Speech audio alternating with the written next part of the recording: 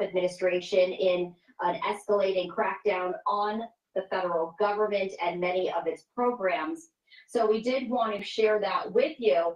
These comments also come as Secretary of State Marco Rubio is in Central America. We were sharing some live comments with you just now on his first trip abroad in office. Secretary of State Rubio has not spoken publicly about any plans to shut down USAID. So we did want to bring you the very latest from Washington, D.C. as staffers of the U.S. Agency for International Development now instructed to stay out of the agency's Washington headquarters today after billionaire Elon Musk announced President Trump had agreed with him to shut down the agency. We're going to continue to follow all of the very latest developments out of Washington, D.C. and bring you those as they happen.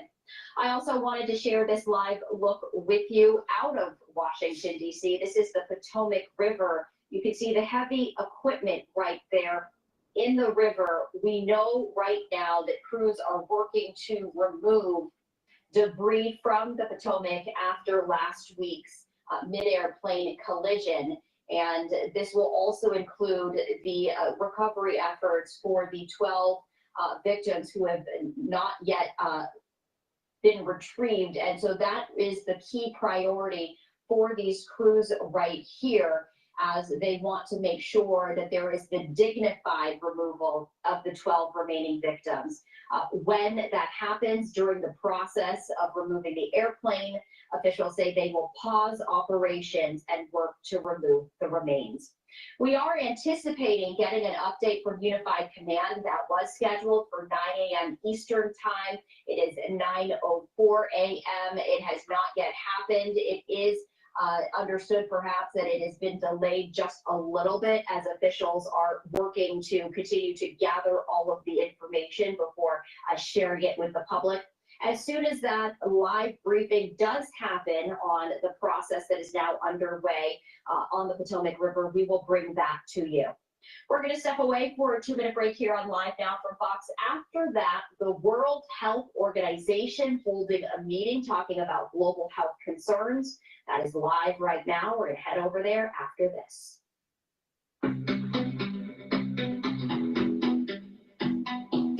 Okay, now let's go back. Let's go to Bloomberg here. Lots going to be happening today. A lot is going to happen today. Less negotiation, if you believe that protectionism should replace free trade, it's a much harder world out there. I think frictions are everywhere. It's inflationary, it's bad for business. How do you go with someone who has such turfy obsessions? I would say, at least for Europe, it's about making sure that the American people understand how inflationary it could be for some of the imported goods, because we still have a major surplus with the US. And again, you see the stocks reaction, so it's also about making sure we... You know what? Stop worrying about the inflation. That's going to be short term. We should be more worried about bringing jobs back so we have better manufacturing capability and have a better war front. What was one of the lessons learned from 2020? Our supply chain doesn't have enough redundancy, and we're too reliant on important industries. We're too reliant on other countries for these industries, such as precursors for pharmaceuticals, some of our weapon development. We have shipped too much overseas. Now, the reason why that happened was transnational capitalists and multinational corporations, large conglomerates, could make a lot of money. A lot of money.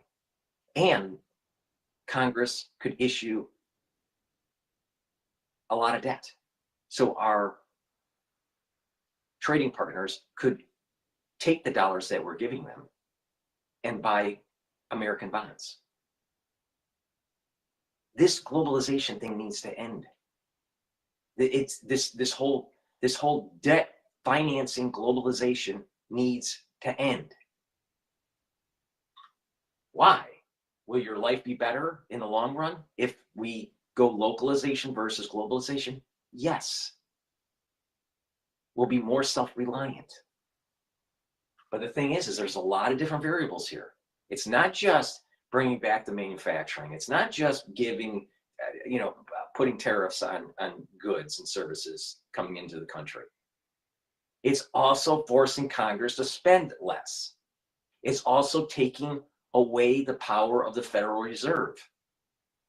It's a big, gigantic unraveling that has to take place. They want you to believe that buying goods at a cheaper price is better for you. Meanwhile, they continue on this never-ending debt that has become our country is laden with debt. It's getting too high relative to the percentage of our annual GDP.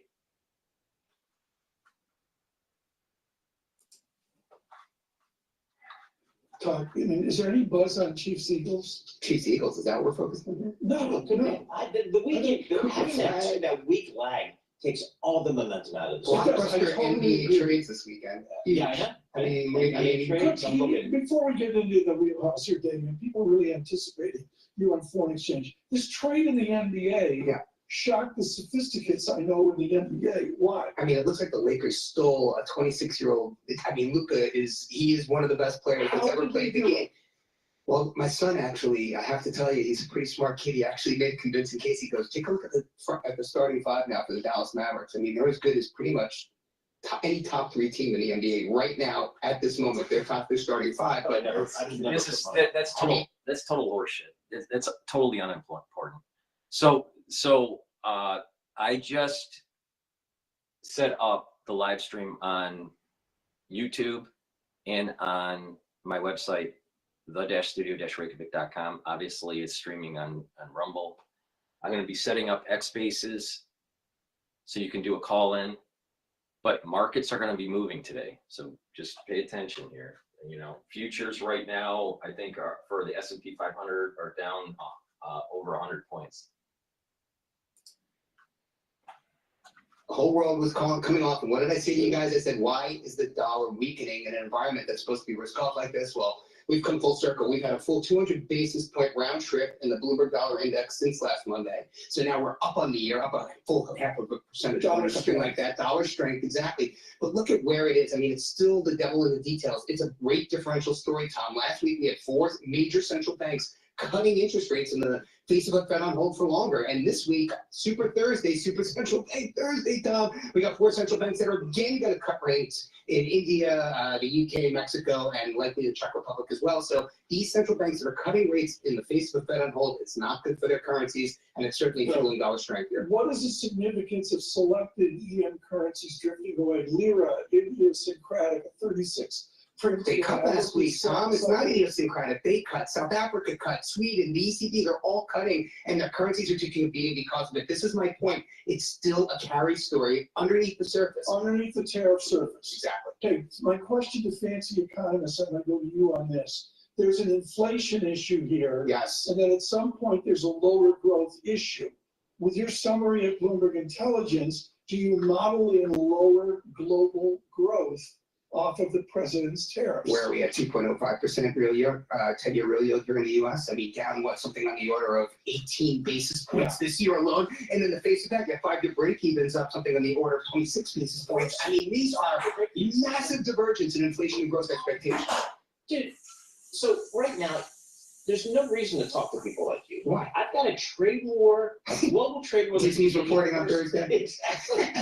So emerging markets, is it tough to get people to really think about stability in emerging markets? It's been tough for a long time. It's been tough since 2016 at the end of the commodity super cycle. But let's be really clear here. And I said this 6 months ago. Don't put your eggs in the international basket. S&P 500, U.S. bonds, U.S. stocks. Don't focus on emerging markets, EMs, nor should you be focused on China. Dude, don't do it. You're gonna lose money. Don't do it.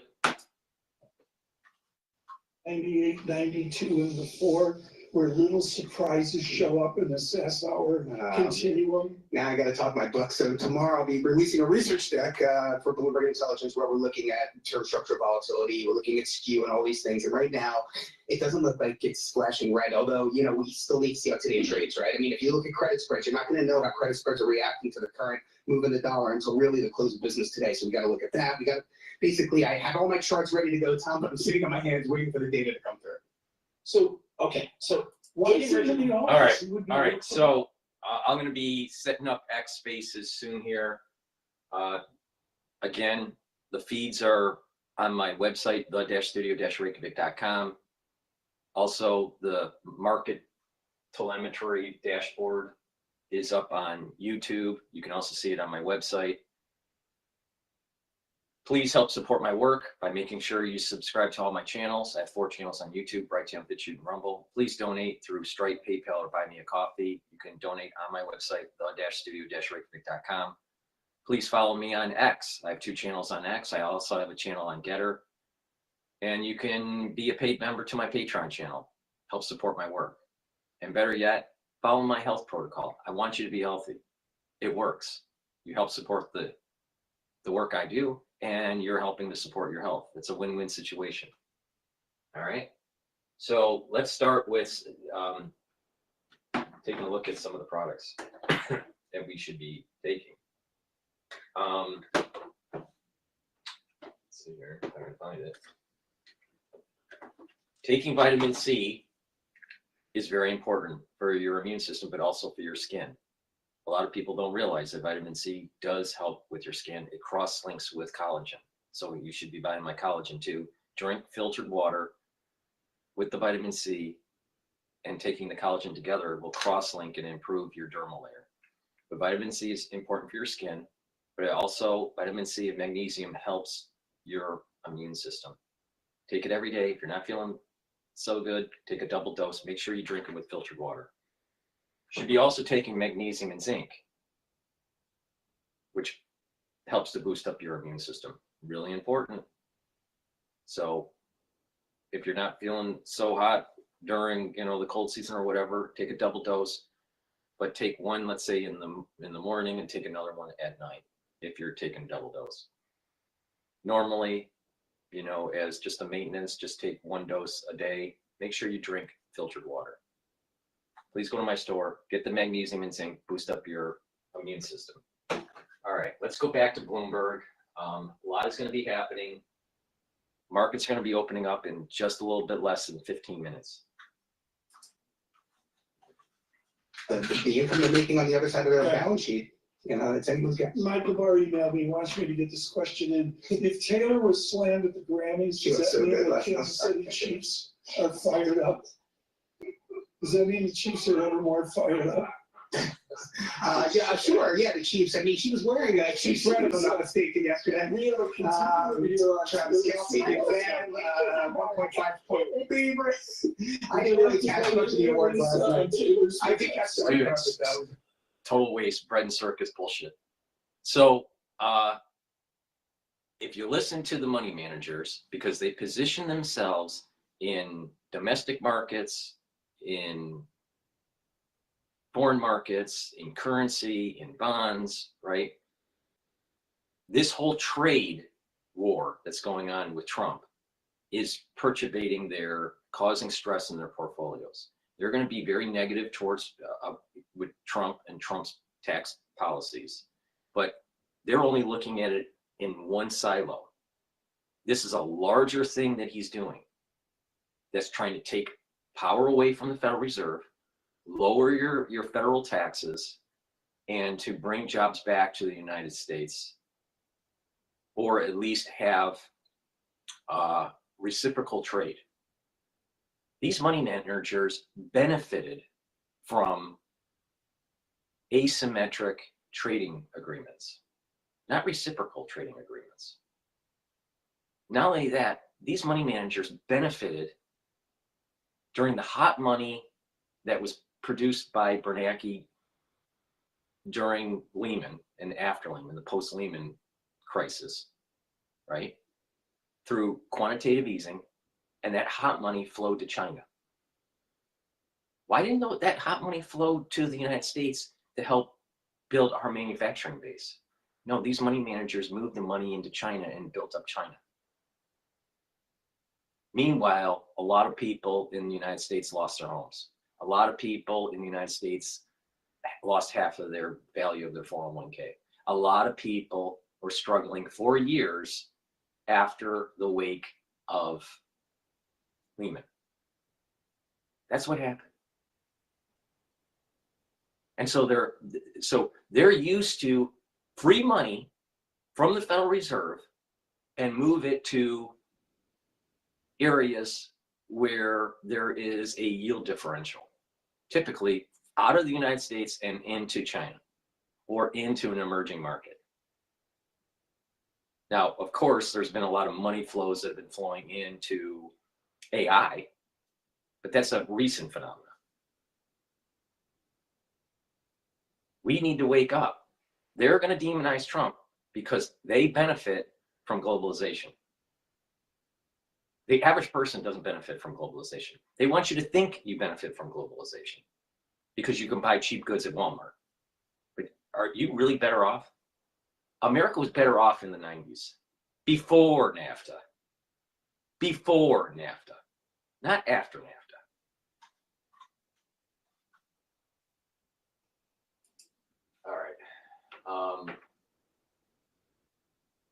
All right, it looks like all right, here we go. We'll go back to Bloomberg here. Hopefully they stop with the bread and circus crap.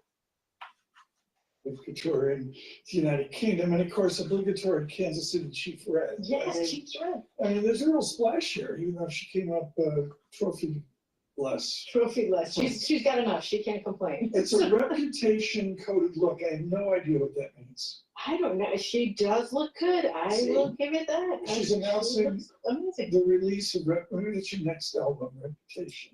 All right, I'm going to go to Al Jazeera. They're talking about Asian markets. Economic growth. And more Palestinians are leaving Gaza through the Rafah border crossing with Egypt to get medical treatment abroad. Just wish Bloomberg would quit the damn bread and circus crap. Younger people, middle people, older people. Yeah. In Grammys, Oscars, and But I love the fact that, we had some young folks at our house over the weekend and they're listening to music all the time, which is great. I mean, so it's just different stuff, different folks. But young folks they're all in good shape. Lisa Mateo, thank you for that. Our Oscar correspondent, Lisa Mateo, will have much more from her as we stagger into award season. Yeah, European markets are down about 1.5%. 1.7%. DAX is down 1.7%. 0.64. From New York City, Bloomberg's surveillance. Nikkei closed and it's down 2.6%. Kospi down 2.6%. S&P 500 futures down right now 1.6%. Let me set up the X basis.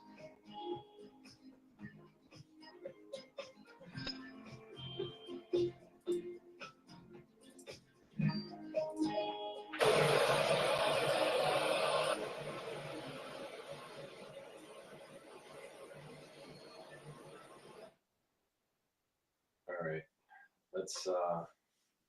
let's play a video about, this was on CNN, the Canadian Prime Minister candidate, Freelander, warns Americans.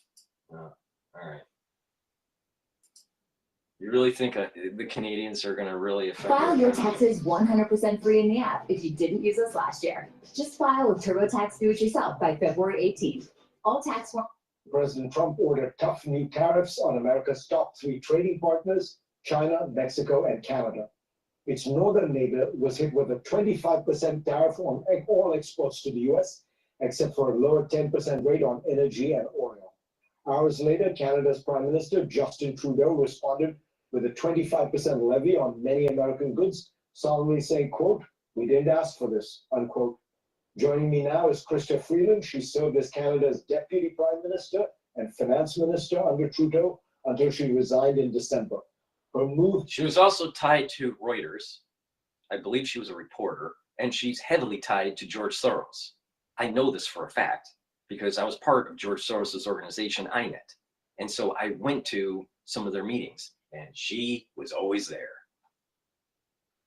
She's a globalist.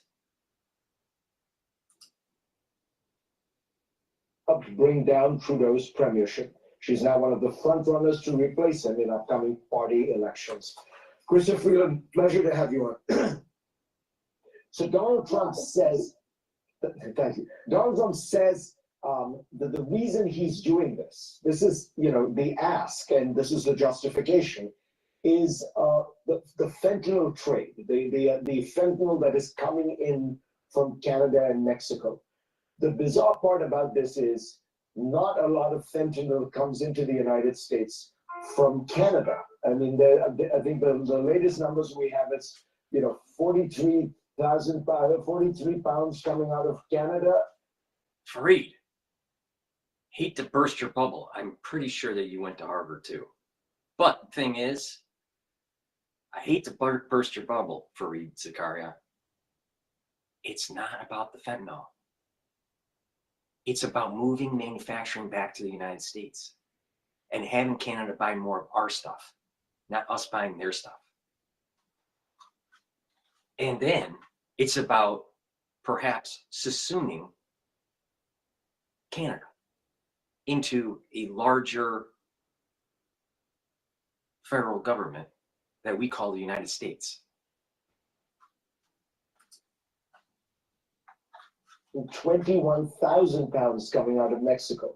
So what you've negotiated with Donald Trump before over the NAFTA renewal renegotiation. Why is he doing this to Canada? What is the motivation? It can't really be fentanyl. You're absolutely right, Fareed. The pretexts are utterly ludicrous.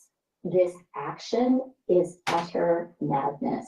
It is a betrayal of America's closest friends. It's not madness. It's about our jobs. It's about self-determination. And oh, by the way, our founding fathers wanted Canada. But we kind of lost that whole issue with the War of 1812.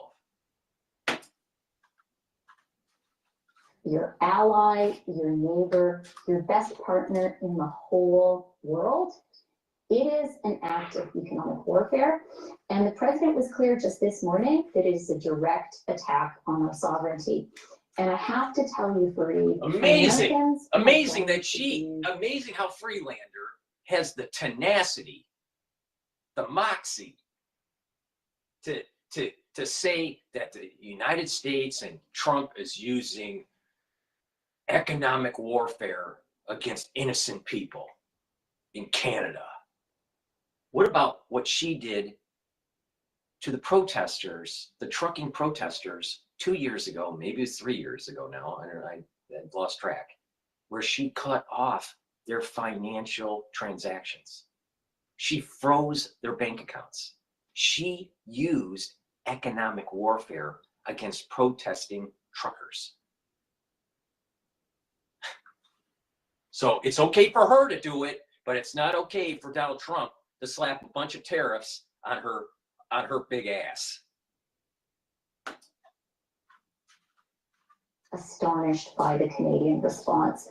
We're hurt for sure, because we're your friends and neighbors, but most of all, we're angry and we are united and resolute. And Canada is the true north, strong and free.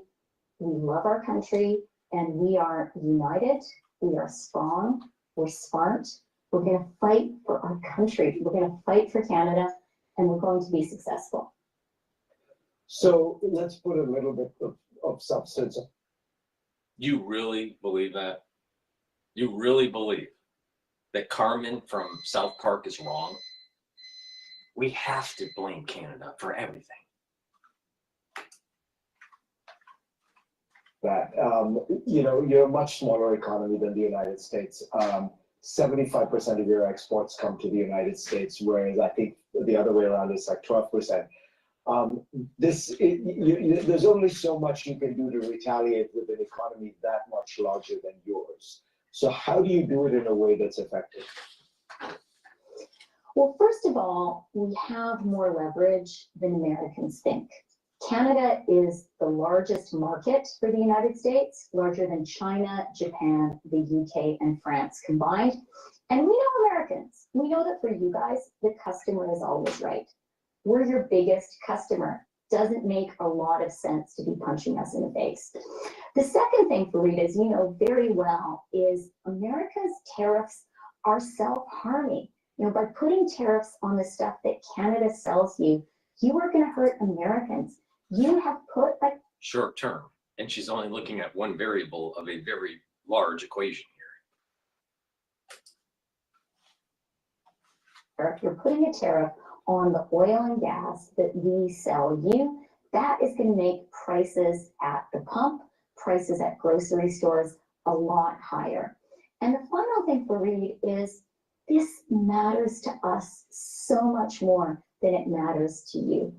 Our very sovereignty is at stake. You are seeing a phenomenal, united and resolute response across Canada. And for Americans, does this really matter to you at all? I mean, do Americans wake up in the morning and say, wow, we got to beat up on those Canadians? Keep the globalization going. Weaken your country, America. Make sure you gut your manufacturing. Keep on issuing more debt. Just pay attention to the bread and circus. Do you really care about these issues that Trump's talking about? About reducing debt, lowering your federal income taxes, having more manufacturing prowess. Just don't pay attention to Trump. Just keep the status quo. Keep on making the transnational capitalists rich. Keep on reducing the sovereignty of the United States so we can integrate you into a new world order where you don't have borders, you don't control your currency, nor do you have constitutional freedoms. That's what she's saying. That's what she fucking is saying.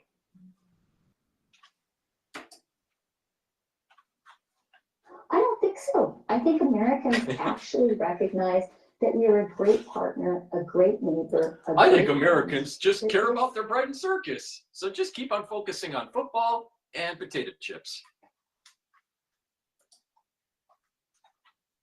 It's ridiculous. It is not worth Americans suffering over this. As the Prime Minister said, we do not want this conflict, but we're not going to give in. When you look at this situation where the United States is basically levying tariffs on its closest allies, particularly Canada, really its oldest ally, does it make you think Canada I've set up the X Spaces for a live call-in, so please go to my X channel and you can do the call-in, ask questions, tell me your opinion, how it's affecting you personally, these taxes, or how you think it's going to affect you.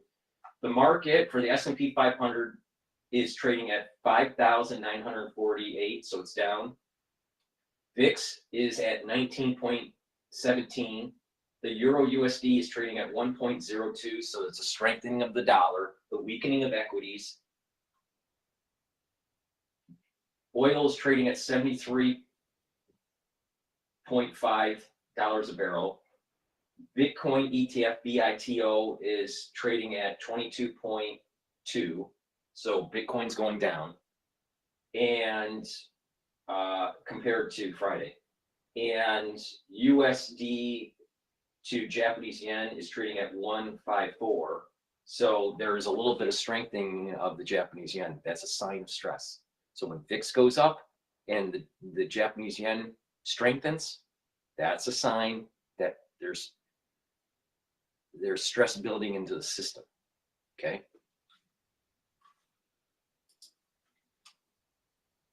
have to make its way in the world and find new markets and new friends, and of course China, the second largest economy, comes up when one thinks about this? Fareed, we have the Silverado Trail Boss, and up to 495 pound-feet of available torque. Fareed, we have so many friends and even family members in the United States. Our preference and our hope is that you guys are going to come to your senses. Our preference and our hope is that we You're going can to come go to your back senses and that you won't care about shipping your manufacturing over to Canada because of the price differential with the currency. We want you to come to your senses, so you just ship your tool and die industry out of Detroit and into Windsor, Canada. Keep on hemorrhaging your manufacturing base. The reason why Canada is where it's at was because of NAFTA. And NAFTA is what gutted Detroit. NAFTA killed Flint, Michigan. When you have manufacturing leaving, when you lose manufacturing prowess, the society that's losing the jobs in the United States doesn't have the tax revenue to maintain infrastructure. And so the city declines. Now, do I want to have a declining city in the United States? Or do I care about, or if my choices are declining city in the United States or a declining city in Windsor, I'd prefer a declining city in Windsor. I want America great again. I want America first. Not America come to your senses so we can continue on globalization, so you can keep on issuing debt, more debt out of your federal, out of your federal government. And so by the time you retire, you won't have anything. But you had a lot of bread and circus. That's what she means by come to your senses. win-win North American partnership. I mean, currently our trade should be governed by the USMCA, which we negotiated with President Trump. When we signed that deal, he said it was the...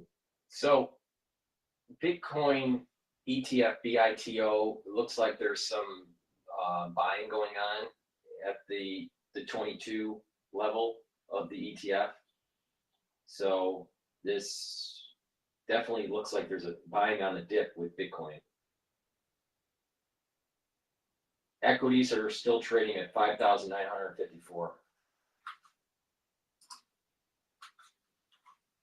trade deal ever. So what we really want is for all the Americans who are listening to say, what the heck is going on? You were fighting with the Canadians, and to get back to a reasonable, mutually beneficial relationship. That is our preference.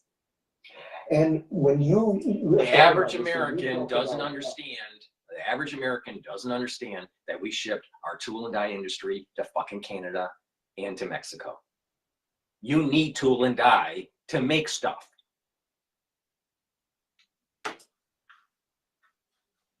100% tariffs on some things. You talked about a boycott of American goods, which would be not a formal legal thing, but you're just urging Canadians to stop buying American goods when they go to grocery stores. Is it also, are you also thinking in your proposals of doing something on oil? We import a lot of oil from Canada. Good luck with that, dude. Fareed, I'm glad you mentioned the boycott because that is already happening across the country. Americans have to understand how hurt and frankly how furious Canadians are. Our sovereignty is being challenged. And so, yeah, regular Canadians across the country are coming up with ways to stand for Canada, to fight Maybe for Americans Canada. need to wake up in that we need to strengthen our currency and we need to strengthen our borders so we have a country and stop the erosion of our constitutional freedoms. So I don't really care about the sovereignty of Canada. We've had, since NAFTA, the erosion of the United States, especially in its manufacturing base. But there's been a slow chipping away at the border and slow chipping away at our ability to manage our currency, because the Federal Reserve, every time there's a crisis, keeps on slapping billions and billions and billions of dollars to the money managers to send the hot money overseas. And some of that hot money goes to Canada, but a lot of it went to China. And Canada, but mostly to say to our American neighbors, guys, just cut it out. Just stop it. This is a terrible idea. And yes, we are going to use all the tools in our toolbox. You mentioned a little bit earlier how the United States depends on China for critical minerals and metals that you need for semiconductors, that you need to build electric vehicles. Well, guess who also produces those? Canada. You depend on us for a lot, and we are happy to work together, but it's got to be a two-way street. So you did negotiate with Trump, and so you do have a sense of him. And I'm wondering, you know, what do you think is going on? Because the fentanyl reasoning, you know, is plainly not important. It, you know, Canada, I think, sends 0.002% of the fentanyl that Mexico sends, that passes through Mexico. It's all really coming because of American demand for it. But he then had talked about making Canada the 51st state, which is obviously, again, not going to happen. What is he doing? What, in your view, what is he trying to do? Look, YouTube Premium is ad-free YouTube and video downloads. So you can watch cooking shows as you eat it. He wants to raise your prices, so it forces Congress to reduce taxes. And it's going to it's going to be netting off. And then you come up with a trade agreement that stops the tariffs, so the prices will start to go down, and you have lower taxes. Plus, it's also a signal to produce domestically. Trump is a smart guy. look, I'm telling you. that is, of course, a question first and foremost for the president. You're totally right, Fareed, that the pretexts for beating up on Canada are totally ludicrous. I think we all do know one thing about President Trump. The one thing he respects is strength. And if he sees weakness, if he smells weakness, he pushes harder and harder and harder. And so what you are going to see, what America is going to see, what the world is going to see from Canada is total strength, total unity, and a very smart surgical strategic approach. Now, you're an economist of sorts. You have a very distinguished career as a writer on economics. When you look at where we are, you know, a trade war between the United States and its closest ally, possibly the Peterson Institute says that this could produce inflation in the United States on a fairly significant scale. I think they have a chart that shows that it could go up 3-4%. Does that leave you thinking we're entering, you know, a kind of a much less prosperous world? Because I mean, economics is meant to be about win-win, not win-lose. This almost feels like lose-lose because both economies, the US and Canada, will be worse off after all this. Look, you're totally right. The path the US is on right now is a lose-lose path. And at the end of the day, you cannot defy the laws of economics. You're exactly right to say the people who are going to suffer from this the most are Americans, including the Americans who voted for Trump. I mean, the president has decided now to make gas in the United States more expensive. He's decided to make groceries in the United States more expensive.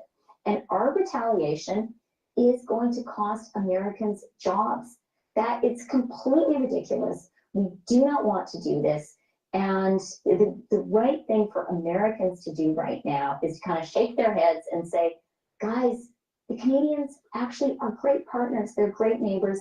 Let's not do this. Because I want to tell you, Canada is formidable.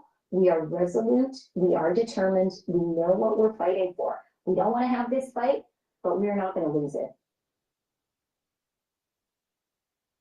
I don't know about that. Okay, let's go to live now about this tariff thing. And you said, look, come to the US for our lower tax rates. And if you don't, then if you cite buildings and materials and jobs elsewhere in the world, expect tariffs when they come into the US.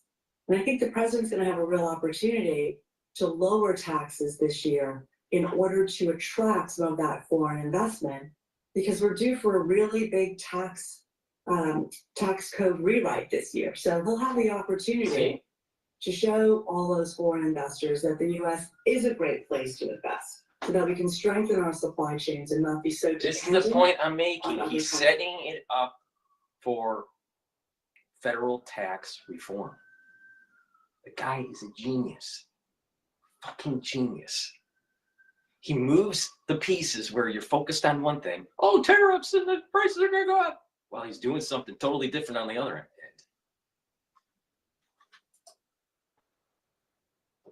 our basic needs. When you're taking a look at this from that business, financial, economic perspective, are there any particular details or situations that you're keeping a very close eye on? Yeah, I am. The president last night noted that China, Mexico, and Canada are potentially just the first. He's also looking at the European Union. We don't import nearly as much as we do from Canada, China, and Mexico, but we do import a fair amount from the European Union. He seeks to go after those countries and put tariffs on those imports. It's going to get quite nasty very soon. And it could really lead to a global trade war, which in the short run is not in consumers' interests. Well, it's going to be very interesting to see what those conversations are with Canadian Prime Minister Justin Trudeau and the President of Mexico. You know, there could possibly be a scenario where all Think of about this the words they avoided use. as Think about the words they use. A consumer. They don't want you to have an affinity of your own country or your own job market or your manufacturing prowess or your ability for being able to arm for a war effort.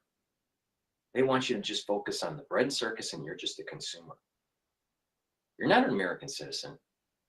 You're just a consumer. Just care about the price of your food. Just care about the price of your car, and don't worry about the erosion of your constitutional freedoms, because a new world order is happening. That's what they want you to think. Just focus on your consuming. You're going to be a consumer. It's even a passive thing. You consume. That's like passive. That's a passive word. Why not you create? Stop being a consumer, and why don't you be a creator?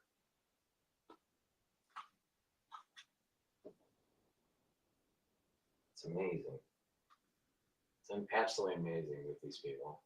All right, let's go to Bloomberg here. Right now, the S&P 500 is trading at 5,947, and VIX is trading at 19.25.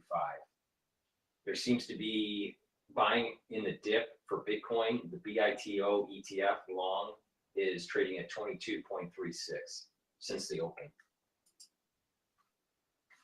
That means for small caps, negative 2.4% right now, NASDAQ negative 1.7%, Dow negative 546, Standard & Poor's 500 negative 93 now, down 1.5%. With our news in New York City, Michael Barr. Thank you very much, Tom, Paul, Lisa. President Donald Trump says Americans could feel some pain from the emerging trade war triggered by his tariffs against Canada, Mexico, and China. Canada's been very tough on oil and energy. They don't allow our farm products in, essentially. They don't allow a lot of things in, and we allow everything to come in. It's been a one-way street. Both Canada and Mexico have pledged to retaliate if Trump follows through on his threats set to launch tomorrow. Ontario's premier said his government is ending its contract. Like I've been saying, because, you know, I was born and raised in Detroit, and I know a whole lot about automotive, and I know a whole lot about tool and die industry.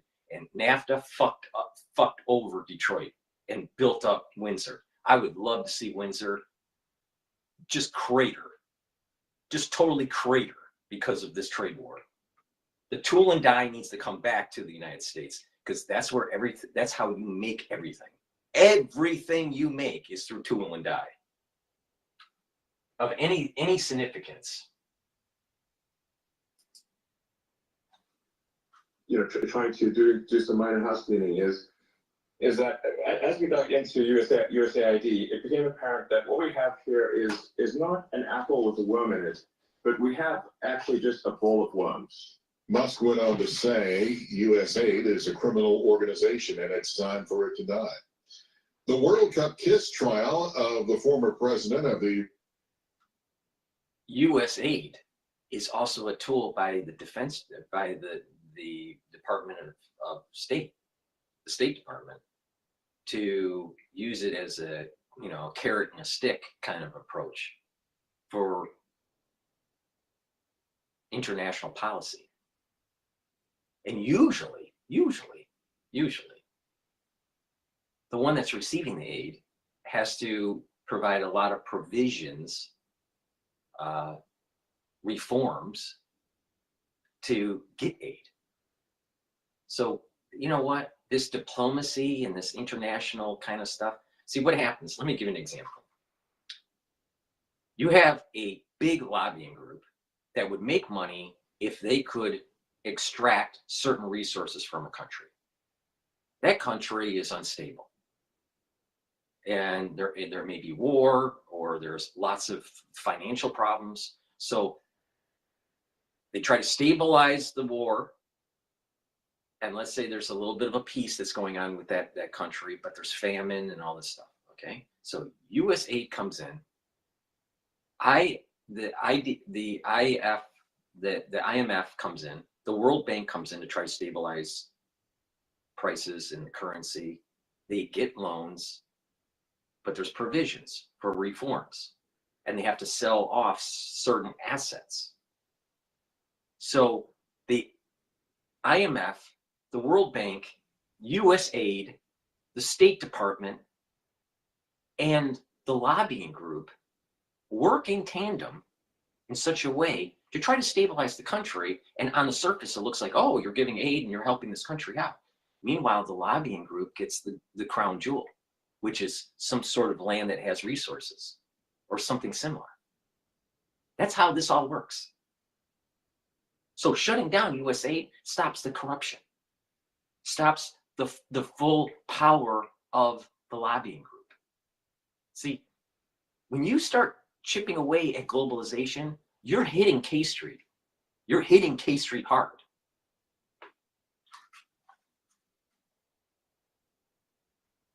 And that's what we need. Because guess what? K Street doesn't want our representatives in Congress to pay attention to we, the people, the ones that actually elect them. K Street wants the representatives to focus on big money, big ag, big pharma, big whatever.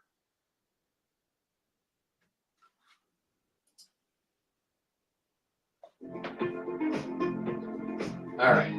While Bloomberg's on break here, let me just plug a couple products. Please help this really professional show in comedy at sometimes by getting the products that I have. These are products that I use on a regular basis to improve my health.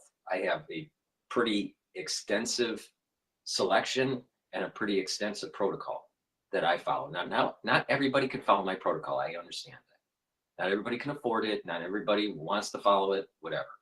But if you listen to how I'm stacking, you're going to be able to glean from my experience and improve your health. Now, one product that you should be getting is collagen peptides. This has an amino acid profile that's very extensive. You can see here on the screen, but you can also see the label on my website, the-studio-reykjavik.com. Take it every day. There's a big scooper. This is about a month's supply. You mix it with soft foods like hummus or yogurt or a smoothie. You can mix it with just filtered water. Some people mix it with milk. Some do a combination. But take this every day. Now, what this will do will help with your skin, with your hair, with your nails, with your bones, with your muscles, with your joints. In addition, if you are doing weight training, if you're doing resistance training, you're going to really improve your bone density, and you're going to improve on the health of your joints and the ends of your bone. Because at the ends of the bone, and the whole joint complex. You can build up osteoarthritis over time, all right, as you age. You can reverse osteoarthritis. I have a whole protocol. I've done it, all right. I used to run triathlons, all right. I used to do triathlons, all right. And I did develop, when I was in my 30s, late 30s, osteoarthritis because of the training for the triathlons. And I did a protocol from Dr. Group where it was high dose of D3 with taking calcium and doing resistance training, but low intensity resistance training for 9 months on my injured joints that had the osteoarthritis. I had it in my shoulder, and my elbow, my wrist, my knees. And after doing that protocol, the osteoarthritis went away. All right, so I've done this. It's painful at first, the first 2 months, but the pain starts to go away afterwards.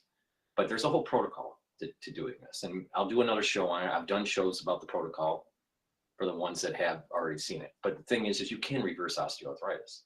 So if you want to improve your bone density, you want to improve the health of your joints, if you want to improve your skin, your hair, your nails, please go to my store and get the collagen. Take this every day. This is a very high quality product. And it couples really well with vitamin C, because with vitamin C and taking filtered water, you're doing the cross-linking for your dermal layer. That's how it improves your skin. If you're taking calcium and D3 and K2 and doing resistance training, you're improving your bone density over time and reducing any osteoarthritis that you have. So take this high quality collagen, pay attention to what I've done in the past to improve my health. So please go to my store, the-studio-reykjavik.com. Another item that I have on my store are lozenges. All right, I have the lozenges in elderberry zinc, and I also have lozenges in manuka honey. It's in a 21 count. Get a couple bags to your household. Be prepared for allergy season, and the cold season is still, floating around. All right, a lot of people that I know aren't feeling so well because of the temperatures. So please go to my store, the-studio-reykjavik.com. Get the lozenges. They're very high quality. It has the structural nanosilver in it. And, be prepared. Have them at your place of work, have them at your home. So right when you have that irritation, take them right away and mitigate the problem.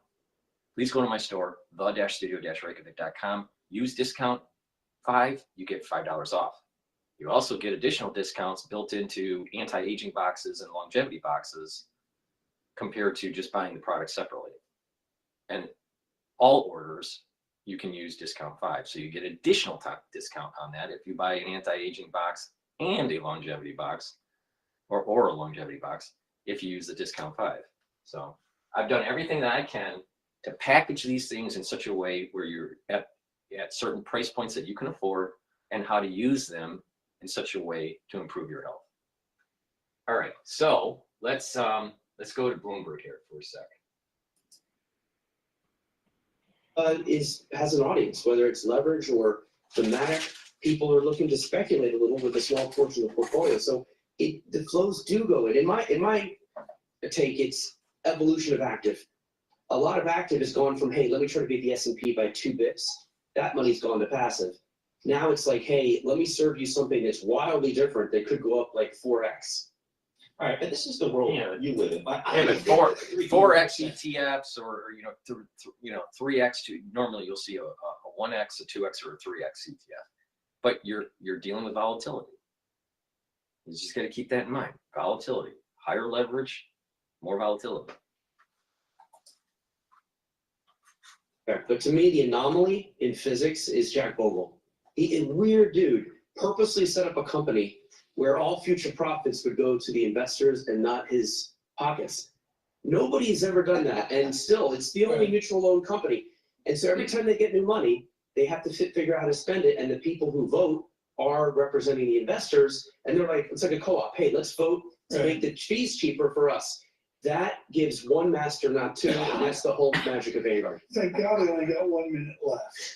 Chiefs Eagles is 6-5 over time, but with Coach Reed, the Chiefs are 4-1 as well. Does he have an advantage coaching the Chiefs because he knows what the Eagles are doing? I don't buy it. Not now. I mean, so much has changed, and there's one big change. Saquon Barkley. If you stop him, then you got to stop AJ Brown. You stop him, then you have to just put a bunch of people up on the line. Then that leaves AJ Brown and Devontae Smith recapping over there. And I have zero patience you right cannot now stop. for bread and circus crap. Zero patience for it.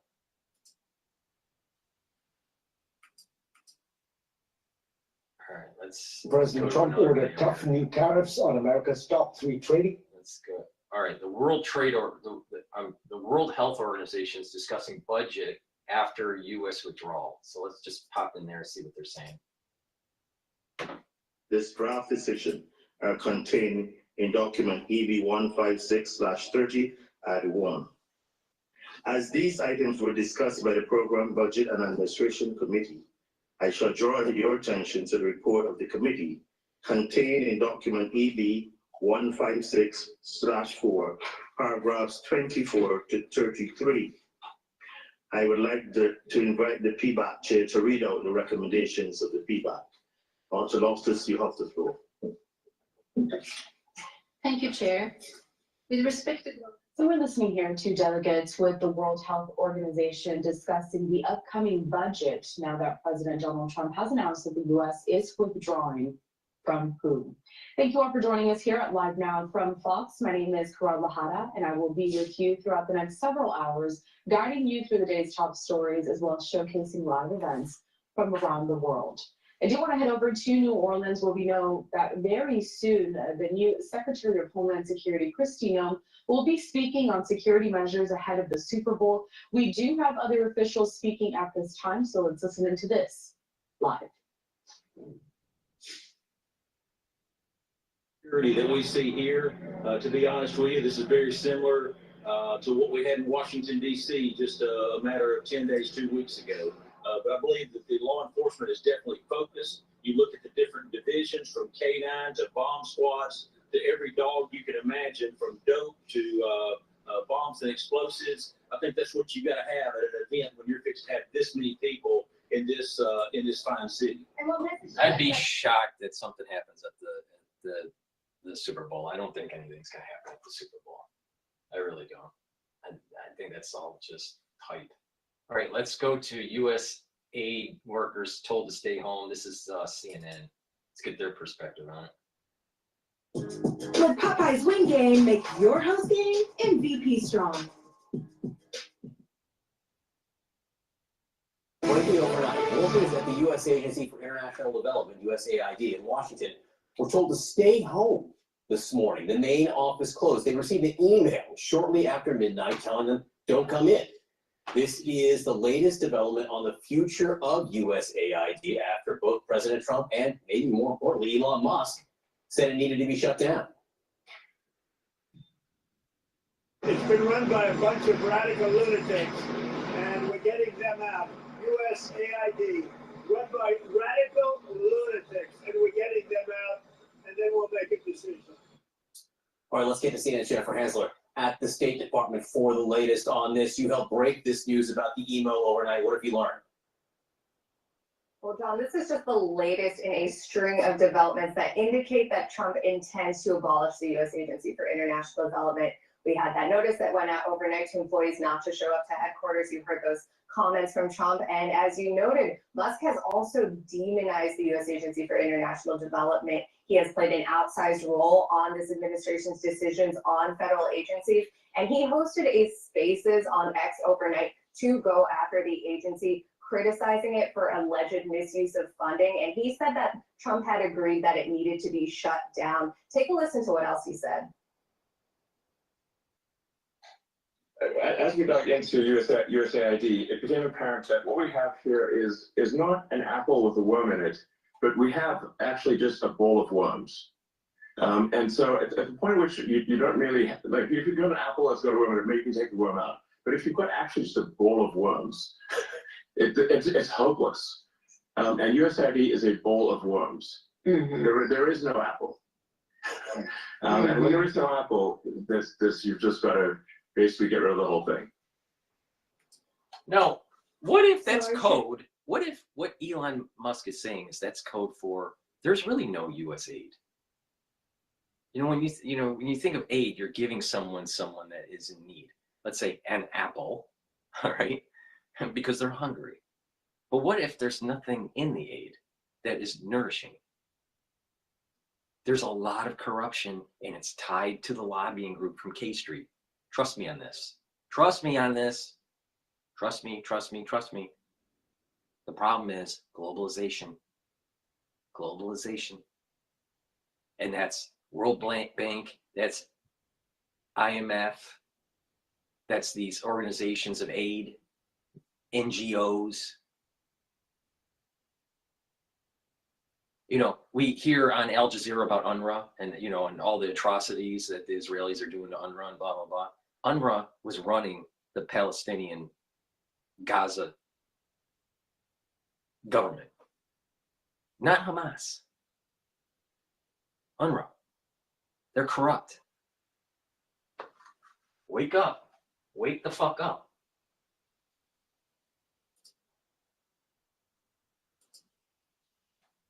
Oh, so Throughout let the me go street, back this, to of let me course. go back to CNN here.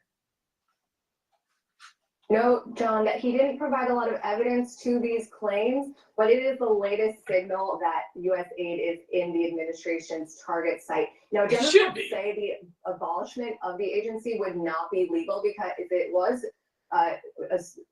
Come on, get it out, under honey. statute. It is an independent agency, and they say that Trump cannot just unilaterally choose to fold it under the State Department, which is what his intention is reportedly to be. Now, the State Department has not commented on the developments, but we do also see a number of other troubling signs over the weekend. No, what Trump is doing is he's the wrecking ball.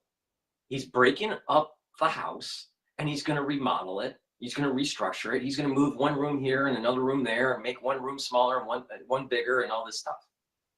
But the establishment doesn't like that because he's taken away their cheese. And when you take away the cheese of the deep state, bad things happen. Especially if you're around grassy knolls. There was an incident involving Dove employees from Musk's office, and they went to try to access USAID, and they were blocked, and officials were put on leave for trying to block them from accessing classified information, John. All right, Jennifer Hansel for us at the State Department. We'll have much more ahead also on USAID and who depends on that funding and those workers. Thank you so much for your reporting on this. We set up Doge. Yes. How much do you think we can rip out of this wasted $6.5 trillion Harris Biden budget? Well, I think we're doing at least $2 trillion. Yeah! Your money is being wasted, and the Department of Government Efficiency is going to fix that.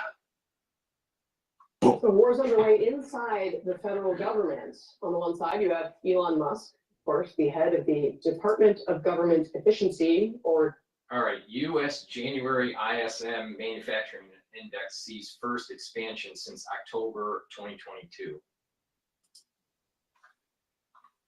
Doge, tasked with eliminating trillions in government spending.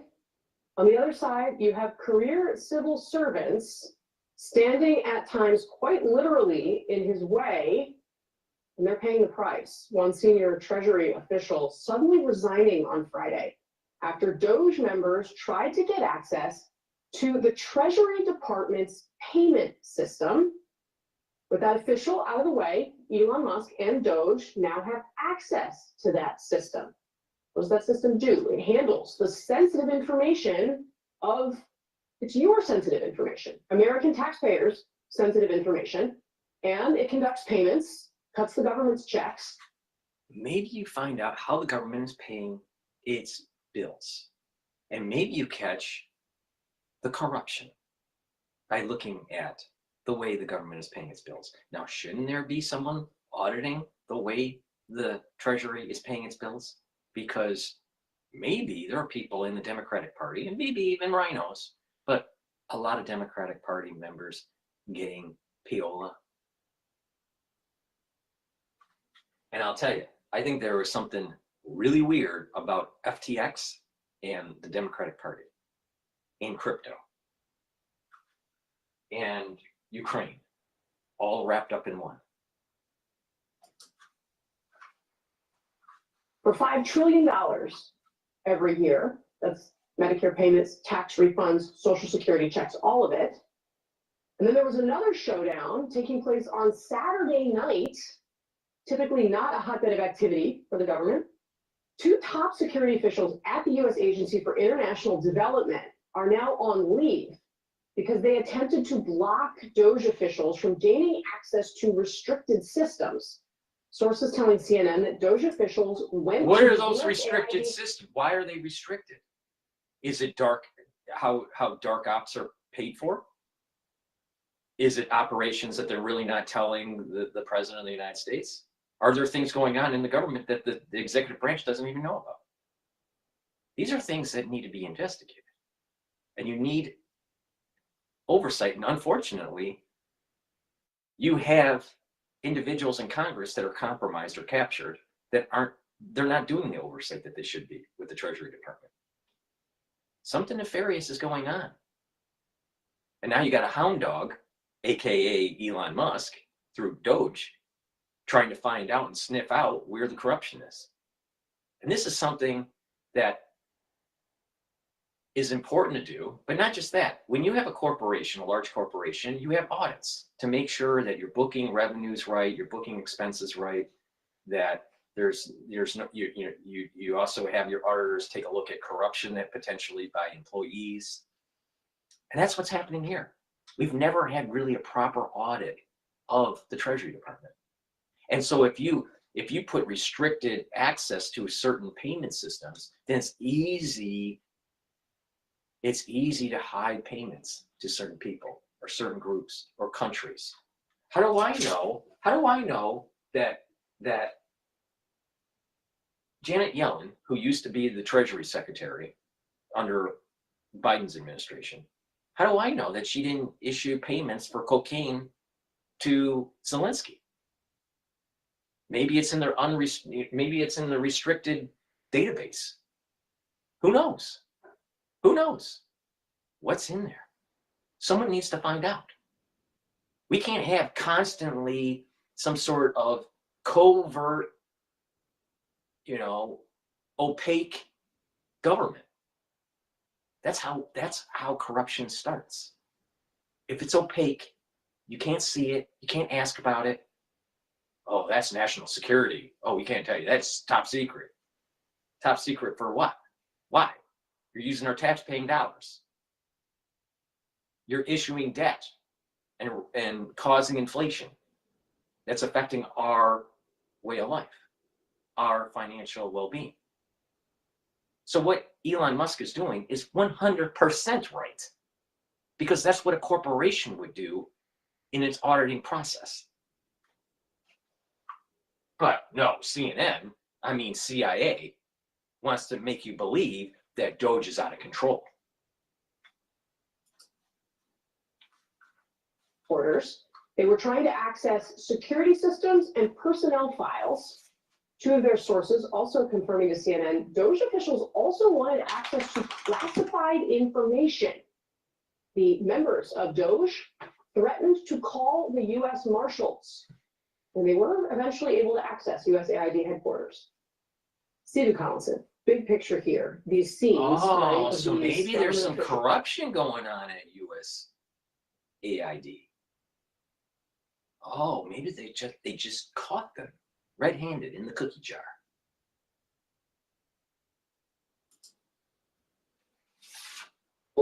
Trying to follow the law as it is currently written, trying to stand in the way, clearly losing these fights. What are the implications? I mean, this treasury system, it's banal, but it includes the information of anyone that interacts with the federal government. Certainly, I've got my social security number. Well, we found out last week what happens when you do a radical reform, in inverted commas, to the federal government with that freeze in spending, which caused absolute chaos. And at these times like this, you see what exactly the federal government does. Of course, there are also ethical questions, because Elon Musk is the recipient of billions of dollars in contracts with the United States government. So are his competitors. Right. So, it doesn't seem that ethics are a huge priority of this administration. But what you're seeing is the stripping away, as Donald Trump promises, of vast layers at the top of all these bureaucracies, because he believes, as you were saying with regard to the FBI, that the government was an impediment to his agenda in the first term. How much of this is legal? How much of it is fair enough because he won an The election? deep state was slow walking his policies. That's what was happening in the first term, because their bread was buttered with the globalists. I'm telling you, what Trump's doing is 100% right. It's time to be a wrecking ball in the federal government with our economy and restructure it so we are better off. There is a lot of dry rot that's going on in the American house. Now it's time to fix it.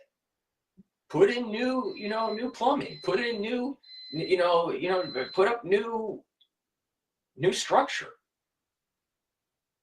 Renovate it so it's better. I mean, corporations do this just to survive. Why do we assume that the government shouldn't be reorganized? Well, it should be reorganized. Obviously based on the precepts of the Constitution. But these agencies, it's the president's prerogative.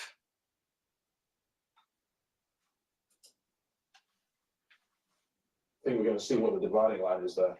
The Trump White House's view is that the executive branch essentially is a business where he should be able to hire and fire whoever he wants. That is like their view, and there are obviously laws that contradict that, and they're going to challenge those in court. And you can expect it to go all the way up to the Supreme Court to see they're going to try to expand as much of that ability to hire and fire people as possible. The other little thing I noticed in there, a little tension between. No, you get a government job, you can never get fired because the deep state will just protect you. Meanwhile, you decide not to come into work, you're in your pajamas while you log into Zoom. We need a functioning government. We need a more leaner and meaner organization to get stuff done, just like corporations. What's wrong with that? What is wrong with that? That means that we'd be spending less money. And the money that is going out to people in need, more of it is going to them and less to the bureaucracy.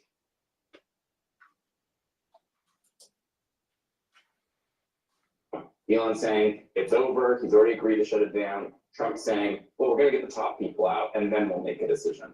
Yeah, Matt Gorman, can you explain why Elon Musk is so focused on USAID? He's focused on everything. USAID in and of itself. Look, and I will say this: Trump in his first term fired the head of USAID, temporary one, Bonnie Glick, at that point, and so he's had machinations around this before.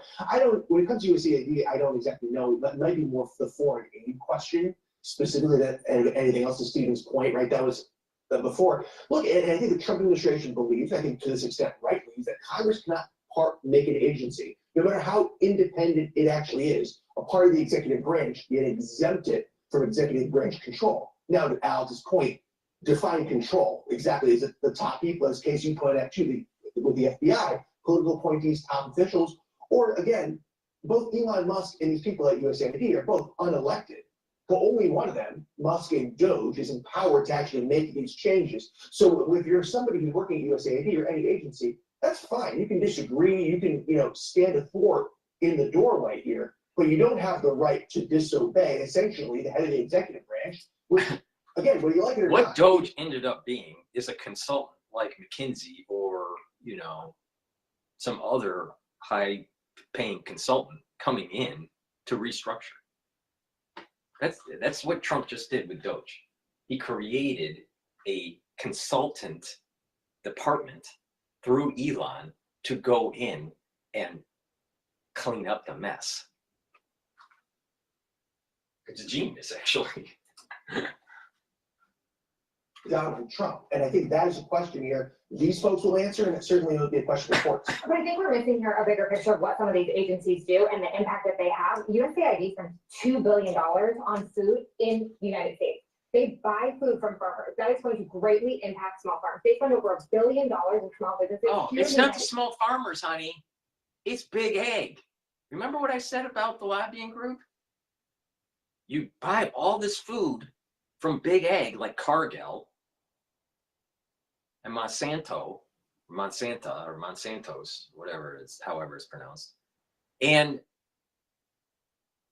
you're selling these goods, or not selling, you're giving them away to foreign nations, but the government's paying Cargill.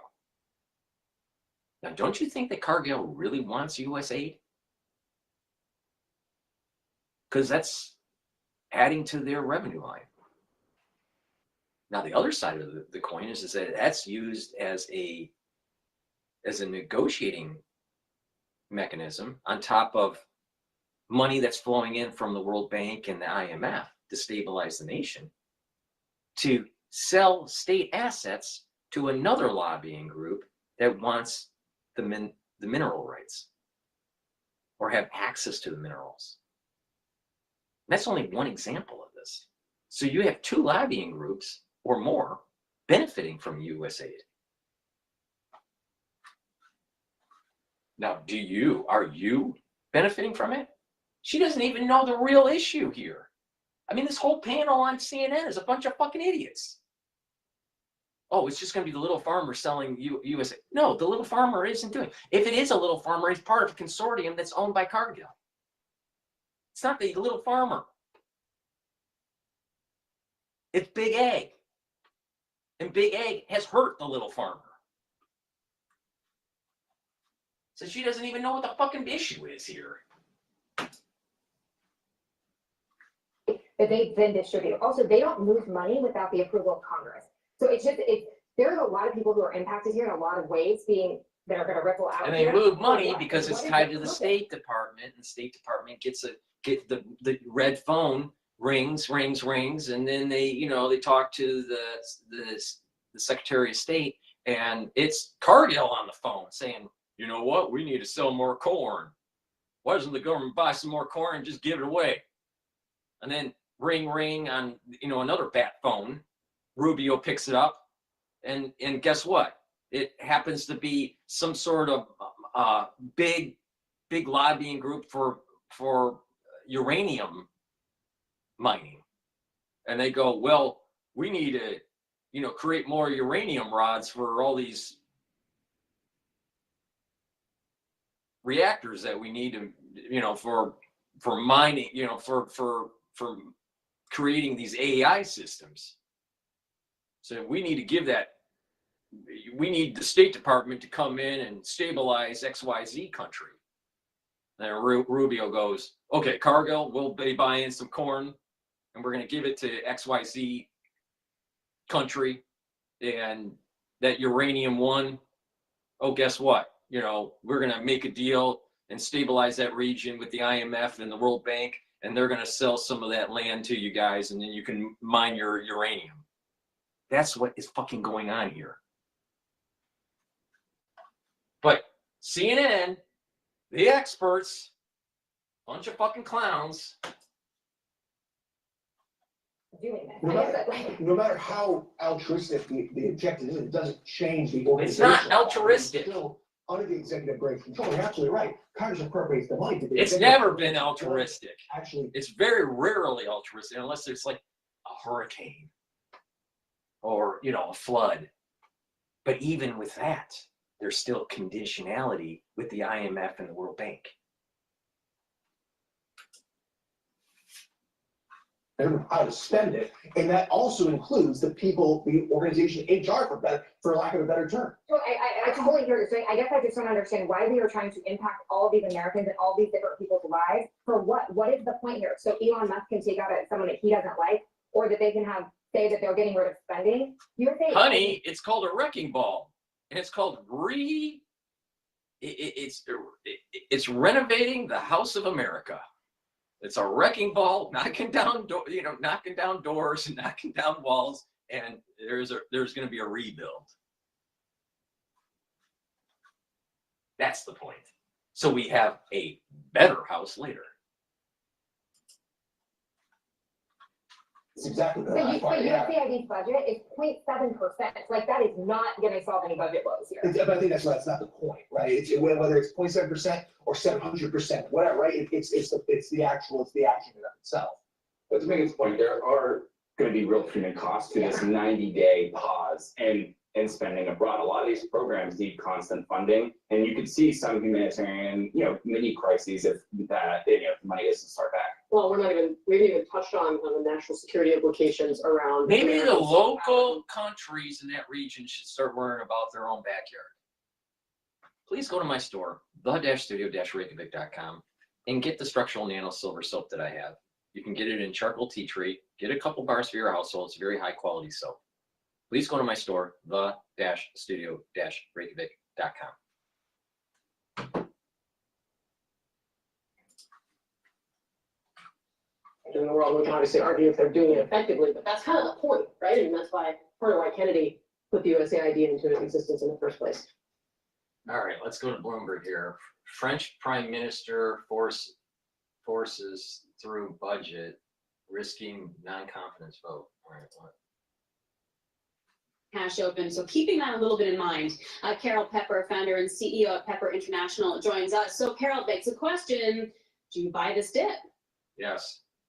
Yes, well, as you guys know, I manage money for families with over $100 million who are typically family offices. And I would say wait a little bit longer to see how much the dip is going to dip.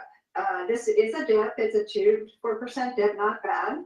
You can buy this dip if you want to. But if it looks like these tariffs really will be implemented, this is just the beginning of a dip. Right. Well, big movement crossing the Bloomberg terminal right now. There's a big movement going on in the market. Scheinbaum says tariffs delayed for a month, so we'll have more reporting on that. Apparently, the Mexican president had a conference call earlier today with President Trump, so perhaps some relief there. Okay. So that's what I'm seeing on the dashboard. So the ones that are watching the dashboard on YouTube, the S&P 500 is trading at 5,975. There has been a tick up. So this is based on the news that they just mentioned. VIX is dropping. The risk is dropping in the equity market. So that's trading at 18.68. There's a big move in the currency market with the Euro USD. Euro is strengthening now. And the USD Japanese yen, the USD is strengthening. The US dollar is strengthening relative to the Japanese yen. So the risk is depreciating. The risk is starting to calm down. So if you bought in the dip at the beginning of the day, you actually might be making some money here. BITO, which is the long ETF for Bitcoin, is starting to surge. And oil is trading now below $73. It's trading at $72.29. $72.26 a barrel. So that's big news right there.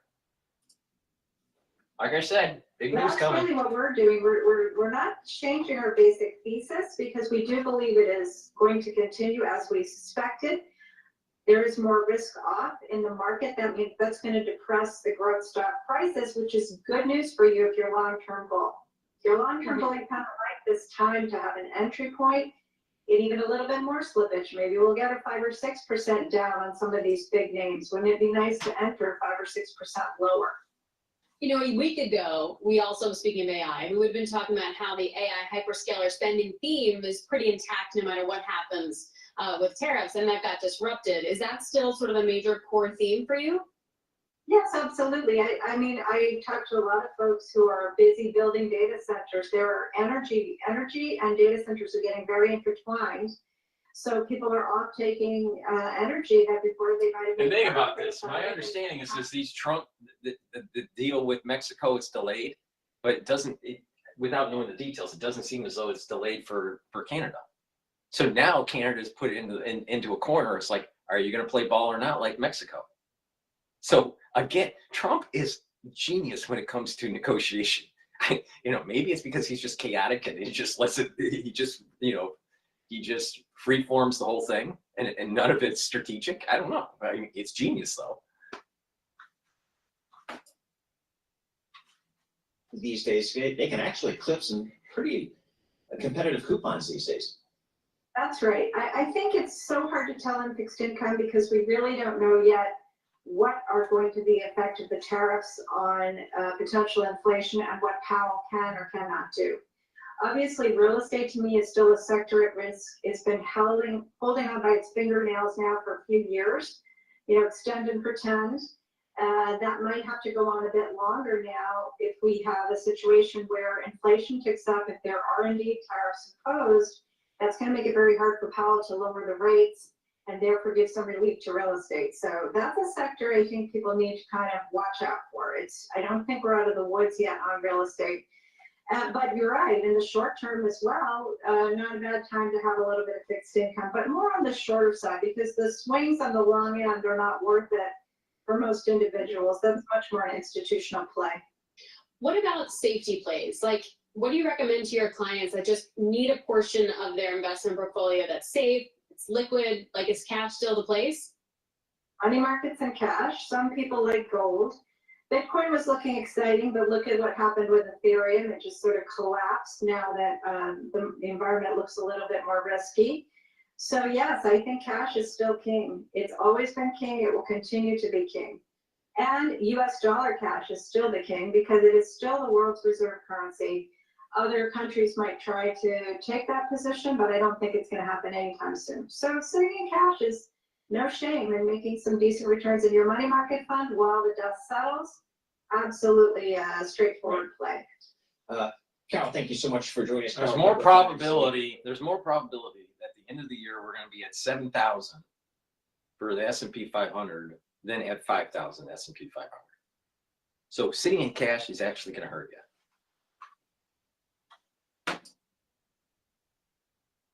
We should also note that there's no confirmation from the White House yet, so we'll have further reporting.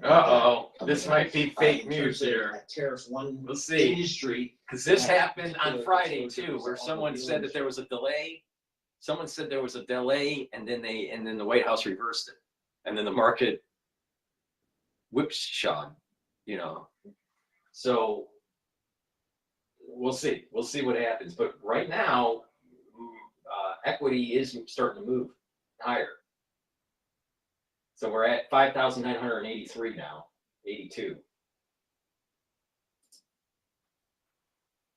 Volkswagen has big production with a VW brand and Audi in Canada. And, if they couldn't pass any of these tariffs on to consumers, they would be taking a massive hit to profitability. Why the fuck would Americans care about Volkswagen? Why? Why?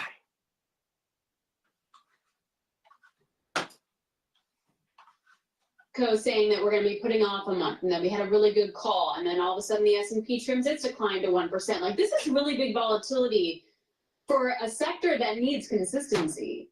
So how much does that play into CEO's decision making and planning? Like, how do you quantify that? Yes, so these tariffs have been looming for a couple of months now. So certainly as we approach full-year results for the automakers, they're going to be thinking of contingency plans. And say for Volkswagen, whether that's transforming more production into its US plants or exporting more product from Europe into the US before maybe tariffs have risen from the EU. So yeah, definitely lots of contingency plans, but we don't know how long these tariffs are going to be in place for. So that's a big issue in itself. So, Michael, talk to us about these European auto companies that you follow. How do they typically, where do they like to short their production? Is it like most other industries, the lowest possible cost locales? Well, not actually for the Europeans. So like Mercedes and BMW, they've made the US their SUV production hub. That's because The US is a big consumer for SUVs and light trucks. So they actually produce with Volkswagen 700,000-800,000 units a year, a lot of which is exported from the US. So there is an argument for not actually putting tariffs on EU automakers, but they have been impacted because they do have factories, Volkswagen in particular, and Stellantis in Mexico. So taking a 25% hit, as they will do tomorrow, this is a big ask. So let's just say that everything goes into effect sort of as is, which obviously, as you mentioned, is brought into question. Do you have a number for how much my car that I want to buy, say, in 6 months will cost? Yeah, so just take into account the average cost of a vehicle in the US is about $48,000. Remove the dealer margin on that, and you're talking about an increase, I think, between $7,500 and $10,000, which is going to be very difficult for a volume brand maker. It's made very difficult for the likes of Mercedes and BMW to compensate for. So in the end, they have to either shift production, import more vehicles from the EU, or just stop making the cars at all in Mexico. Michael, just give us the 30 seconds on Stellantis. How do you in the marketplace kind of look at Stellantis these days? Yeah, so Stellantis is difficult. They've had issues. All right. Raw is playing Mexico right now, so let's take a look at live now. Oh, come on, English. English. Without the ones like you working tirelessly to keep things running, everything would suddenly stop. No matter your industry, Grainger's here for you with professional grade supplies. Call, click Grainger.com, or just stop by. Grainger, for the ones who get it done. Presidente Trump habló el día de ayer, a través de la embajada nos hicieron saber que She's not talking. They're not translating, so I'm going to switch back to Bloomberg. Arms trafficking, and then Mexico and U.S. will be continuing to work on security, and all of that then means that Mexico says U.S. tariffs are delayed by 1 month. We don't yet have confirmation from the White House on that, but the markets are moving on it. We are well off the lows of the session for the S&P. Look at dollar MEX reversing some of those earlier gains. The same along with, say, some of the commodities like wheat and corn, as well as the Canadian loonie. This is Bloomberg Intelligence.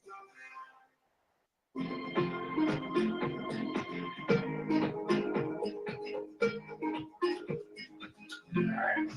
I want to go to Mark Levin. This was published 5 hours ago, so I think this was last night's show. Hello, America. I'm Mark Levin, and this is Life, Liberty, and Levin Sunday. Thanks for being here with two great guests, Kristi Noem, that's right, Secretary of DHS, and our buddy Charles Payne. We'll discuss the economy and the government. But before we do that, I continue to think about the horrendous tragedy that happened over the Potomac at Reagan National Airport. And at the same time, really, in this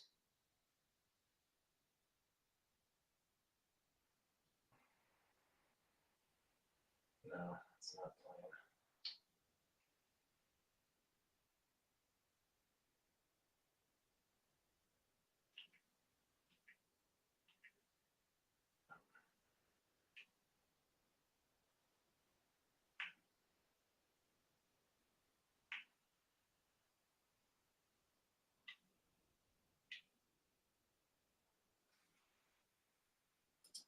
At the same time, really, in the same news cycle, Donald Trump sought to freeze for 60 days spending, not spending on social Medicare or anything like that, but spending on left-wing causes, woke causes. He wants to know about these non-governmental organizations. They're receiving hundreds of millions, if not billions and billions of dollars. And Washington went nuts. And the most radical federal judge appointed by Biden, who sits in the district court in Washington, D.C., she said, I'm going to put a temporary restraining order on that. So she effectively froze Donald Trump's freeze.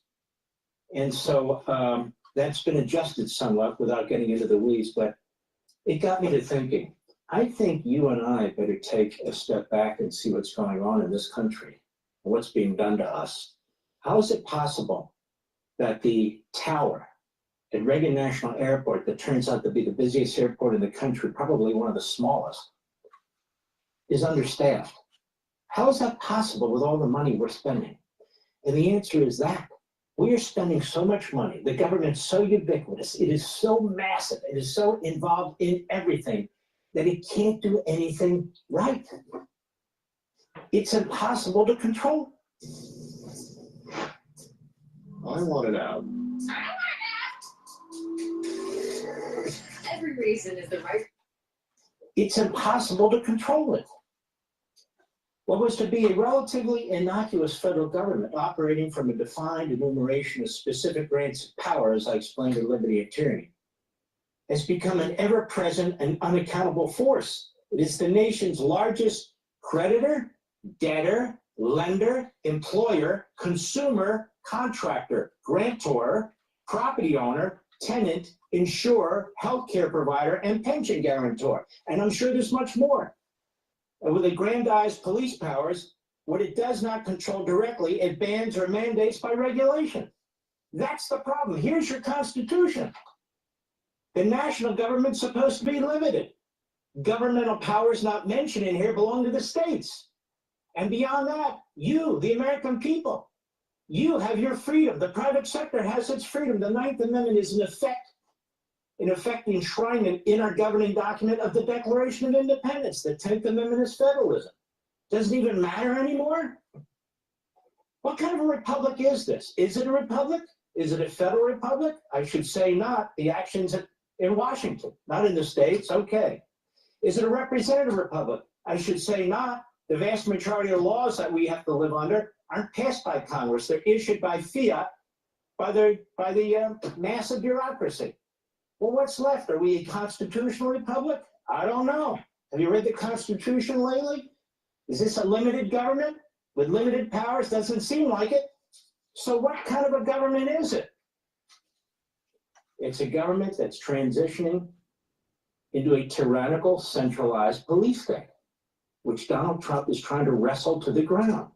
We have a federal workforce of 3 million civilians, minus the post office, it's 2.4 million. That's big. State and local governments. Together, they have nearly 20 million people, including teachers. About 10 million people work for the federal government as federal contractors on top of employees. Over 7 million if you exclude military and post office contractors. There are almost 3,000 counties in America. We don't have the foggiest idea how many contractors work for them and how many employees are involved in that. This is massive. For the first 7 months of fiscal year 2024, which began last October, net interest payments totaled $514 billion.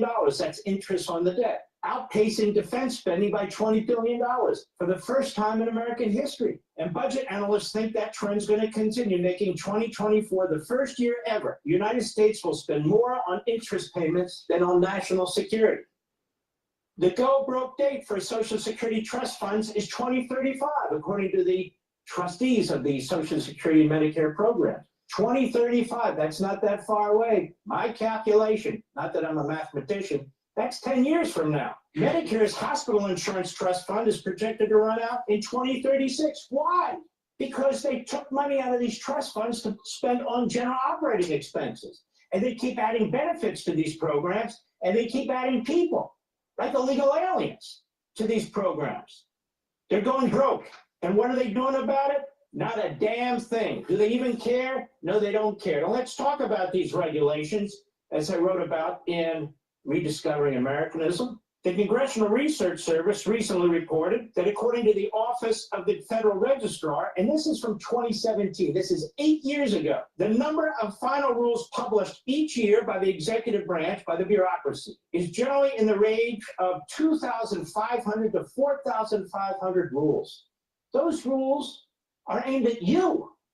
You know what they are? Of course not. You know who promulgated them? Of course not. I have the foggiest idea.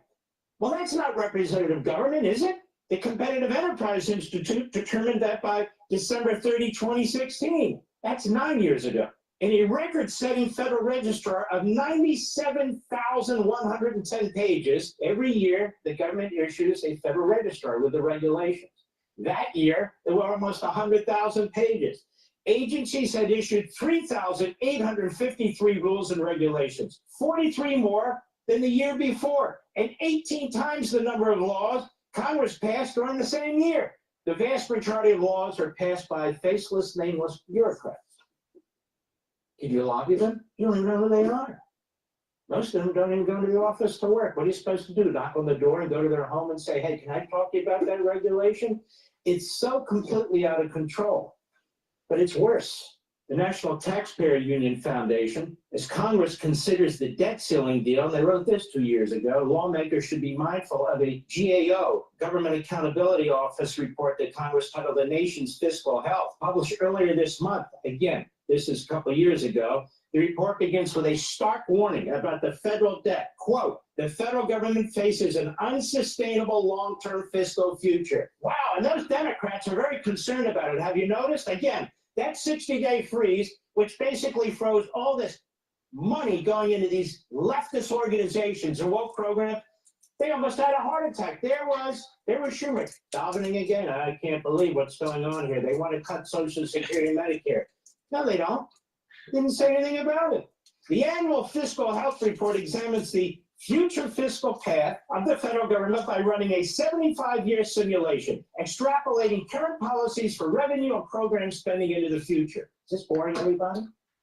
I hope not, because this is about you and whether you're going to live in a free, prosperous society. Even more, you might, but your children and your grandchildren will not, unless we start tapping the brakes and then slamming the brakes. GAO's model is based on a 10-year and 30-year economic and fiscal projection by the Congressional Budget Office, 75-year projections by the Board of Trustees for Social Security and Medicare, and the 75-year fiscal. I'm telling you, you gotta pay attention.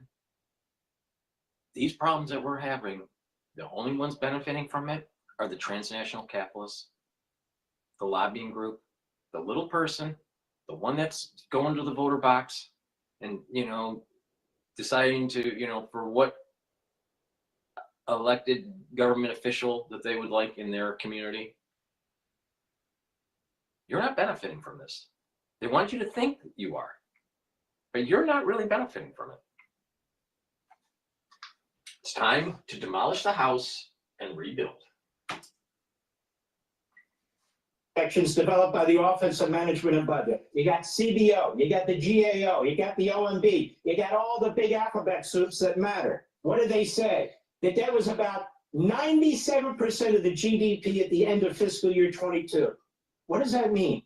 GDP is all the value of the economy that the private economy creates, produces through production of products and services. So we literally, our debt is larger than what we produce in 1 year. Now, guess what? If you produce more by bringing manufacturing back, that ratio will go down. Oh, amazing how that works.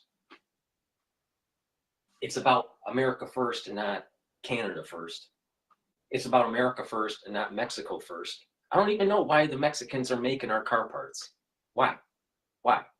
Why can't we have car parts made in the South or middle of America and shipped to the manufacturing plants in America, in the United States? When I mean America, all right? Ridiculous. Because you got globalists making money on international trade. But the little guy isn't. They want you to think you are, because you'll have these social programs, but you're in debt because of the social programs. You have cheaper goods at Walmart, but you don't realize that you lost your job in the small businesses in your community, but you can buy a spatula for 49 cents. Stupid. 97% of that equals our annual debt. So we're barely producing enough to outpace the debt each year. But that's 2022. According to GAO's simulation, is on track to reach a historical high of 106% in 2029 and 212% by 2050. Without any change, GAO estimates that the debt will reach 625% of GDP in 2096. When your grandchildren are the age of about 50 or 60, the economy won't exist anymore. It's dead. It's completely dead. That is the burden we're placing on them. Right. And honestly, He's right. He's right. Now, the question is what are we going to do about it? This goes all the way back to what I was saying about bioweapons and gain of function research. If we decide as a society not to do anything, it's only going to get worse. If we as a society are willing to stop ultraliberalism, it's only going to get worse. If we as a society decide not to stop the erosion of our manufacturing base and the overt indebtedness and just letting transnational capitalists make a ton of money, it's only going to get worse. If we allow for track and trace and using a digital currency and using the metadata to track you and having a surveillance state, if we don't push back, it's only going to get worse.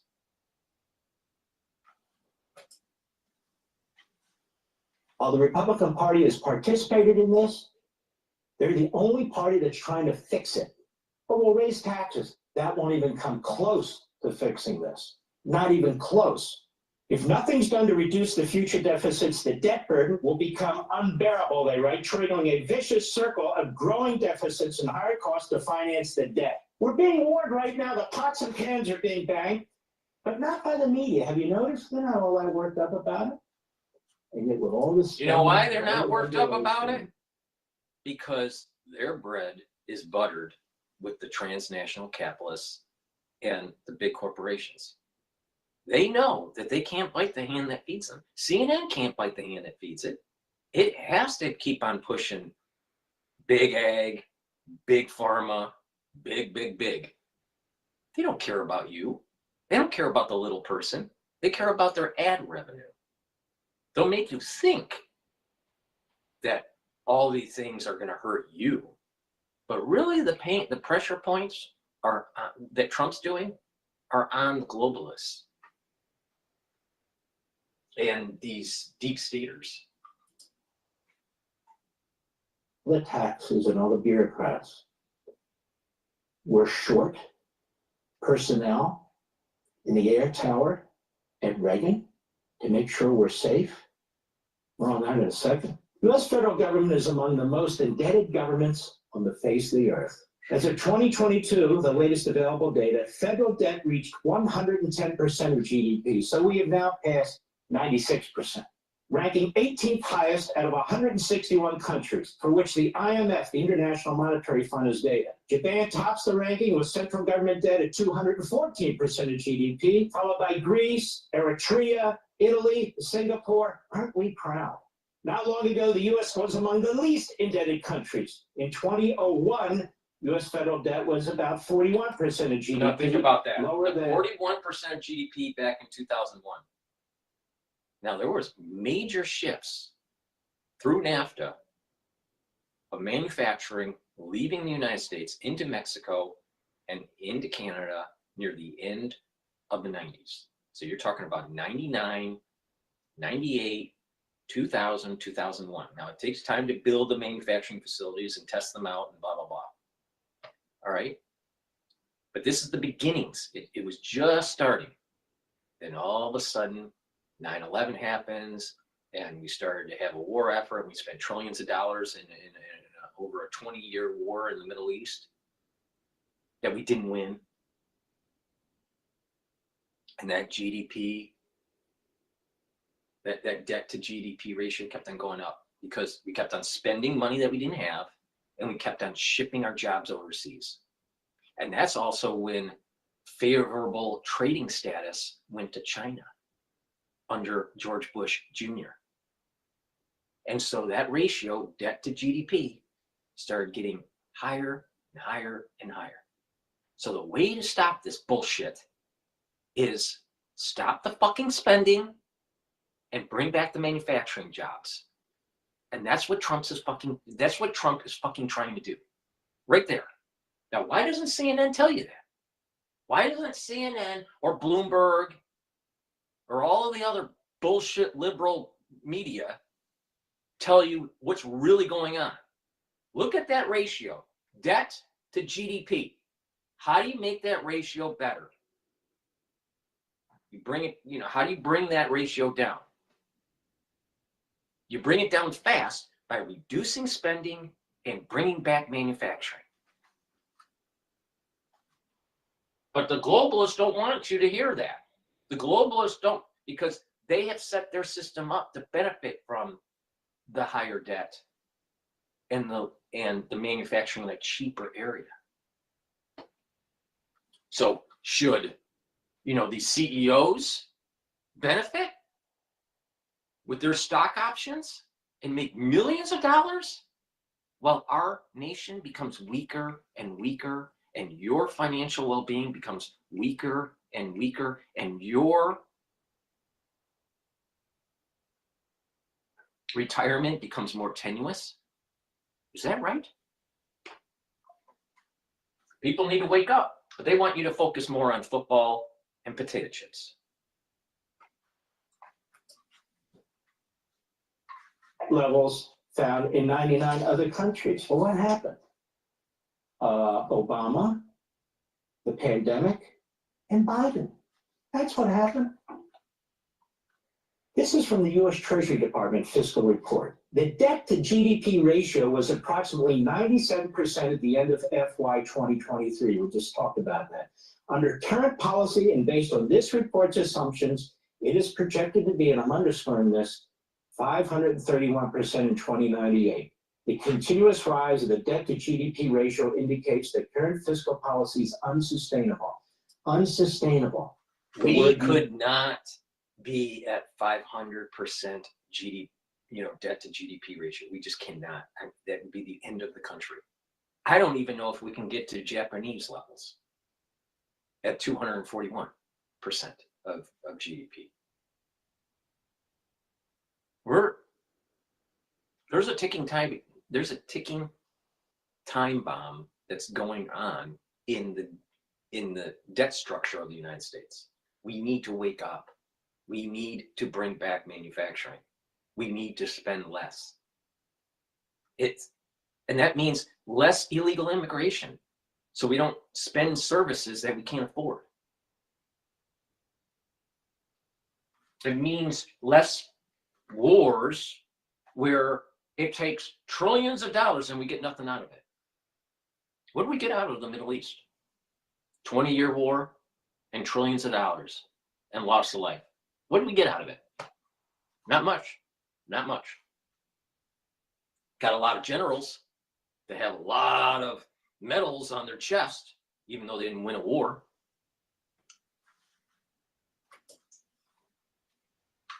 The Treasury Department. Unsustainable, the word used by the Office of Management and Budget. Unsustainable, the word used by the Congressional Budget Office. Unsustainable, the word used by the General Accountability Office. Unsustainable. At just under $36 trillion in debt, that's over $270,000 per household. That's your mortgage. But it's even worse than that, America. Do you know the federal government is running such a Ponzi? It wasn't that long ago. I don't know what year, but it wasn't that long ago, where the average debt, I would say about 15 years ago, maybe it was 10 years ago, but the average, a household's portion of the national debt was around $67,000 to $70,000. Now it's over $200,000. You're basically poor. That's basically what that means. But they want you to think that you're richer because you can buy goods and services cheaper at Walmart because of globalization. Meanwhile, Tim Cook is a billionaire. Meanwhile, Jamie Dimon, who's running JP Morgan, is a billionaire. Neither of them created those companies. Why? Why? Because they get stock options, and through inflation, it just keeps on inflating the stock price. And they get richer and richer and richer. And you get to a certain point that the inflation of their assets is faster than the actual inflation of goods and services. And you get to a certain point where when you're rich enough, it doesn't matter what the inflation is. You can afford almost anything, no matter what. But the average person has to worry about putting food on the table. that it doesn't account to you for the off-budget debt. Mark, what are you talking about? The greatest expenditures we have in this country, in the federal budget, are the so-called entitlement programs, including Social Security and Medicare. They already robbed those funds of all their money. We now have IOUs in those funds, IOUs to the Treasury. In other words, debt on top of debt. But don't worry, you probably get an annual update, those of you in your retirement, telling you about what's in your account. Problem is you don't have an account. So we have to play along with this Ponzi notion. But what do we owe ourselves under these entitlement programs? Social Security and Medicare. You know, if you run a private business, you have to account to the federal government, to all the regulators, federal, state, and local, how much money you owe your employees in terms of pensions or other non-daily, non-annual expenses. And they want to look at your books, and they should. But that's not how the federal government does its accounting. If we include the promises made under Social Security and Medicare to we the people who've paid into these systems, if you get a paycheck, you're dinged for it. Every single damn paycheck. That's the plan, right? But how much indebtedness have we created there? But Mark, it should go along, not anymore. How much is it? Estimates are anywhere from 160, ready for this, trillion to close to 300 trillion. What? Did you hear what I said? This 36 trillion stuff, that's just about a tiny piece of the budget, the discretionary part of the budget. I talked about this a few months ago in this program. That's like 25% of the budget. When you talk about the big parts of the budget, you're talking about these so-called entitlement programs that we've paid into, that we were told was insurance. We expected government to use proper accounting system. They did not. They stole the money. Right. It's all spent. Right. But if we play they IOU'd the money for the war effort in the Middle East. Right? Remember the lockbox that Al Gore was talking about when he was running for president against George Bush Jr., right? You remember that? That was what this was all about. Well, it was already spent. Now, I don't know if that's true about, hundreds of trillions of dollars. I don't know. I'd have to look at the numbers, but we have a big problem in the United States. And we are living high on the hog, and we think that we're better off than we really are. There's a problem. But they want you to keep on with the bread and circus. They want you to keep on focusing on the bread and circus. They want you to just keep on looking at social media and doom scrolling on X and on Facebook or whatever, because you're wasting your time and you're not focusing on the right stuff.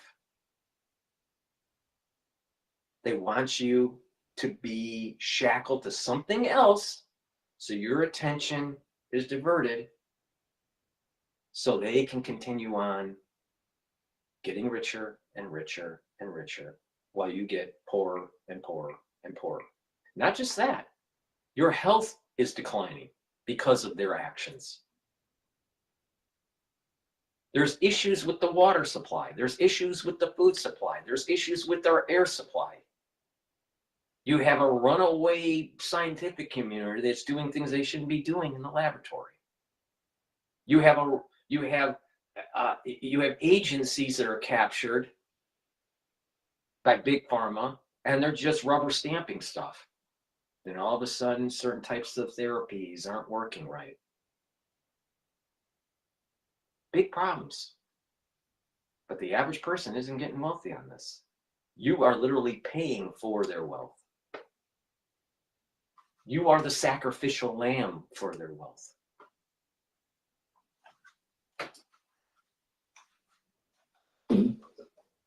We owe ourselves anywhere from 160 trillion to upwards of $300 trillion. Now, when are we going to pay that off? Never. Never. Never. So let's circle back. The reason there aren't enough people, air traffic controllers, in that tower at Reagan National Airport, the reason there aren't enough people on the border to protect this country, the reason why the federal government blows $250 billion every year to waste, fraud, and abuse, $250 billion every year, is because they're involved in everything and they do nothing well. Correct. And when you see Schumer and Hakeem Jeffries and the Democrats on Capitol Hill, every time there's an effort to reform any of these programs, anytime there's an effort to pull back some spending, anytime there's an effort, even over the long haul, over 10 years, 20 years, to really try to reduce the federal debt, they fearmonger, don't they? They scaremonger. They tell you that they're out to get your favorite program. And maybe they are. Because you know where the vast majority of the on-budget money goes? Does anybody know? Redistribution of wealth. Not really to pay for things that the federal government's supposed to pay for. Vast sums of money sent to individuals under vast number of programs. Vast sums of money that are sent to states to fund a vast number of programs, and localities to fund a vast number of programs. The vast majority of money that the federal government spends on budget, putting aside entitlements, is to redistribute wealth to many of you. To many of you. And so the Democrats don't want to cut anything. Oh, they'll say, let's cut the fence. The fence has been cut. And yet that's the main job of the federal government, isn't it? To protect us, since the states don't run foreign policy. Or they'll tell you the rich don't pay enough. Really? Since Congress last balanced the budget in 2001, revenues have grown at a robust annual average rate of 3.9%, which I'm was getting higher to, than the you know, average I'm a, inflation.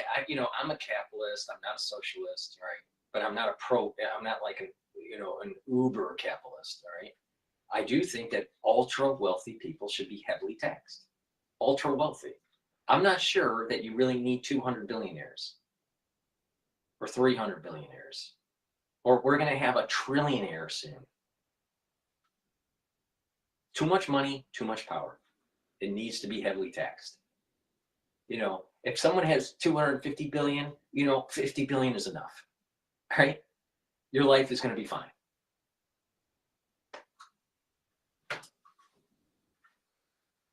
Since 2001, which was 2.5%. Now, The people problem would is that say, the spending has grown. people would much say, faster- well, that wouldn't fill the hole. That's not the point. It's to reduce the power. People would say, oh, taxing the super wealthy isn't going to, fix the budget. Not the point. It's about these individuals having so much money and so much power. So you got to bring back manufacturing so you have an emerging economy that's more robust. You reduce spending so your debt to GDP ratio is better.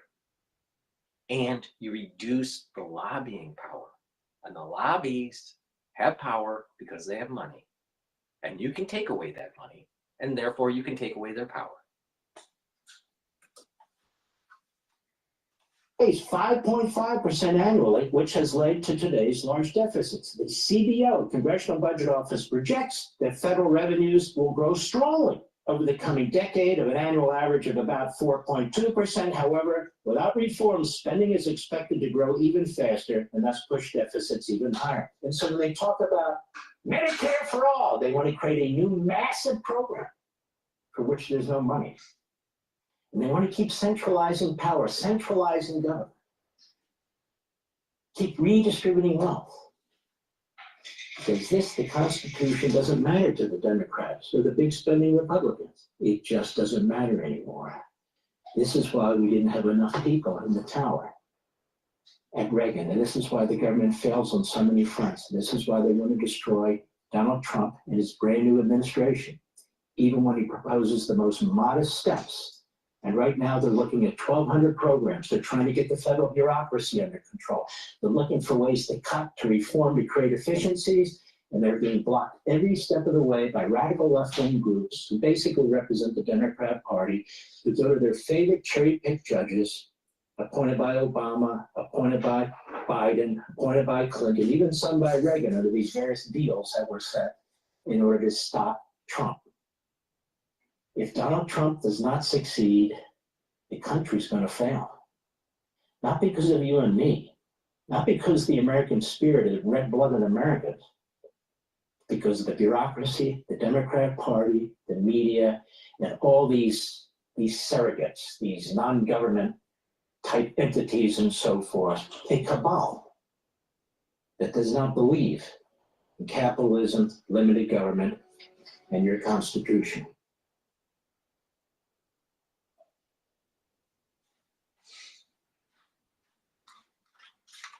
I think Mark Levin is right about this.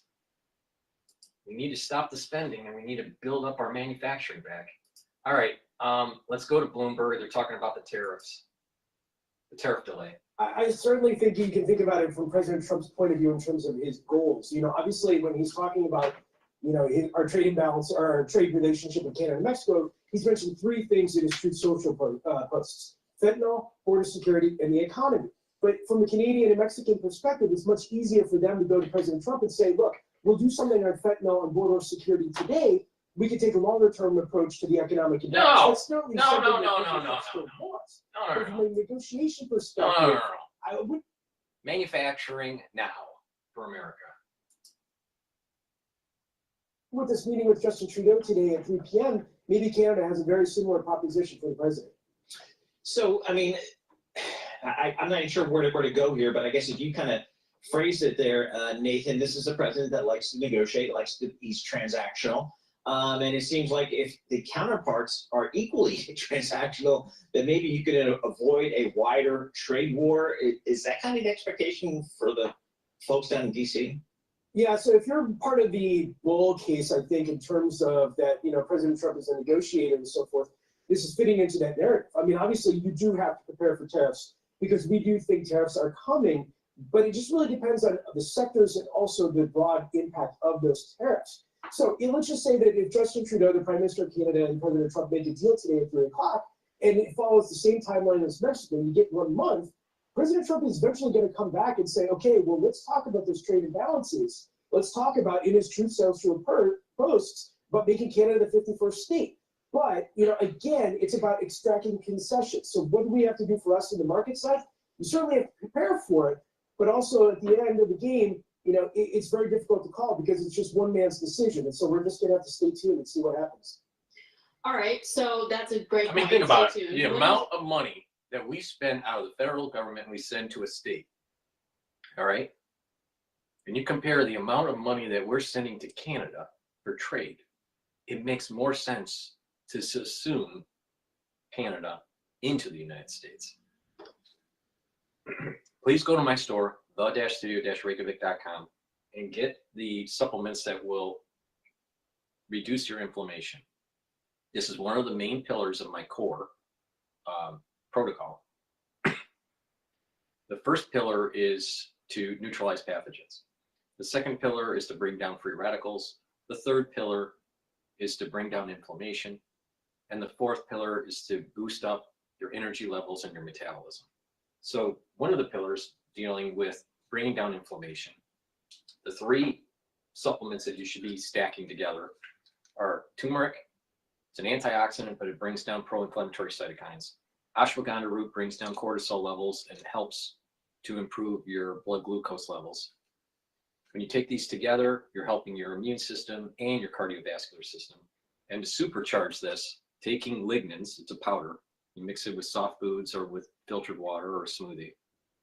Take it every day. It's a small scooper in here. And this will bring down inflammation and also soak up free radicals. You stack these together and you're really improving your cardiovascular health and you're improving your immune system. Lignans also helps with your endocrine system. So please go to my store, the-studio-reykjavik.com. This is a great stack. Get the lignans, the ashwagandha root, and the turmeric. Please go to my store, the-studio-reykjavik.com. Use discount 5, all caps, discount 5. Another great supplement that I have that's a dual purpose, it is olive leaf extract. It helps your immune system and your cardiovascular system. How? Brings down inflammation. So it's helping the immune system and it's helping your cardiovascular system, because by bringing down inflammation, that's the first signal that starts the plaque to build up in your media of your blood vessels, so olive leaf extract also will help the immune system and the cardiovascular system. With the olive leaf extract, you're bringing down LDL levels and you're increasing your HDL levels. So for cardiovascular health, by bringing down the LDL levels and you're bringing down inflammation, you're reducing plaque formation, right? And bringing down that inflammation systemically, you're improving your immune system at the same time. So this is a great dual purpose product that you should be taking every day. So please go to my store, the-studio-reykjavik.com, get the olive leaf extract. Again, you use discount 5. Now, the S&P 500 now is trading at 6,000, just above 6,000. So market is rallying now, post announcement of a delay on the trade tariffs with Mexico. Confirmation hearings, I mean, I think most people think are going to get through. Tulsi Gabbard, I think, is the one that if she were not to get through, I wouldn't be surprised by that. You know, Jameson Greer is the U.S. Trade Representative. His confirmation hearing is on Thursday. Certainly important because he's going to be one of the most important voices in this Think administration. about it. Tulsi's not going to be confirmed because she's not willing to say that Snowden is a traitor, because he shined a light on the nefarious activities of the NSA. Major multi-trillion-dollar tax extension bill. And if they can't get it done, that serves our narrative that this is going to take a lot of time to work out. And if you lose any votes, and for example, the Republican Study Committee has already said they're not going to support anything that doesn't decrease the deficit, well, how do you include things like no taxes on tips without decreasing the deficit? It's an extremely difficult question. And so I think we're going to be working to see what those negotiations take place as well. How do we reduce the deficit if we don't tax the waitresses?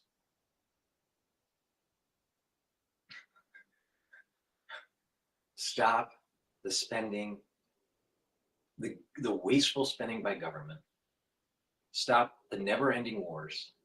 Stop the waste at the Pentagon on weapon systems that don't work, are too expensive, and it's not really focused on what we need in the future battle space against China. And bring back manufacturing so we grow our economy, so we have increased economic clusters. How do you have economic clustering, increased economic clustering, when you ship your jobs overseas? You don't. Look at any city that had manufacturing and they shipped that away, all the peripheral businesses go out of business. That's how you do it. You grow the economy and you reduce spending. But, let's just focus on the revenue side, the tax revenue side of this. What about the production side, domestic production side of this? Back to that empowerment part that I just mentioned, shrinking it. I think you have some Republicans who are completely on board with that idea. You have also some Republicans who are sort of uneasy about the idea that the White House would then have the power to just take back this spending. Because look, eventually we will get a Democratic president back. And when a Democratic president comes back, he or she may be able to say, well, you know what, I'm not going to spend these policy goals that Congress has implemented as well. So I think there's some unease amongst the Republican Party that he's doing this, but also supporting the narrative that there is a lot of bloat in the federal government. And so I think it's just one of those, again, stay tuned and see what happens over the next few months. All right, Nathan D., thank you so much. We appreciate that. Stay tuned. Every day is a new day in this news flow. We're used to this. We've been here before. Nathan Dean, Senior Policy Analyst for Bloomberg Intelligence, joining us here talking about some tariffs. Again, it seems to be a fluid situation, judging by the conversation that the president had with the president of Mexico, which led to a delay of a month in some of those potential tariffs on Mexico. Presumably, there is a call scheduled with the Prime Minister of Canada and Justin Trudeau and President Trump. That's what we know for this afternoon at some point, and we'll see what comes out of those discussions. So again, we started the day on tariffs, and we'll stay there. The markets are bouncing off of their lows. The S&P sitting right at 6,000. That's off 0.6%. The Nasdaq's off 1%. It was off 2.5% earlier this morning. So bouncing off of the lows. Bitcoin was negative on the day. It's now up 1.5%. Just 98,500 this All right. Like I said early on, markets are moving. Please go to my store, the-studio-reykjavik.com, and get, my dog is barking. Please go to my store, the-studio-reykjavik.com, and get the omega-3. Omega-3 helps to bring down LDL levels and increase your HDL levels. It also helps to prevent red blood cells from sticking, and it brings down systemic inflammation.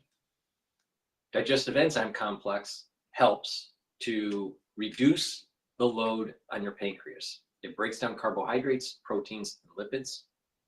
Very important to take when you get older. Once you get to 40 plus, you should be taking something like digestive enzyme complex. But if you work out, either you're older and you work out, or you're younger and you're an athlete, you should be taking digestive enzyme complex to help fuel your workout, either your pre or your post workout. So what that does is you're breaking up the foodstuffs, and you're refueling your body, and recovering quicker. So take the digestive enzyme complex, break down those proteins, carbohydrates, and lipids.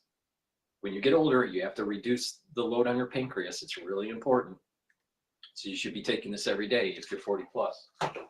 But you should be also taking it if you're an athlete. Omega-3, again, this helps with your total cholesterol levels and helps with the cardiovascular system. All right. Let's see. What's next?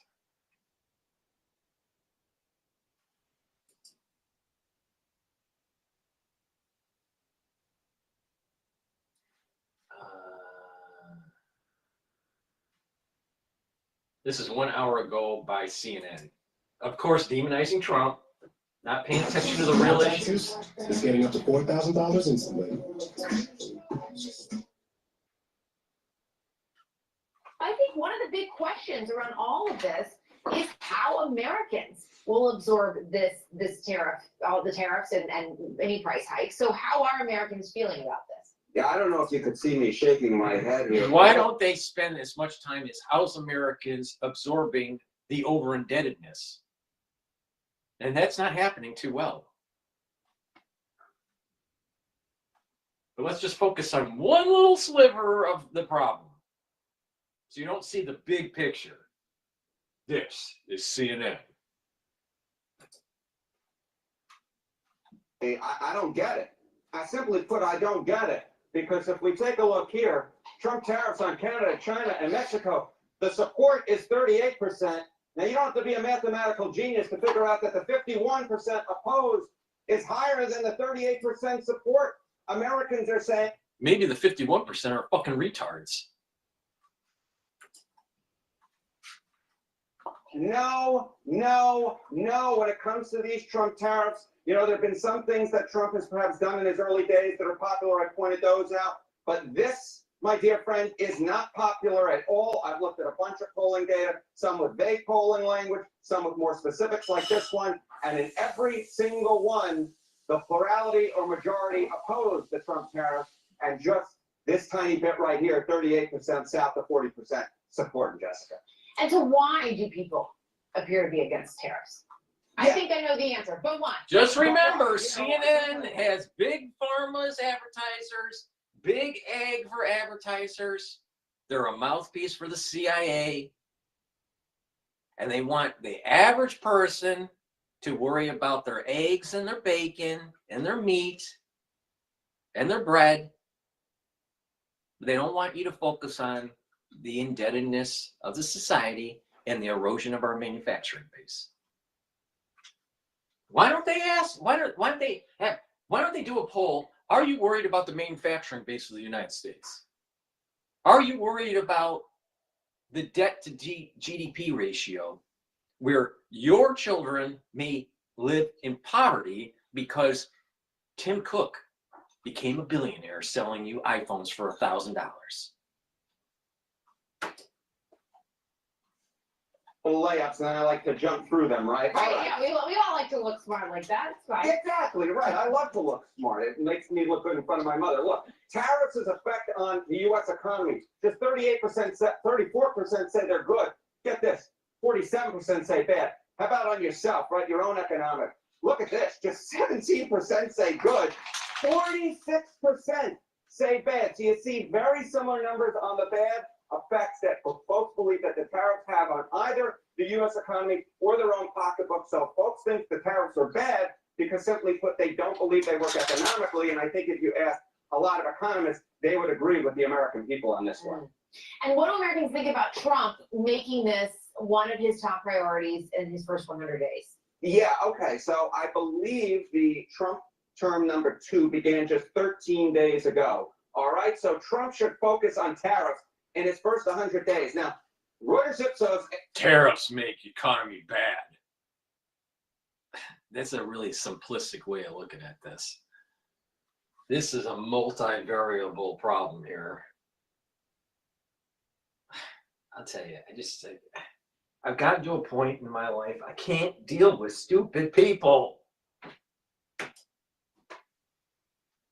This question twice. When they asked it back in November of 2024, it was 1%. Look at that. It doubled all the way to 2% in December of 2024. When just 1% or 2% of Americans believe that you should be prioritizing an issue, simply put, they want him focusing on the economy at large. They want him focusing on immigration. They don't want him focusing on tariffs. Look, Donald Trump did lay out his position on tariffs going into the election. The economy is a big equation with lots of little variables that deal with taxes and dealing with trade deficits and tariffs and debt to GDP ratios and the overall, manufacturing prowess, and there's lots of variables involved in an economy.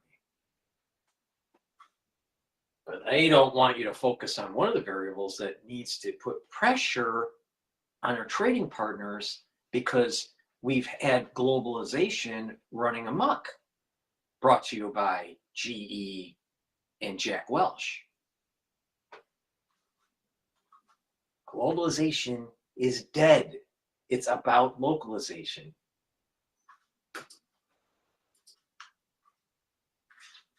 But folks elected Donald Trump for different reasons, not for tariffs. They simply put don't want him prioritizing it, and simply put do not like his issue. We hired it. We brought him in. We want him to be the president, be focused on the economy, but we don't want them to look at tariffs, even though that's one of the major variables that he's going to need to put pressure on bringing down your federal income taxes.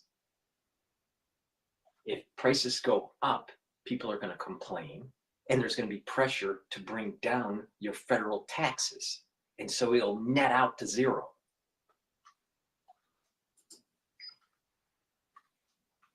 And, in his mind, the way he explains it, it helps with his top priority of immigration. He also believes that ultimately it makes America more prosperous. Of course, the question, where the devil's in the details, we're going to have to see if that is actually what happens. But will Americans ultimately care? I mean, Trump has famously done a lot of things that are pretty unpopular, and Americans, elected him back to office. Yeah, I think this is the big question. And the honest to God truth is, I don't know. But take a look at weekly Google searches for tariffs. I'll tell you right now, if he pulls all the different levers in the right way, not just the tariff lever, but all the different levers, the economy in America in long term is going to be way better off. I'm telling you, NAFTA back in the late 90s, early 2000, and especially the whole, favored trade status with China under George Bush Jr., it wasn't the little person that got the benefits. It was the national corporations, the conglomerates, the Walden family, not the little person. So doesn't it make sense to reverse back to a pre-NAFTA day? Just like we should be reversing to a pre-9/11 day for our constitutional freedoms? I think so. I heavily think so. They're 2,400% versus a year ago. They've reached a 21-year high. There have been more searches for tariffs this week than for Taylor Swift. So when you're getting more people searching for tariffs than you are for anything related to Taylor Swift, you know the American people are paying attention. And the fact that they don't like it and they're paying a lot of attention and they're searching for it, to me suggests that this is a political loser. The question will be— A political loser? I'm really sure about this. I'm really sure. A long-term strategy is to reduce our taxes, reduce wasteful spending, grow the economy, increase our manufacturing base domestically, be less reliant on other countries, be more self-sufficient, and, oh, by the way, export energy.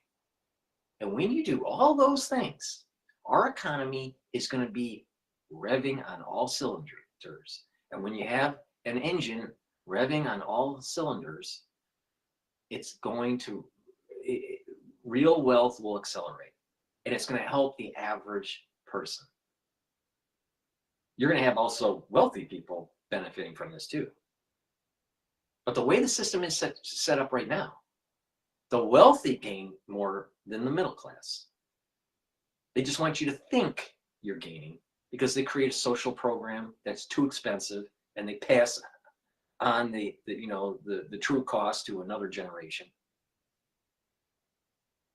And they want you to think that cheap goods at Walmart is better for you. How is that better for you? You don't have any manufacturing anymore. You don't have any small shops in the towns anymore. The mom and pop shops are gone because Walmart destroyed them.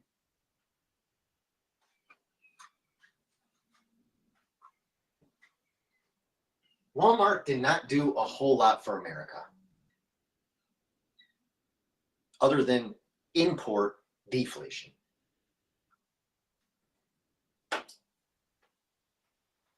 Whether or not folks penalize Trump for it, but they ain't going to reward him for it. Much better chance they penalize than reward him. It will be interesting to see Harry Inton with the numbers for us. As always, thank you, Harry. Thank you. I don't expect anything very dramatic. We put tariffs on, they owe us a lot of money, and I'm sure they're going to pay. We may have short-term a little pain, and people understand that, but long-term, the United States has been ripped off by virtually every country in the world. By the way, that's not how tariffs work. They don't pay them. They're paid here in the United States. Let's go right to CNN senior White House reporter Kevin Liptak for the latest on this, and the clock is ticking to the deadline, Kevin. Yeah, and it's quite a striking acknowledgement from the president there that Americans could feel some discomfort from these tariffs. Essentially, he's saying that in order to fulfill his campaign promises on tamping down on illicit drugs and migrants coming across the border, another one of his campaign promises, probably his top campaign promise, which was to lower prices for Americans, will just have to wait. And that's exactly what economists say might happen. And it's not only for big purchases like cars, this could affect small purchases as well. Things directly from Chinese manufacturers, from companies like Shein and Temu. These could really have an effect on Americans' pocketbooks. And the president says that this tariff regime might not end here. Listen to what he said last night when he was asked whether additional tariffs could be coming for the United Kingdom and the European Union. Well, we're going to see what happens. It'll happen. But we're going to fight and see how things work out. It might happen with that. It will definitely happen with the European Union. I can tell you that. Because they've really taken advantage of us. The UK is out of line, but I'm sure I think that one can be worked out. But the European Union it's an atrocity. You know, by and large, Trump has enjoyed the support from Republicans on this. Those who are opposed have mostly remained silent. One of the objections to that is Senator Rand Paul from Kentucky. He wrote on social media that tariffs are simply taxes. He said that this could mean less trade and higher prices. Now, he represents a state that could be directly affected by the reciprocal tariffs from Canada. They've gone after American liquor. Now, Mexico says that they will announce their own reprisals today. China says that they will file a complaint with the World Trade Organization. One of the big questions in all of this is what Canada and Mexico can actually do to have Trump ease up on these tariffs. It has never been explicitly clear what precise metrics he's using to curb the flow of migrants and fentanyl across the border. Over the weekend, Justin Trudeau says that he had been trying to reach Trump on the telephone since the inauguration, but his calls hadn't been picked up. Of course, that will end today, but as you heard Trump say there, any hopes for a last-minute reprieve seem far-fetched at this point. And again, it is already having an impact with stock futures down, oil prices up, the opposite of what most economists and I think most Americans hope for on a day-to-day basis. Kevin Liptak, thank you very much for that. And Prime Minister Justin Trudeau right behind you, because Canada is responding quickly with their own tariffs of their own. The government announcing a full list of goods imported from the United States that would be taxed, and the list is long. Everything from meats and cheese to appliances like fridges and stoves. The list will continue to go. Furniture, beauty products, fruits, vegetables, spices, sugar, chocolate, the alcohol, that was the aforementioned alcohol. Let me get this straight. We don't make any of this fucking shit because the federal government wants to issue more debt to get our foreign trading partners to buy treasury bonds. Why don't we just make this stuff ourselves? Why do we need to do this? Because the federal government wants to keep on spending, and there's corruption with that spending, and it's being transferred to these national corporations, these transnational corporations. Meanwhile, you lose your manufacturing base. Why aren't we making our own soaps?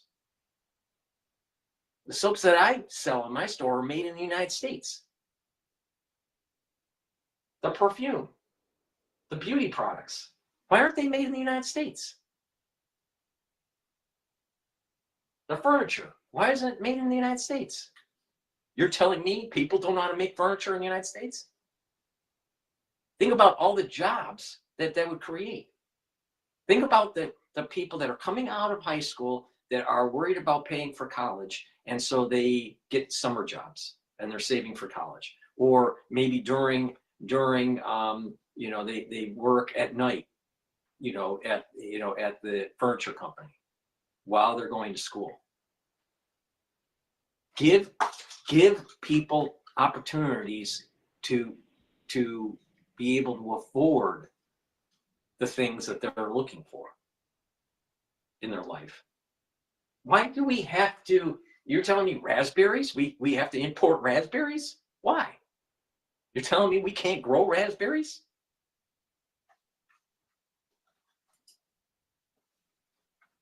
You're just hearing from Kevin. Clothing? CNS Polynesian Shoes? is tracking all. You're of telling this me that the for us. clothing and the shoes we can't mass produce, especially with all the robotics that we have? Get real. Get real.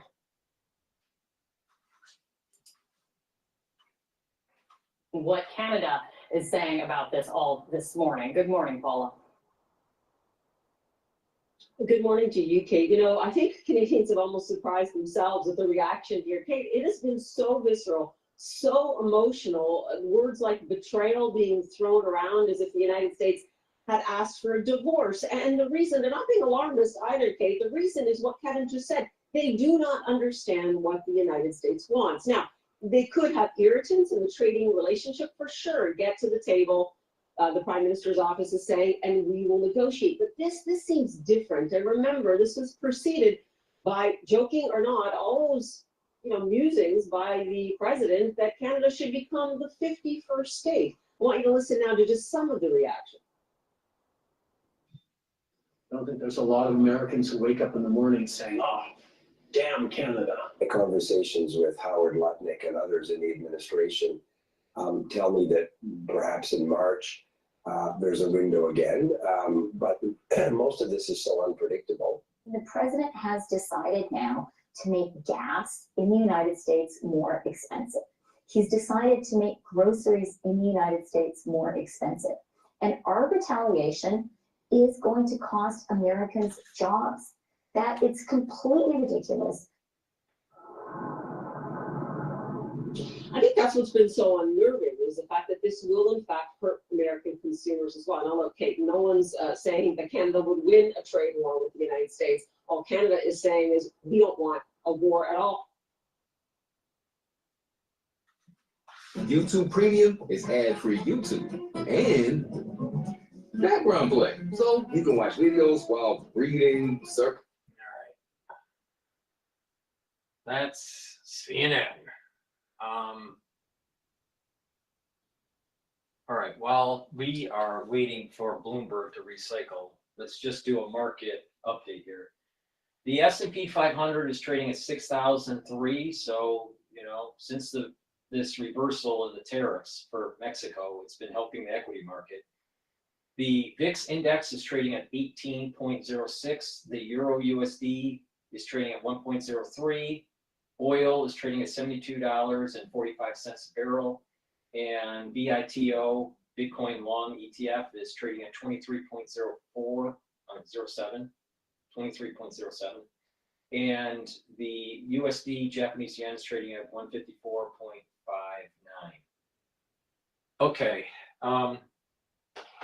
Detoxifying your body is really important.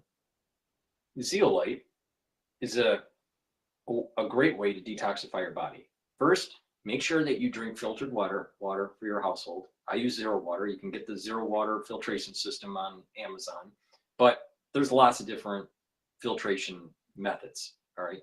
But make sure you filter your water and eat better foods. Reduce your intake of processed foods because processed foods have a lot of chemicals in it. The next thing you want to do is just look in your house and look at the cleaning supplies that you have in your closets or in your basement or in your garage. You know, they fume and you breathe in these chemicals. So you want to try to mitigate those.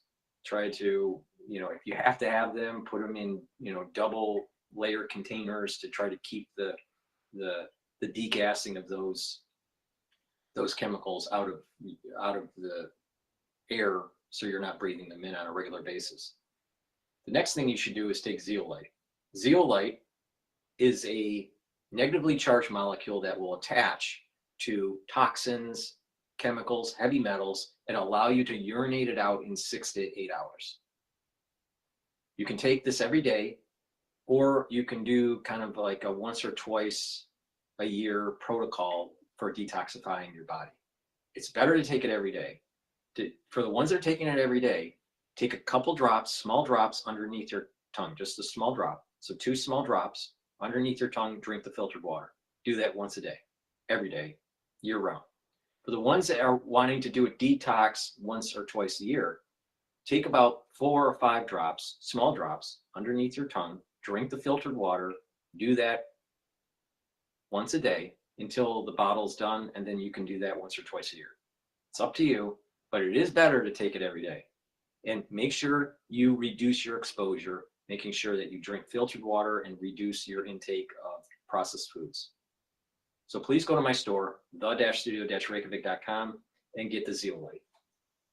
Another great product that I have on my store is Myotrol. Myotrol helps to build muscle, especially when you get older.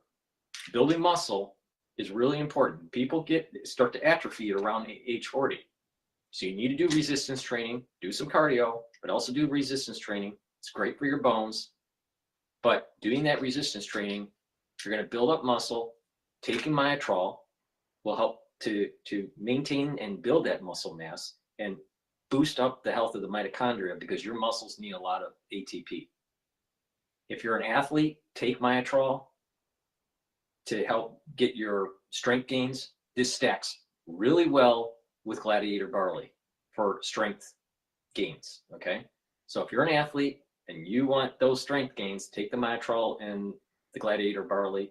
For ones that are older, taking the Myotrol to maintain and to help build muscle mass, it's really important. Make sure you do the resistance training, and you'll get other additional strength benefits if you take the Gladiator Barley. So please go to my store, the-studio-reykjavik.com, get the Myotrol. Another great set of products that I have is the probiotics. I have it in veggie cap form and in powdered form. You saw me eat hummus during my lunch, because this is a professional broadcast.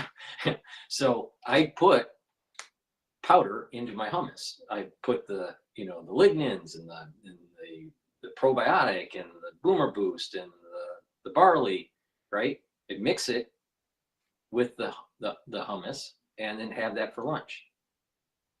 So take the probiotic, either the powdered version or the veggie cap version. It's really important to improve your gut biome. That improves the communication between your gut and your liver and your gut and your brain. Why? Why is that important? When you improve that communication, you improve your gut biome, you're improving your metabolism. Your liver is a major detox organ. If it's not well, it's not going to detoxify your body. In addition, a poor gut biome is inflammatory, and when you're chronically inflamed, your immune system goes down. And when you have a poor gut biome, you may sleep. Your sleep is worse. You have lack of sleep, so you're going to have less energies. When you sleep less, you're not detoxifying your central nervous system as well. You're not consolidating memory. So having better sleep because of a better gut biome is beneficial for your brain. In addition, having a good gut biome reduces the chances of depression, and also it increases your mental clarity. So having a good gut biome helps many different organ systems, including your skin and your hair. So please go to my store, get the probiotics that I offer, either in veggie cap version or in the powdered version. I prefer the powdered version because it's just easier for me to take, but both are very high quality products. Please go to my store, the-studio-reykjavik.com, and get the probiotics, get the Myotrol, and detoxify your body with the zeolite. Very high quality. You can take it year round. All right, let's go to Bloomberg. Companies were saying we need to actually raise prices 30% because we're losing so much money. And the state said no, and then they would say, okay, maybe you could do 7%, maybe you do 10%. So that actually led to states threatening to pull out, or companies threatening to pull out of those states. So that's the way it goes. So you kind of have to prove that your costs went up, and then they allow you an acceptable margin. What's the time frame for that? Like, how quickly can you do that? So they can do it. They can file quickly. I think that the process will take. It could take. It took a year in California to get the prices, but that was exceptionally long. So it could probably take several months. It's so interesting because I was talking about this in terms of utilities too. Because think about it. If say I have a utility plant in Maine and I get hydropower from Canada and you tax that, can I pass that right through, or is it like a long process? Apparently, because it's considered fuel price, you can pass that right through. Like it'll be a really quick kind of thing, goes right to the consumer. Very similar. What companies are in your crosshairs right now, Matthew? So we're looking at there's two big public personal line insurance companies. That's Allstate and Progressive. We did some rough math, top down and bottom up, and we said if these come to pass, it's probably like a 10 to 15% earnings hit. But there's so many moving parts that that's a really rough number. The stocks were selling off kind of anyway. Out of the two of those, I would say Progressive is probably better positioned. We just talked about the rise in loss costs earlier, and Progressive handled that a lot better. So those are the two major public companies that I think this would impact, with Progressive being favored. Progressive is very big in motorcycle insurance. So when I got the Vespa, when I got the Vespa cruising up and down the Jersey Shore, Progressive is my insurer there. They came in with a great Well, that's a known risk though, so you're okay. Speaking of insurance companies, so we just recently had commercials on streaming. So it's like a new thing for my daughter because she's never had regular TV. And she can sing all the jingles and she's all into Allstate, Progressive, and there's one more. Nationwide. Yes. Yeah, so Why are insurance companies so good on advertising? you know, I think Progressive was pioneering that, right? Flow. And it's with Flow, right? So right off the top, because it's a commodity product, right? I mean, so you know, you kind of look at it on price. And Progressive kind of came out with this, and Geico did it too. With the Yes. and that stuff. Yeah. And they really hit that niche of being able to differentiate this commodity product. And you actually saw them cut back on a lot of this advertising over the past couple of years. I don't know if you noticed it, but even if you're watching football on Sunday, we're seeing a lot less insurance. Even ads. the Allstate guy? Yeah, the Allstate guy, I don't know where he is now. But they ratcheted it back up. Progressive did, because now they're actually getting back into price competition. So these companies love to compete away excess profits. They will do it. That's their favorite pastime. So I'm seeing maybe a little bit of that happening already, but this will throw a whole new monkey wrench in it. It's so interesting. My daughter will literally run from her room into the living room to sing the Allstate. And we're like, wow, I don't know what this means. This is weird and great advertising. Good job there, guys. All right, Matthew, thanks so much. Matthew Palazzo, Bloomberg Intelligence Senior Analyst for PNC Insurance. So, Paul, that was really, this so far has been quite a ride. And I wonder if we need to rethink how we look at tariffs. If you have tariffs on Mexico are delayed after there are discussions, if they're being used specifically as a negotiation tool, that's really different than looking at, say, just the trade deficit. Yeah, exactly. And I think, you know, there's been 3 arguments put forth, I think at least 3 arguments by President Trump's administration for tariffs. One is the fentanyl, the other is immigration, and then the third being the economic one being, you know, having a trade surplus. We're going to target countries where we have a trade deficit vis-a-vis that country, which President Trump will characterize as unfair. And that's kind of a driver here. So again, I think all those 3 things probably are in play to varying degrees with various different countries, and it's just a subject of negotiation. Yeah, and it was really interesting. There was a piece out by Brad Setzer. He tracks trade flows, and the point is, why not target countries that actually have large deficits that we don't send a lot of stuff to, like say Ireland, Thailand, or Vietnam, versus Mexico and Canada, where we also send a lot of stuff to. And we'll continue this conversation with Sean Donnan. Please go to my store, the-studio-reykjavik.com. Get the structural nano silver toothpaste. This will whiten your teeth, freshen your breath, help with gum line health. Good oral hygiene can help reduce cardiovascular disease and valvular disease. This is a very high quality toothpaste. It has no fluoride in it. Please go to my store, the-studio-reykjavik.com. It has the structural nano silver in it. So please get a few tubes for your household. This is a very high quality toothpaste, way better than anything that Alex Jones is selling. All right, so please go to my store, help support my work, and help support your oral hygiene. Ubiquinol is a very high bioavailable CoQ10. Many people that take CoQ10, they're not taking ubiquinol, and therefore your bioavailability of the CoQ10 is lower. But ubiquinol is the highest bioavailable CoQ10 that you can get. So please go to my store, get the ubiquinol. It's the active form of CoQ10 with the highest bioavailability. It is an antioxidant, so it's going to help soak up free radicals. It helps the mitochondrial health, so you're going to boost up ATP, so you're going to have more energy levels. And ubiquinol is really important for neural health, to protect your neurons. This is the reason why people should be taking ubiquinol. If you're age 40 plus, you know, you should be taking supplements that help your neurons. Really important. Resveratrol is something I've been taking for decades. It stacks really well with C60 and NAD+. It's an antioxidant. It helps get rid of cells that need to go into apoptosis. And it will help with the health of the mitochondria, to help to boost up the ATP. So please get the resveratrol, stack it with C60 or NAD+ or ubiquinol. They're synergistic. So go to my store, the-studio-reykjavik.com. Now, since we're talking about C60, C60 is a very strong, very potent antioxidant. It's part of that 4-pillar system that I was talking about. One of the pillars is soaking up free radicals. C60 is very potent. Take a teaspoon a day. And what will happen is you're going to soak up those free radicals. Your ATP will increase because your mitochondrial health will improve. Your cells will have less stress, and the performance of those cells will improve, and your tissue and your organ systems will improve. And because of that, that means your immune system is going to improve, and you're going to have less stress. You're going to have less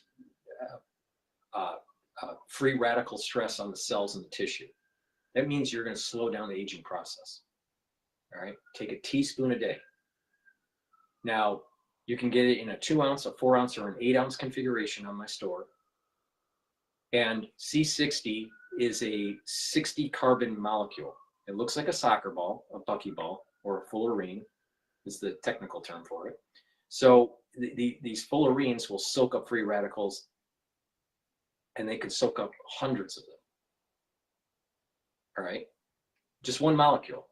So it's very potent. It's safe. I take it every day. I take a teaspoon a day. You can get it in avocado oil, MCT coconut oil, or extra virgin olive oil. It has to be in an oil so you can absorb it.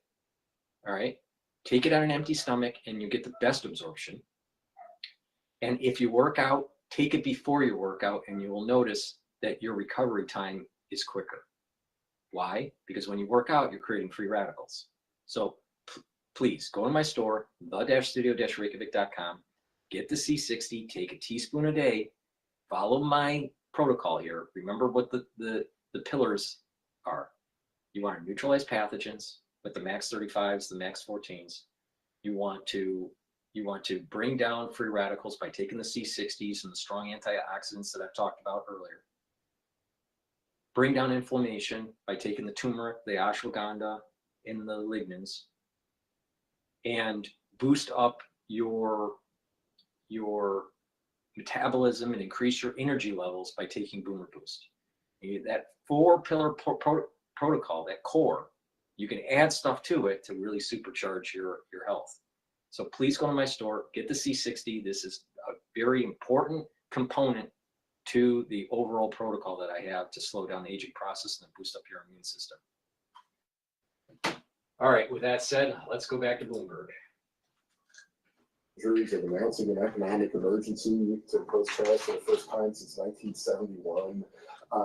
And they're aimed at those supply chains. And those supply chains are the basis of North American competitiveness in the world. And that's what you hear from businesses. That's what you hear from automakers. That's what you hear from the computer industry. That's what you hear from the energy industry. Bottom line is this. Reagan had the same problem in the 80s. And he said, you want to sell a car in the United States? You got to make it. And guess what? There was lots of automotive companies coming to America to build plants to make cars, especially the Japanese. A lot of these Japanese plants, auto plants, that was because of what Reagan did. And economic clustering built around those plants. And more jobs were available to Americans. Yes, they bought a Japanese vehicle, but they bought an American-made Japanese vehicle. And that's the issue here. If it worked for Reagan, why doesn't it work for Trump? Why doesn't it work for some other president?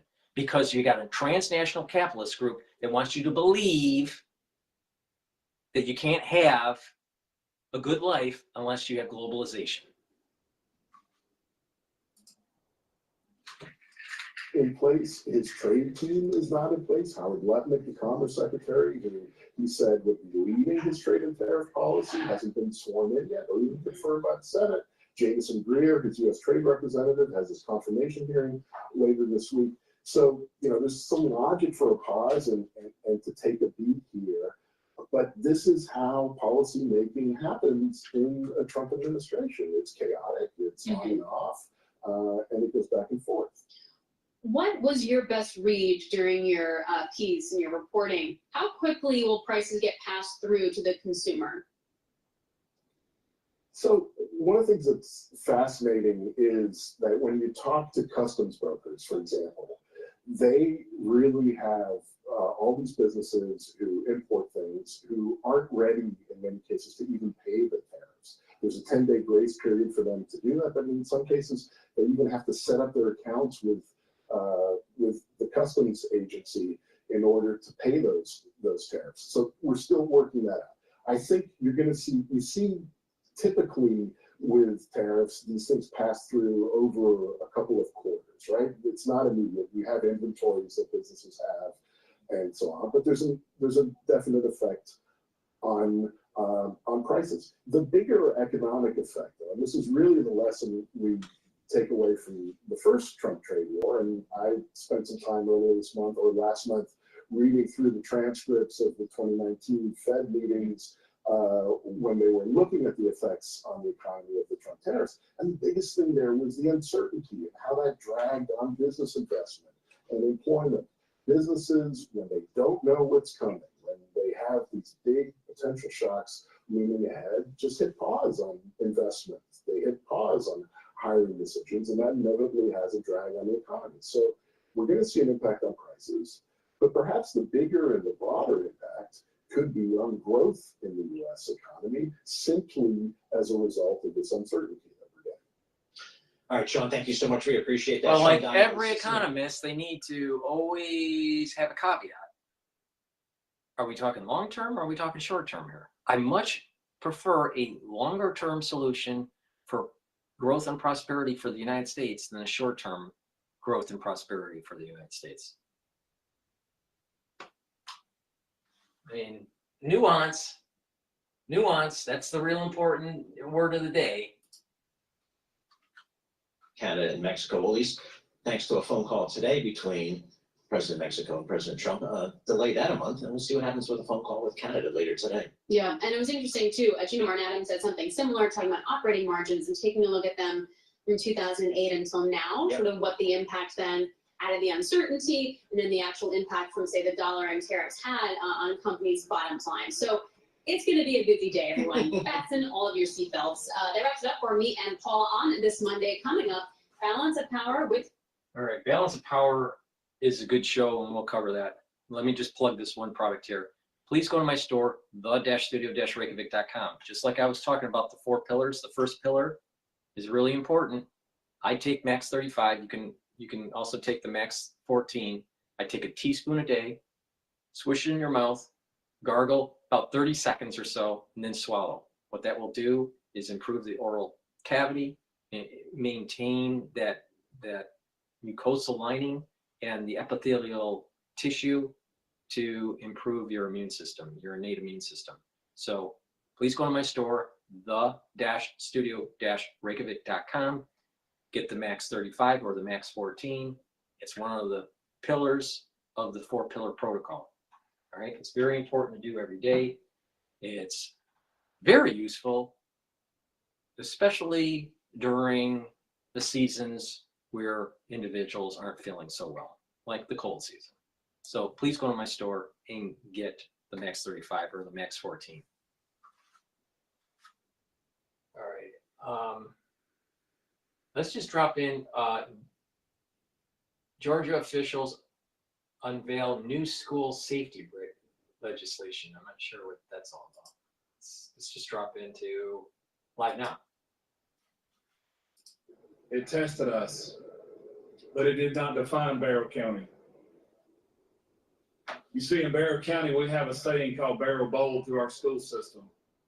And our teachers that morning were bold, they were heroes, and they did just as much as law enforcement did that day when we stopped this evil act in under 38 seconds. But I applaud Speaker Burns and the people behind me and you all here today for making sure that this is a priority. For this was a priority before this tragic incident, and it will continue to be from now on. I appreciate every law enforcement agency that responded. We had over 140 agencies respond that day. I want to go the to victims Al of Jennifer Jazeera. Wall's family, mother and father here today. Al Jazeera is talking about the tariffs there. Nice development today. How did this pause come about?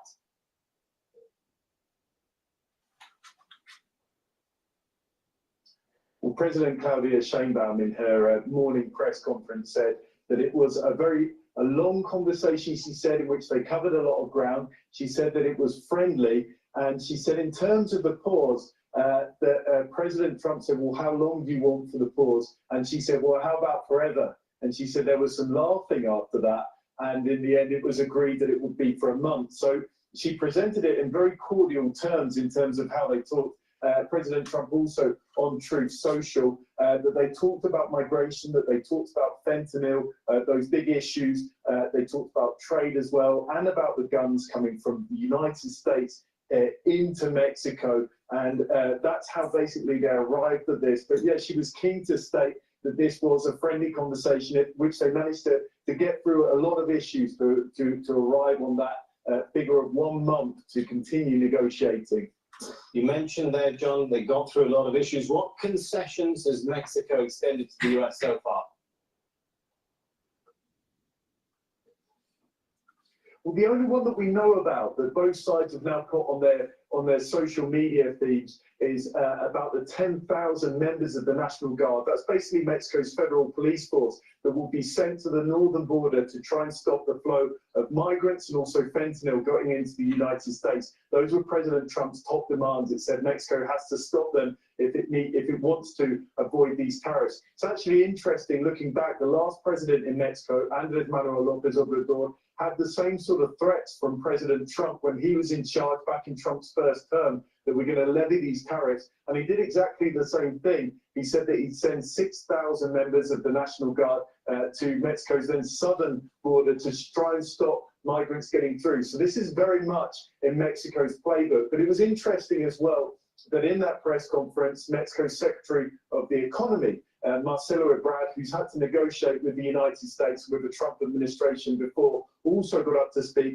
and said that they'll be trying to persuade the United States about the value in this month of the supply chains, of the factories in Mexico, and of the jobs that means not just for companies in Mexico, but also companies in the United States, and of the benefits to US consumers. And it's interesting to note that also when President Trump talked about the people that were negotiating, a lot of them to do with trade. So security is going to be a component of this, stopping migrants, stopping fentanyl, but also there's going to be conversations also about trade between the two countries at the sea.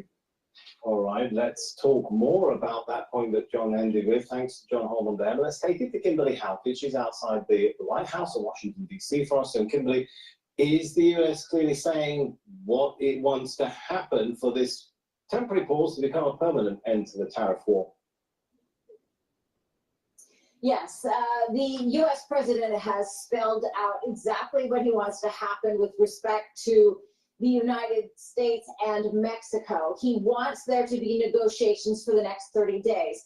He says that he will be having negotiations take place between his Commerce Secretary, his Treasury Secretary, and also the Secretary of State and their counterparts, as well as at the highest level of all between himself and his counterpart, the Mexican president. And he's hopeful that a deal can be worked out. As my correspondent, the colleague John Holman has mentioned, the big concern for Donald Trump is the flow of the illegal substance fentanyl into the United States, as well as illegal immigration, something that the U.S. president's already addressed through executive order. But the flow of fentanyl, that illegal substance, which has allowed for 70,000 overdose deaths in the United States annually, is a grave concern. And so he's hopeful that that can be addressed, as well as a trade deficit where the United States is importing more than it's exporting. So this is something that they're going to negotiate for the next 30 days. Now, we should point out the northern border is still a big question mark. He held a conference call with the Canadian Prime Minister Justin Trudeau several hours ago. There are still looming 25% tariffs on Canadian goods. That's set to take effect at midnight local time here in Washington unless that can be averted through another possible discussion, which is set to take place at 20 GMT one more time with the Canadian Prime Minister. So about that second call, is it clear what the parameters are, what maybe Justin Trudeau is preparing? No, it hasn't been as clear. What we know is that the US president said on his social media platform, Truth Social, that the Mexican side is taking this seriously in terms of what the concerns are from the United States standpoint. What the US president has alleged is that Canada is not. In the meantime, what Canada has done is put in place its own retaliatory measures. We've seen already that they are pulling off American alcohol from their shelves. They have also, in the province of Ontario, which is Canada's largest province, and also we should say sort of the industrial heartland of Canada, the premier there has said that they will no longer be allowing for any sort of US contracts moving forward in that province. So they are taking a more aggressive approach, really upping the ante, if you will, in the economic war between the United States.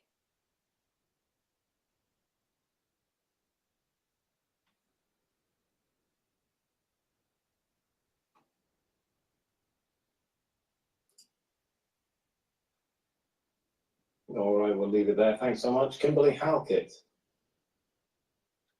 Now, Trump's threats of tariffs on the European Union, well, they're overshadowing a bloc leaders meeting in Brussels. All right, so let's go to Bloomberg here on balance of power.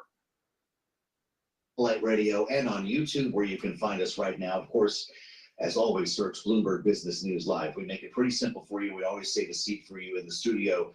With big news today, boy, it felt a little different before the markets opened or before the big meeting, the phone call with Mexico's president. Is that a perfect call? Claudia Sheinbaum on the horn with Donald Trump this morning, who agreed to delay the tariffs 25% for a month at least. And Wall Street is wondering if maybe we can do the same here in 11th hour talks with Justin Trudeau. China, not so much. We're dealing with our neighbors today to the north and south. Donald Trump having talked about this when he landed at Joint Base Andrews last night. Listen. We may have short-term a little pain, and people understand that, but long-term, the United States has been ripped off by virtually every country in the world. We have deficits with almost every country, not every country, but almost. And we're going to change it. It's been unfair. That's why we owe $36 trillion. We have deficits with everybody. We help everybody. We've been helping everybody for years. And to be honest, I don't think they appreciate it. So we're going to change that. Writing something similar on Truth Social, quote, will there be some pain, he asks? Yes, maybe, and maybe not, exclamation point. But we will make America great again, and it will all be worth the price that must be paid. Again, markets didn't love that idea. Things look real shaky this morning, and as Charlie just told us, we're off. Now, of course, the markets don't like it because they want to push globalization, because all these fund managers are playing with the EM, the emerging market world. I'll tell you,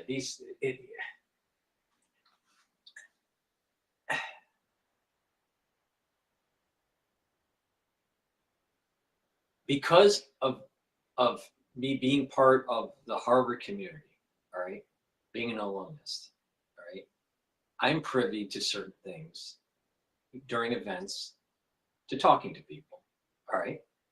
There's lots of these VCs and PEs and portfolio managers that I talk to almost on a daily basis. All right. I'm telling you, almost every single one of them would sell their grandmother for $1. All right. Almost every single one of them.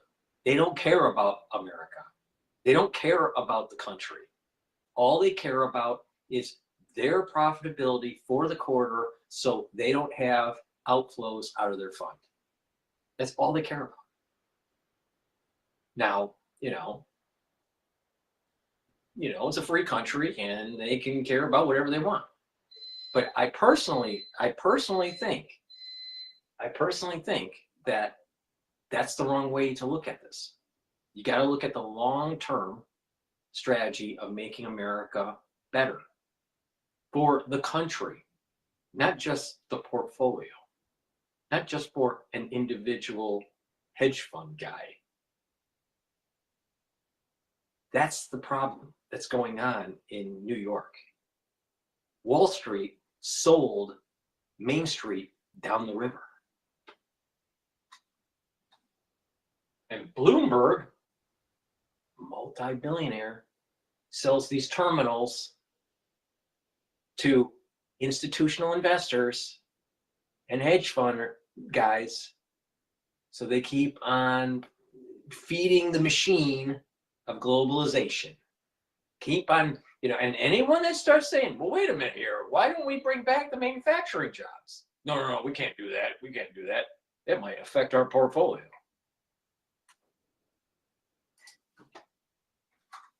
3 p.m. call, that's what we're going to be looking forward to here. But, you know, I mean, a fraction of the fentanyl coming from Mexico is crossing the Canadian border, correct? Mexico is a much greater offender in this case. You think about talk about the wall. They're emptying their insane asylums, their prisons, he said. We've been hearing about Mexico since before his first term. How did Canada become worse? I don't know, but so much of diplomacy with Trump is sort of being quiet, getting on the phone with him, making it seem like you are meeting his demands. And I think that the Mexican president, you know, has evidently done that. I mean, I don't know yet. Think about what Mexico is doing. They're allowing people to flow over the border. There's lots of drugs flowing over the border. There's lots of human trafficking and child trafficking flowing over the border. Mexico is allowing this to happen. Now, you got a lot of stupid ultra-liberal crap that's going on with Trudeau. Why are we having trade agreements with a person that really doesn't understand genders? Why are we having trade agreements with someone that's an ultra-liberal? Shouldn't we have trade agreements where it's instilling policies and a social construct that is about God, country, and family, not the antithesis of that? Why are we dealing with Trudeau? He's an ultra-liberal that he doesn't even know how to dress with his socks.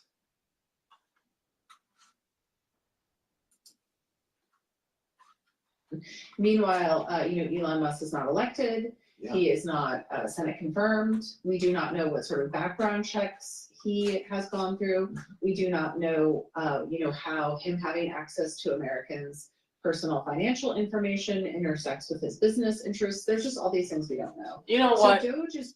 He created Starlink, and guess what? The military uses Starlink. He created SpaceX. Guess what? The military is tied to SpaceX. Don't you think he has security clearance? We don't know.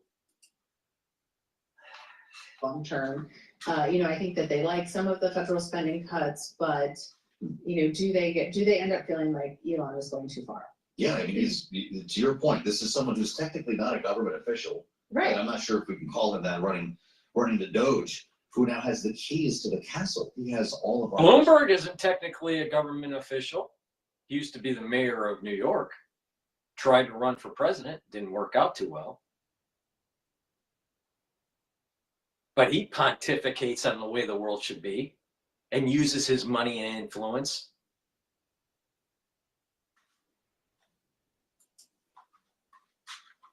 Of diplomacy. And so I don't think that the USAID cuts are going to be universally popular on the Hill. Well, I do wonder what we're going to hear from lawmakers when they come back to town. There's a Democrat from New Jersey, Tom Malinowski, who says, by the way, any member of Congress has the power to force an emergency vote on the tariffs, on undoing the tariffs under the National Emergencies Act.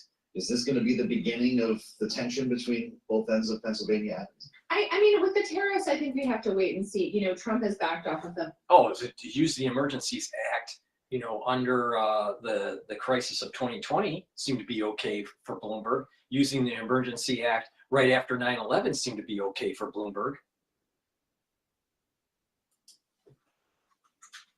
Yeah, that could prompt a recession. Yeah, who knows? But like, he doesn't, he wants people to accede to his demands, and he views tariffs as part of it. And so, who knows if he'll sort of keep the Canadian tariffs on long term. Promises made. What's wrong with that? It's called a good leader.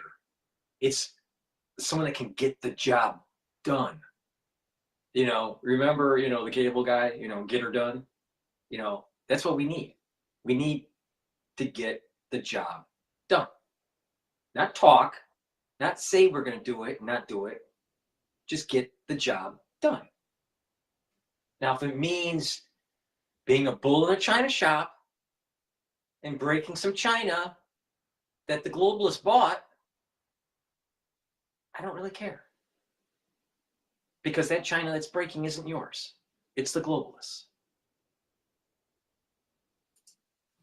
China. And insights ahead from CSIS and a conversation we've been looking forward to with Naveen Gary Shankar, our political panel up later this hour as well on the fastest show in politics. This is Bloomberg.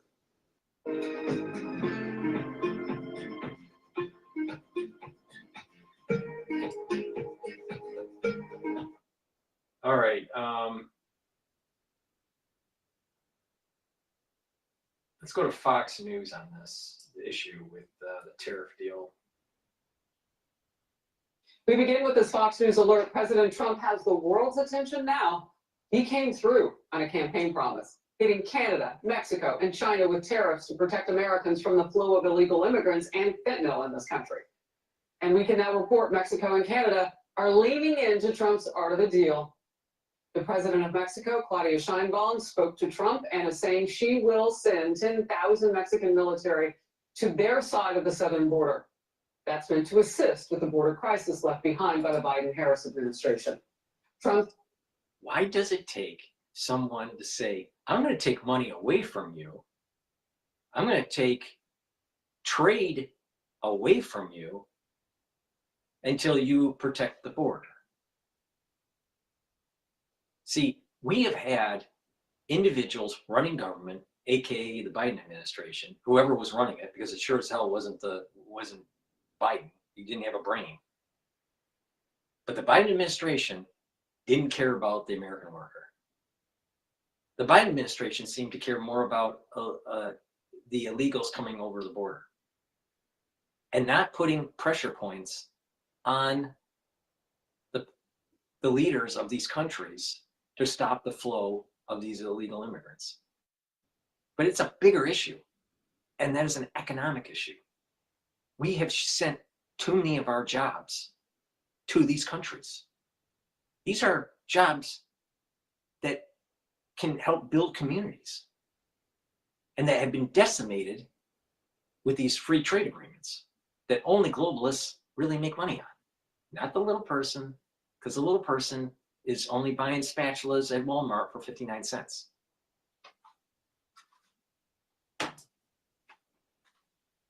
As they agreed to pause any tariffs for 30 days. I'm Harris Faulkner. You are in the Faulkner Focus.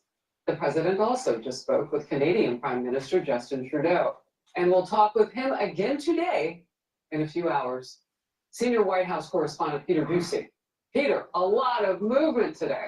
Just in the last few minutes, Harris, we found out how much it costs to get rid of a 25% tariff for a month. The cost is 10,000 Mexican troops, and President Trump himself just went live confirming this. He's saying, I just spoke with President Claudia Sheinbaum of Mexico. It was a very friendly conversation wherein she agreed to immediately supply 10,000 Mexican soldiers on the border separating Mexico and the United States. These soldiers will be specifically designated to stop the flow of fentanyl and illegal migrants into our country. We further agreed to immediately pause the anticipated tariff for 1 month, during which we will have negotiations headed by Secretary of State Marco Rubio, Treasury Secretary Scott Bessent, and Secretary of Commerce Howard Lutnick, and high-level representatives from Mexico. I look forward to participating in those negotiations with President Sheinbaum as we attempt to achieve a deal between our two countries. And the president deployed some of his economic advisors to the shows this morning to explain that this wasn't about punishing consumers. It was about. Now, how does this mean? How can you benefit from what's going on? Trump just gave you a gift. He just told you the time that it may expire, which means volatility in the market is going to start to increase as it gets close to that deadline. And when volatility in the market happens, that's an opportunity for price action. You can make money on what he just said.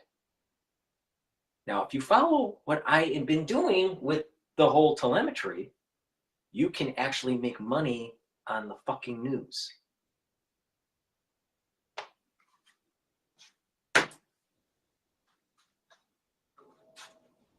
President Trump was absolutely 100% clear that this is not a trade war, this is a drug war. There are perhaps 100,000 people last year that died of fentanyl, and the fentanyl is coming in across the Mexican and Canadian borders. 80, 90, 95% of Mexicans want the drug war to end, and the same is true in Canada. The only event on President Trump's schedule later today is an event at 3 p.m. celebrating the Stanley Cup win of the Florida Panthers. That's right around the time that we understand he is also supposed to talk to Prime Minister Trudeau. We will see if Trudeau is able to head off the tariffs there for a month, something that we have not heard about yet.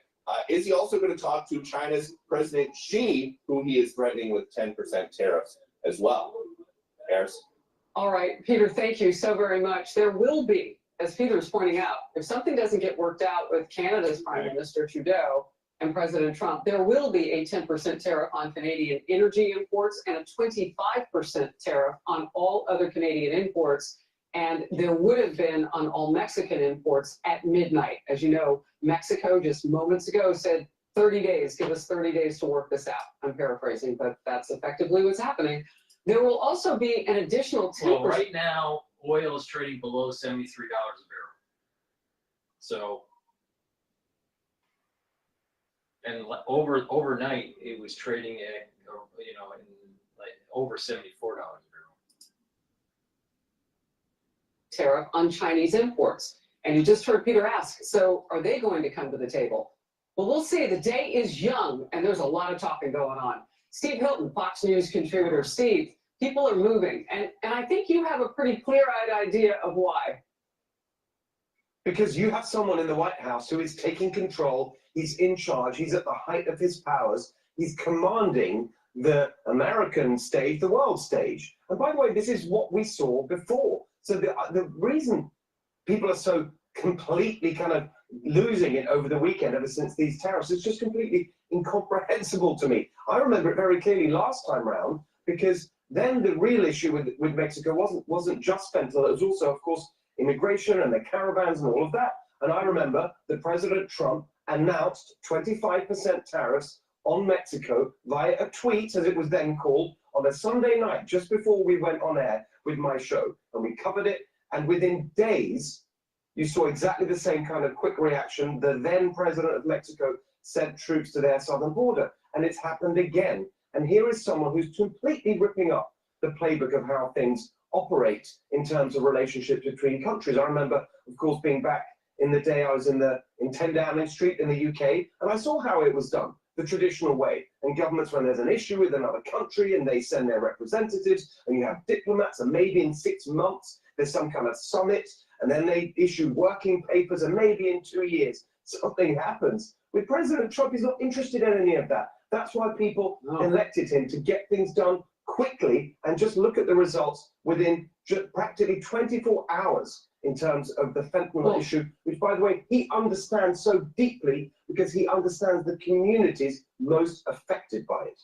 You know, it's great to get your front row seat to history from David Cameron's leadership in the UK and apply that now. Our brand new American citizen and friend, Steve Hilton, we really appreciate that. Please sit tight with me as I work through this, because you said 24 hours. I feel like it's been 24 minutes, because they were still kind of trash talking with, we're coming with our own, we're doing this tariff. And I'm telling you, 2025 is 10 years wrapped up in one.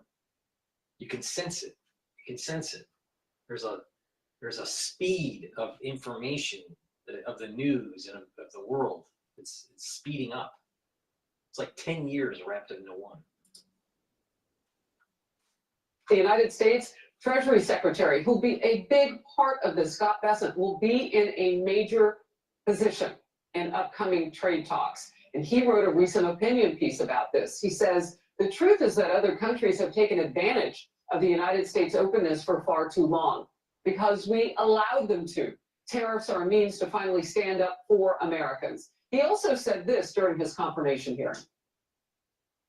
One will be for remedying unfair trade practices. Two, maybe for a more generalized tariff as a revenue raiser for the federal budget. Tariffs can be used for negotiations, whether it's for Mexico on the fentanyl crisis.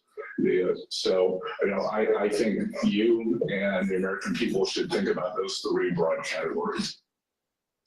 Wow, I tell you, the ball is moving. Now tell me what you forecast with China, if you have any thoughts on that. Well, I think you're going to see the same. And of course, it's vital because the precursor chemicals are coming from China. So you need to work on every aspect of that supply chain, as it were. And again, look back what happened last time. It's just before the COVID pandemic threw a wrench in everything. But President Trump had negotiated with China, despite all the rhetoric, oh, we're going to have Third World War with. You remember the Opium Wars and how the Western powers were trying to control China? It's the reverse. China's trying to control the Western powers, especially the United States, with the fentanyl wars.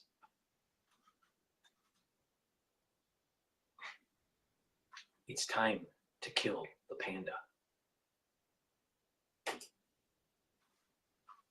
China, the critics were saying, but he had a good relationship with President Xi. They knew where each other stood, and he negotiated a trade deal with China. It was many people don't remember because days later we were right in the thick of the pandemic. So I'm very confident that these two can do business with each other, and President Trump will convey to the Chinese regime that you can't keep getting away with this, and we are serious. And already, by the way, they've closed a technical loophole that has enabled for decades now the import of cheap products from China, avoiding duties and taxes. They've already done that.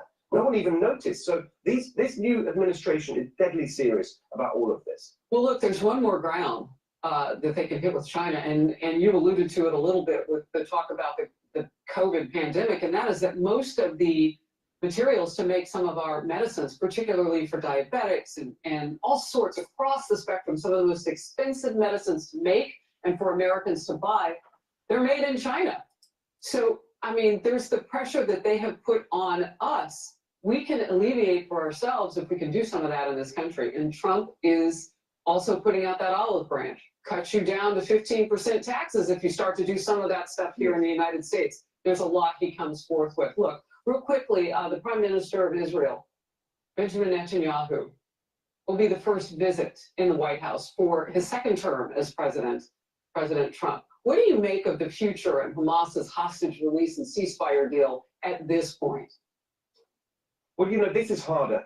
This is harder because you're not dealing with rational actors like the leaders of major countries, whether that's China or Mexico or Canada. You're dealing with a murderous death cult in the form of Hamas, and there's very little leverage that anyone there has over them, particularly in their completely weakened state. Despite that, however, the minute that you saw President Trump, who's President-elect Trump, actually, when he got involved, you saw progress in a way that you hadn't seen for over a year from Biden, who was just there in the White House doing who knows what, falling asleep half the time, doing nothing. And then President Trump actually got things moving. And so I am optimistic. I would say I'm less optimistic because it's harder. He's got less leverage than with these other countries, but I don't think there's anyone on earth that you would rather have meeting with the Israeli Prime Minister tomorrow and trying to get the second phase of this deal done than Donald Trump, because he's already shown he knows how to do it. He's already delivered hostage releases, both in the Middle East and elsewhere across the world. We saw that with Rick Grenell the other day. I mean, the scale of his kind of practical achievements, every day something is happening because he's serious and he's engaged, well prepared, a great professional team. It's absolutely astonishing to watch this new president in action.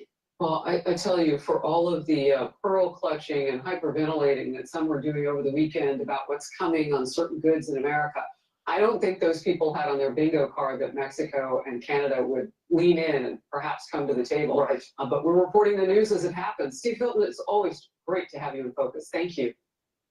Thanks, Harold. Hey, Sean Hannity here. Hey, click here to subscribe to Fox News YouTube page and catch our hottest interviews and most compelling analysis. Before we go to Bloomberg, let me just plug some of these products here. I added NAD Plus to my stack. Why? To boost up energy levels, but also to repair DNA damage. NAD Plus also helps to protect neurons. So it's synergistic with ubiquinol.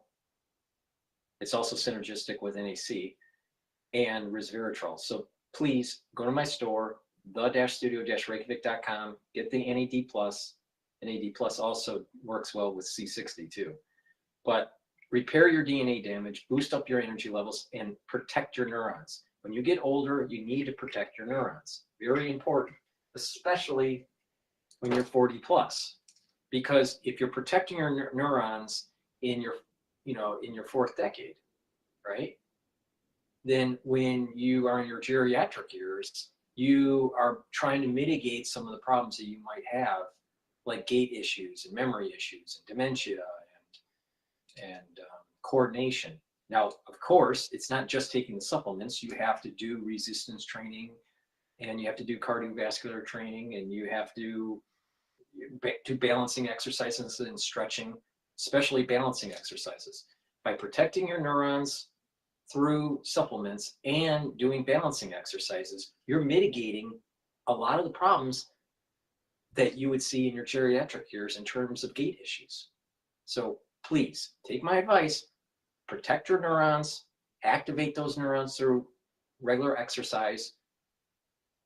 Please go to my store, the-studio-reykjavik.com, get the NAD+. NAC is another supplement that I've added to my stack. Why? To boost up glutathione levels. Glutathione is another pathway to soak up free radicals. Now, if you've been listening to what I've been saying, other than about how to save the economy, if you've been listening to what I've been saying, it's about bringing down inflammation and soaking up those free radicals. It does a lot for your body. So NAC, synergistic with C60, it helps to soak up free radicals through the glutathione pathway. NAC will help to filter, to help to detoxify your liver and your kidney. And NAC helps to calm your central nervous system. And by calming your central nervous system, reducing anxiety, then you're reducing cortisol levels. By reducing cortisol levels, then you are not immunosuppressing your body. Because cortisol levels, especially elevated chronically, will suppress your immune system. You don't want to do that. So you want to calm your central nervous system, go into parasympathetic, and you'll reduce cortisol levels. So please go to my store, the-studio-reykjavik.com, get the NAC. Really important to take. And lastly, Boomer Boost. This is the last pillar of the core, right? There's a 4-pillar core for health. This is the last part of it. It helps to boost up your energy levels and increase your metabolism. Really important. Helps with cardiovascular health, helps with brain health, helps with strengthening your muscles. It has 68 nutrients. It has a very comprehensive supplement profile that you can take a look at on my store to read in detail. This is a superfood, okay? And it works really well. You take it once a day. It has a big scooper. You take 1 scooper a day. As you were watching, I was eating my hummus. I took 1 scooper of this and mixed it in the hummus with some other stuff.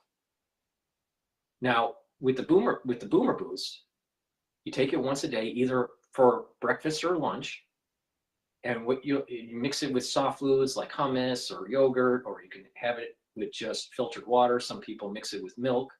Some people mix it in a smoothie. It's up to you how you want to take it, but take it every day. And what you'll notice is that your energy levels will increase. You're going to sleep better. And not just that, you're improving the health of your cardiovascular system. You're improving your brain. You're improving your muscles. You're boosting up your energy levels and your metabolism. That means you're going to be losing weight. All right. So this is a great way to save some money, but also lose weight. All right, and fuel your body for the nutrients it needs to be healthy. Now, if you look at my protocol, the core and the other supplements that I add to it, it's way better than other anti-aging gurus that are out there. All right, this is something I've been doing for a long time. It obviously works. All right, because some of these anti-aging gurus, some of them are older than I am, some of them are in their 60s, some of them are younger, some of them are in their 40s. But this protocol that I have developed since I've been 16 years old is pretty extensive, all right? And it works. But you can target certain systems. And as I learned about medicine and as I learned about how the human body works and my own experience and my observation with certain people, I can tell you and how to navigate through some of the problems that people have when they get older. All right, so please go to my store, get the Boomer Boost. This is that last pillar of the 4-pillar protocol. The core is what I call it. All right, to really supercharge your health. Now you can couple this with the barley. I'll talk about the barley later in the next commercial or so. But taking Boomer Boost once a day, either for breakfast or for lunch, is really going to help to improve your health, and you're going to lose weight. And you're going to be able to save money, because I'm sure your regular breakfast or lunch costs more in 1 month than this container. So please go to my store, the-studio-reykjavik.com, and get the Boomer Boost. All right, what's going on here? Before Bloomberg comes back, let's just jump into Al Jazeera for a second. The movement of people between different cities, and that goes in parallel with an increase on Israeli settled terror attacks almost all over the occupied West Bank, but particularly on areas that under the Trump administration's plan or the previous administration plan that they referred to as the of the century, or that we can talk about annexation plan that was supposed to be annexed for Israel. We're talking mainly about the Jordan Valley and areas in and around occupied East Jerusalem. Stephen, since that ceasefire deal in Gaza on the 19th of January, the day before President Trump was inaugurated, we've seen pictures in Gaza of Hamas gunmen, lots of them on the streets. Do you think this military operation, in part, is a distraction by Netanyahu to keep his right wing satisfied? Well, it's clear they did not defeat Hamas, just like they're not going to defeat the resistance in the West Bank. The resistance, whether it be in the form of Hamas or some secular groups or spontaneous cells or whatever, is a result of occupation and siege, of the failure to grant Palestinians the right of self-determination or equality. And so this idea that if we just keep hitting, that somehow things will get better, somehow things will work, it is nonsense. But I think you're correct in that there is some political side to this, that they're certainly trying to appease the right wing, and the right wing really does have a carte blanche now, especially with Trump lifting the limited sanctions that the Biden administration had placed on them several months ago. I think not that it stopped the attacks. There were over 1,400 attacks after Biden imposed the sanctions, but as long as the settlers keep terrorizing the community is going to strike back. Now, I want to show something that was said a couple of weeks ago at the World Economic Forum in Davos. The UN Secretary General Antonio Guterres was speaking there, and as ever, on behalf of the international community, he stressed the need for a two-state solution, but he said he feared there was another possibility. Listen, because I think his comments here are very telling. The other possibilities for Israel, feeling emboldened by the military successes that it has had, to think that this is the moment to do the annexation of the West Bank and to keep the Gaza in a kind of a limbo situation with an unclear and clear foreign partners. It is clear to me that Israel is not fundamentally interested in Gaza, it's fundamentally interested in the West Bank. Marev, those last words there, it's clear for me that Israel is not fundamentally interested in Gaza, it's fundamentally interested in the West Bank. Would you agree with that assessment from the UN Secretary General? Well, I would certainly say that the Israeli government has an open agenda of annexing the West Bank, and in Gaza it's a different story, but Israel's policies, as we've seen them, are to displace and disrupt Palestinian livelihood everywhere. So that is common to both Gaza and the West Bank, and Israel's de facto control of both territories, continued control over decades, to various degrees and levels, is also common. But I think it's true that in many ways the far right, while it has set its sights on resettling Gaza, that seems to be much less possible now that residents in Gaza have moved back up north and there's a ceasefire and Trump has kind of a different vision now. And I think what we need to pay attention to is that the West Bank is already under de facto annexation. I mean, Israel already, especially in the last couple of years under Finance Minister Bezalel Smotrich, who has also started to move authorities from the military into civilian hands, and is very, very open about what he's trying to do. So, you know, there's no question here that this is what Israel is doing. And I think what we need to think about is whether it's in Netanyahu's interest to actually formally annex the West Bank. Last time he threatened to do so, he got the Abraham Accords. And I think for Israel, for the practical right wing in Israel, it's more in their interest to de facto annex the West Bank and not make it formal, because then they'll have to answer to a lot more legal questions that they don't need to deal with today. All right, I'm gonna go to Bloomberg. They just went back on air here past the commercial. Negotiation with tariffs and to use them to bring people to the negotiating table. However, I do think there's a big difference between the first administration and the second administration. In the first administration, the president had a lot of economic advisors, but also national security advisors who believed in the benefits of trade, not just for the economy, but for national security. The team that he has around today is a very different team that has a much more protectionist perspective. And so even though there may be some 30-day relief here in the Mexico tariffs, I think that the advisors he has around him right now believe very strongly in a protectionist policy because they really believe that the manufacturing base of America has been hurt by trade. And so I think that this may be a temporary reprieve. I don't think it'll be a permanent reprieve. I think this administration will be moving forward with a whole slew of tariffs in the coming months. And maybe come back with something more targeted toward Mexico, for instance, auto sector or otherwise? Perhaps, but I mean, even at the same time that these threats are being settled, he's threatening new tariffs with the EU. That's right. And so I think that typically with the U.S. Trade Representative's office, it requires about a 90-day investigation to prove unfair trade practices. And we've heard the administration hint that April is when a lot of those investigations will come due. What he had threatened with Canada and Mexico was unique under IEPA, the Economic Powers Act, that no administration ever used that for tariffs. And so I think there was other challenges potentially in the courts on that. And so if there's a backing off of some of the Mexico, I still think it's going to be coming when these investigations are complete. Wow. So Jeannie, are we looking at a master at work here or an economic arsonist?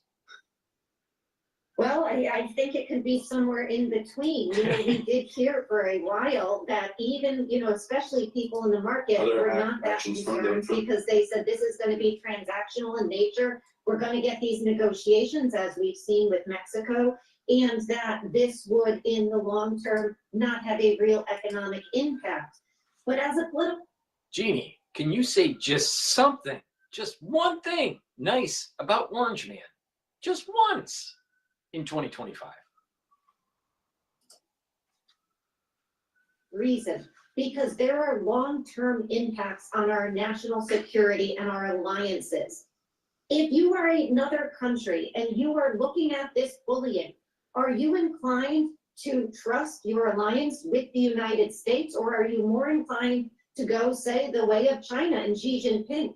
There is a school of thought which says all the inroads that Xi Jinping has made in the global south, he is the beneficiary of this kind of bullying. Donald Trump does this because he has long held that we are on the losing end of a trade deficit. But the reality is he is president of the United States and our alliances matter. And this is true not only if you look at this story about tariffs, but also if you look at the USAID story. So long term, the impact on us, I am extremely concerned about. Short term, we may all survive this economically. Mark, you were there for the renegotiating of NAFTA, if I guess we can call it that, and creating the USMCA. Is Jeannie correct about bullying, and does a weakened Mexico and China embolden China, or Canada rather, embolden China? Well, I will say that even in the USMCA trade agreement, there was a clause that allowed, under national security emergencies, the ability to obviate the treaty and to move forward with tariffs. And I think that that's why you've seen the president use fentanyl and the border crisis, which I think certainly applies to Mexico. It's a little bit harder to see the emergency with the border in Canada. But I think that I'm less worried about the bullying factor. I think that for a lot of Americans, they do feel that there's been a weakness of American foreign policy for years. And I think they welcome a stronger personality. But I think Jeannie makes a really good point about China being the beneficiary.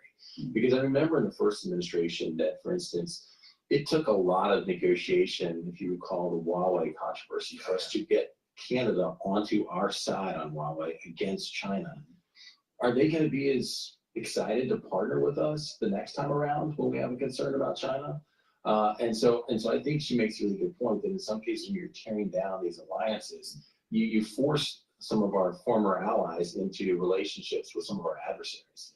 And I think, again, that's where our national security advisors in the first administration believe in the benefit of trade. Currently, those are not the same advisors this go around. We're spending time with Mark Short and Jeannie Shanzano, our great panel on the Monday edition here of Balance of Power. It was a very busy weekend for the Trump administration. While you were going about your business, it wasn't only tariffs they were talking about here. What we saw take place with USAID, USAID was quite remarkable here. Elon Musk declaring on X, USAID is a criminal organization. Time for it to die. We know that a lot of things happened there over the course of the weekend. Workers were told to stay home, and since we've arrived here this morning, we're told the Secretary of State, Marco Rubio, has taken control of USAID. Jeannie, your thoughts on this, and I'll ask you about this payment system at the Treasury, because it strikes me that in the end, these could be more significant stories than what we're hearing about tariffs today. Yeah, Joe, you forgot to mention the other big news of the weekend, which was Puxatawny Phil, so we're in for more winter. But besides that, I'm depressed already, I know. Yeah, sorry. On USAID and of course the Treasury story, you know, I mentioned this prior because it seems to me it's part and parcel of Donald Trump's approach to the world. And certainly you have people in the US and around the world who support it. I do get concerned a good deal that we are seeming to lose understanding of something that China, which Mark just mentioned before, knows intuitively. Soft power matters. Now, USAID, certainly, there is waste in all government programs. It certainly, no question, can be cleaned out. But I am worried when we start to think that something, you know, talking about people within there as, you know, somehow criminals without evidence, when we talk about it as needing to be dead or destroyed, certainly, again, cleaned up, but soft power matters. And if the United States doesn't exercise soft power, that power shift will go elsewhere, like China and Russia. And nobody does this better than Xi Jinping. Look at the Silk Road. Look at, again, the inroads into the global south. We are losing our ability to be seen around the world as anybody but demanding, harvesting people, mining people's goods. We also have to help the poorest people in the world if we want to have an ability to have impact. You know, somebody just reminded me that there was a point just before World War II when somebody told Truman that hunger means communism. And we fight that by showing people that democracy can deliver for them and us. And soft power matters in that. Mark, I don't know your thoughts on this and the idea of kind of giving the keys to Elon Musk, but I think of you as an older style Republican, an institutionalist, maybe a more traditional Republican. Maybe you've gotten your head around tariffs. Are you getting your head around this? I think that on USAID that I think for a lot of Americans, they do want a more America First policy. They do feel like there's been a lot of taxpayer dollars abused. But it's important that I think President Trump has an effective way of throwing an idea out, seeing what the market reaction is, and adjusting. And so over the weekend, it was, as you just read from Elon Musk, it's criminal, it'll be abolished. And now it's like, well, actually, it's just going to be shrunk and put under Marco Rubio's. Correct. So there's already an adjustment within a very quick amount of time as to what actually we have. So are we back to the take him seriously, take him literally debate? Well, no, I think it's important to know he often throws ideas out and sees reaction, and I think that seeing how the market reacted the weekend to the tariffs, I think helped modulate on Mexico by this morning. So yes, Mexico came back to the table saying they'd put troops to the border, but I think the president was also looking for a deal because he didn't like that market reaction. So he is always going to be sensitive to what the either the financial markets or the popularity markets do. But to another point Gene was making, I think another story was lost here is that, I thought Marco Rubio had a significant achievement in Panama with the Belt and Road Initiative. But I felt in many ways President Trump undercut that by coming out, yesterday and saying, well, that's not really our objective. We're going to take back the canal. I mean, getting Panama to distance itself from the Chinese investors was a huge win for Marco Rubio. Yes. So I felt like that was undercutting what I thought was a very significant foreign policy achievement by Rubio and the State Department. That's fascinating. Jeannie, I don't know your thoughts on this. Is the job done in Panama? No, I don't think it's done, and I agree with Mark. It was a win on the part for Marco Rubio and the State Department, and yet with all of the noise, it's very hard, especially when the president steps on it, for them to get that message out. And so, you wonder how frustrated Marco Rubio might be at this point. But I do think that, as we look at what has happened in just the last few days, you see the president testing, as more news pop just happened. Trump to sign measure to create sovereign wealth fund. What the hell does that mean? Breaking. Musk's people were able to get access to that system. I'm at a university. All of our funding has been frozen. Now, these are not the worst impacts in the world. But testing reaction makes you seem in some ways a bit incompetent. And so, it's going to matter how they implement these policies. And so far, the implementation has left many people around the country scratching their head. If you want to cut, but there's a process by which we do that in the United States. You are not king, you're the second branch of government. We only have a minute left, so you're saved by the bell almost already. If Elon Musk is going to have access to all of our personal information, should he go up to Congress and be confirmed as a government Absolutely. member of the cabinet? Absolutely. No private citizen should have access to that. So if that's truly what's going to happen, then absolutely he would need to get confirmed, I think, to have that sort of authority and power. We'll create a new Doge commission or department that's actually real and part of the government. Yes, but I still think at the end of the day, they're going to retract that power. There you go. Please go to my store, the-studio-reykjavik.com. Get the structural nanosilver gel in the dispenser or in the tube form. You use them the same way. They're dual purpose. It helps to improve your skin. You can use it as a skincare. It helps to heal a wound, a cut, an abrasion, a minor burn quicker. During the cold season, put it on your hands, put it around your mouth, around your nose, around your eyes, around your ears, lightly coat your nostrils, stays active for 5.5 hours. Be prepared. You never know when you need it. It's a dual purpose. Have some for your work, have some for your household. Please go to my store, get the structural nanosilver gel in the tube form or in the dispenser form. Use them the same way. Now, this stack here that I'm going to show you helps your cardiovascular health and your bone health. So D3 and K2, doing some resistance training and taking calcium, either in a supplement or through milk. I drink milk to get my calcium. Can help to, and you're doing resistance training, will help to improve your bone density and help with the health of your joints. But also vitamin D3 and K2 together will help with your cardiovascular health. How does that work? It helps to prevent the calcium depositing around plaque formation. And when you stack it with nattokinase, which is fibrinolytic, nattokinase will break up clots. But not only that, nattokinase will help to bring down LDL levels and increase your HDL levels. So it's going to help with controlling your lipid profile, your total cholesterol. Now, obviously, you have to control your diet. You have to reduce high, fat content and all this stuff. But regular exercise, resistance training, and cardiovascular training, and taking vitamin K2 and the D3 together with the nattokinase I can do this right. Vitamin K2, the D3, and the nattokinase together will really improve your cardiovascular health.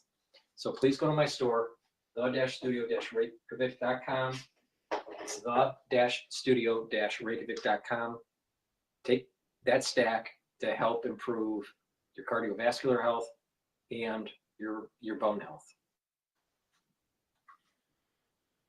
All right, what is going on in Bloomberg at the moment? I don't know. This was 1 hour ago on CNBC, dealing with tariffs. Get matched today with the tax expert who's just right for your situation. They'll do your taxes from start to finish, and you can work with the same. Let's bring in Linda Hasenfrath. She's Linamar Corporate Executive Chair. Linamar is Canada's second largest producer of car parts. Nice to have you here. Well, you said those things, so I guess the follow-up would simply be, why do you believe that will be the case? Yeah, well, when you look at a car, a highly engineered product like a vehicle, the products that go into it take months and months to tool up, buy the equipment, test and validate before they can be put into a vehicle. So it's simply not something you can turn on and off a switch and decide, I'm gonna buy this clutch module in the US instead of Canada or Mexico. So what that means is our customers, the automakers, are going to be forced to pay these tariffs for an extended period of time. It could be 12 or 18 months before they'd be able to resource, and billions of dollars of cost to make it happen. When you consider the sourcing should have never went to China. It never went to China. It should have never gone to Mexico, and should have never went to Canada. These systems should have been built in the United States. Full stop. The job should be here.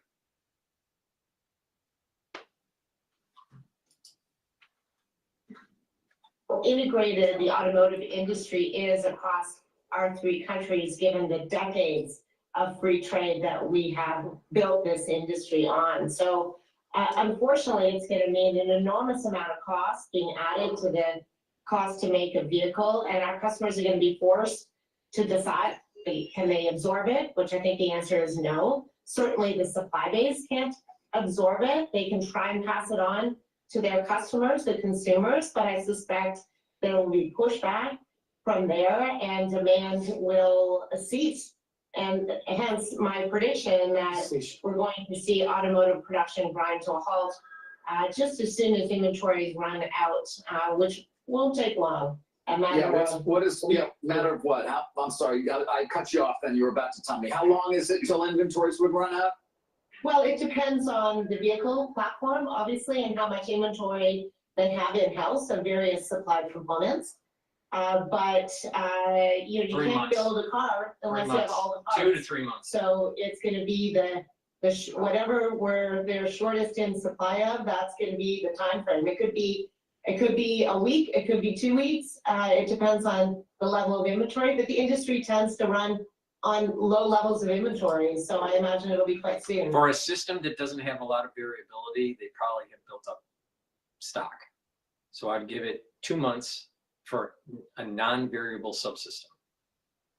But a variable subsystem that has optionality to it, then you're talking about running out of stock in that quickly.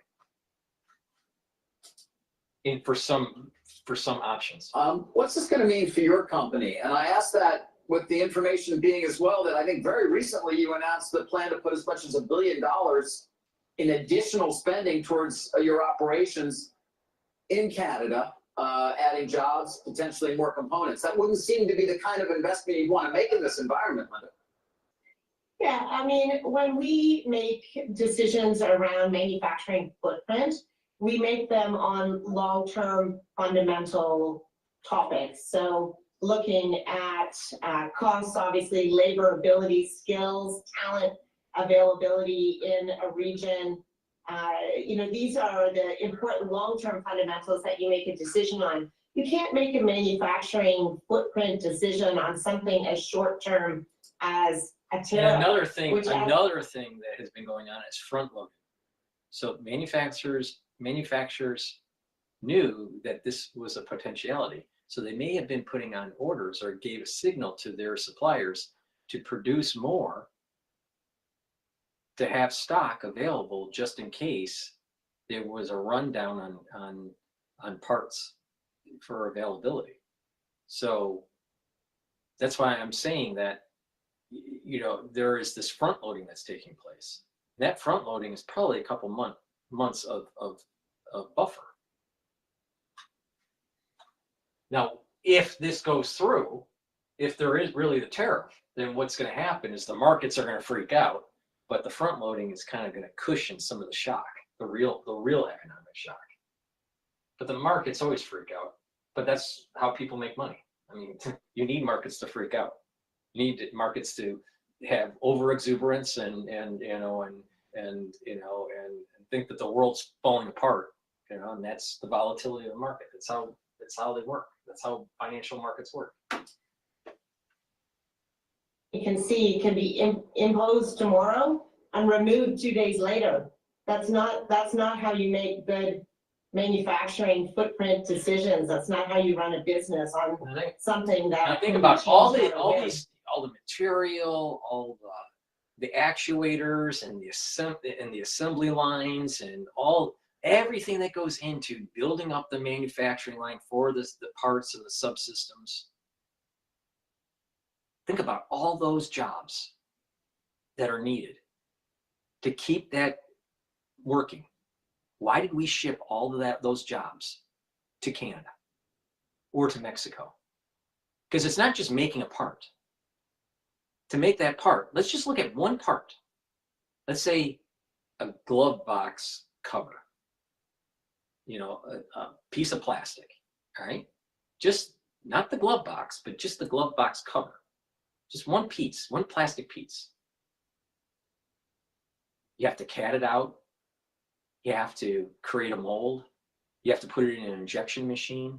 That injection machine has to be fed plastic. You have to have a worker for that. You have to have a shipper, right? You have to have a truck that ships the parts. And that's just one little plastic piece. Now, add in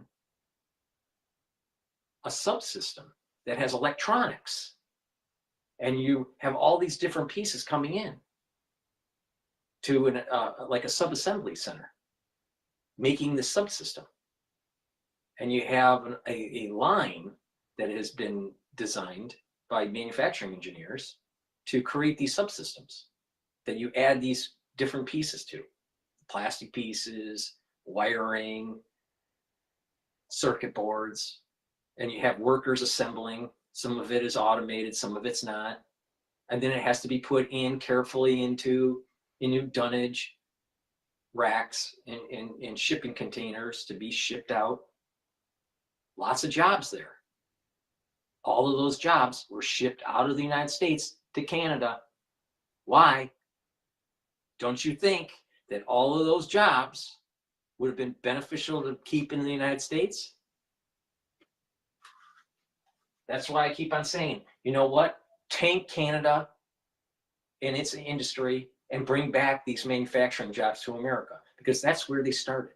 They started in the United States. They didn't start in Canada. You think the tool and die, with all that tool and die knowledge, came from Canada? No, it didn't. It came from Detroit. have to make it on long-term fundamentals.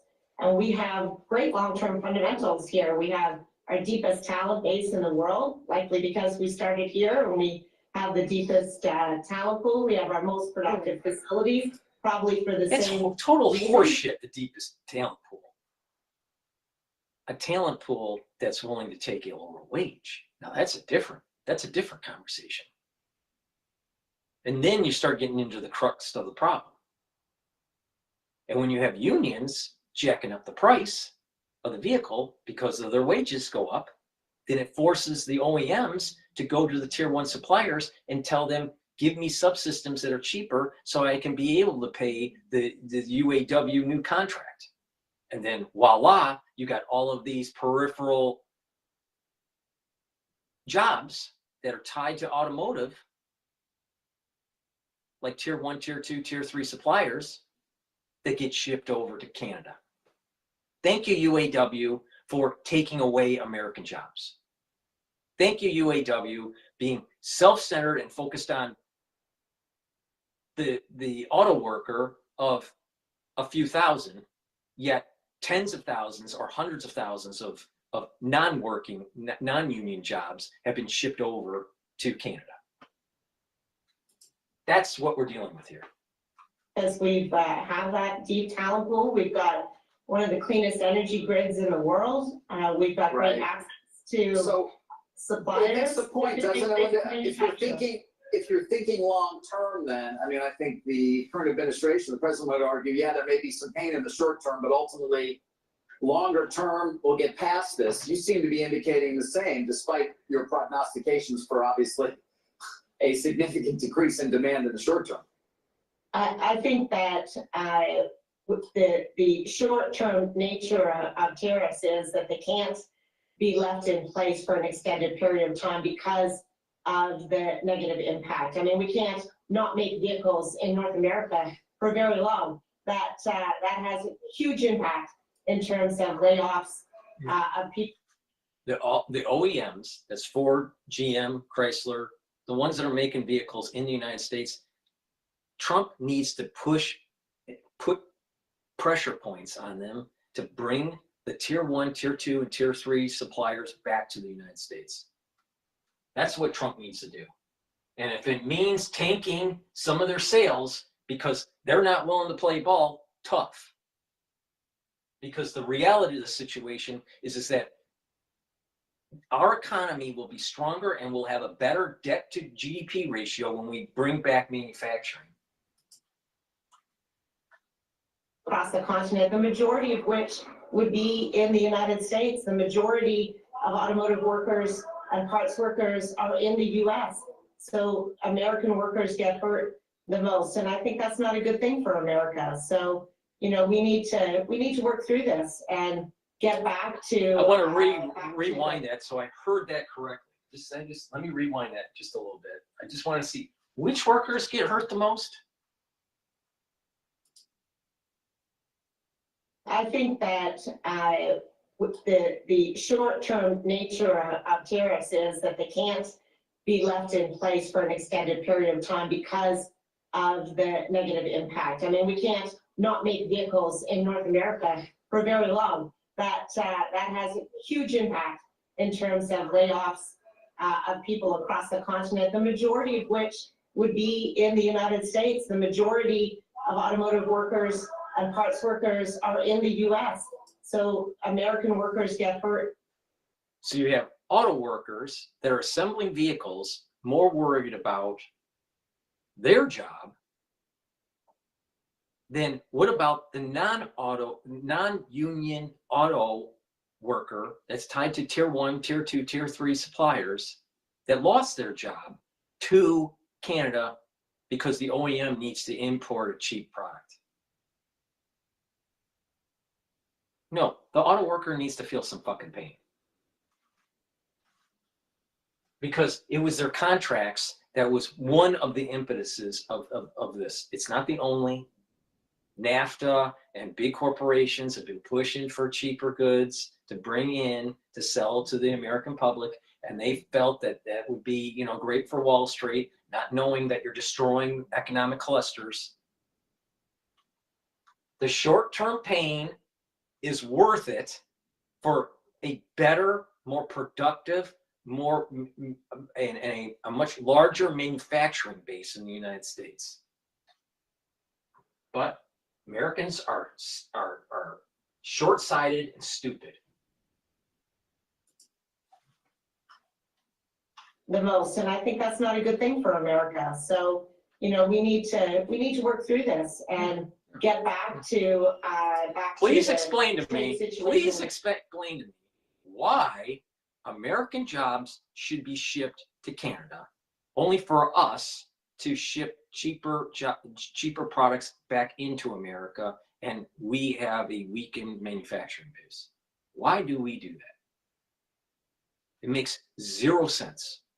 Think about all the restaurants that went out of business. Think about all the barbershops that went out of business. Think about all the hair salons that went out of business. Think about all of the peripheral small businesses that died in these communities because you ship tier 1, tier 2, and tier 3 suppliers to other countries.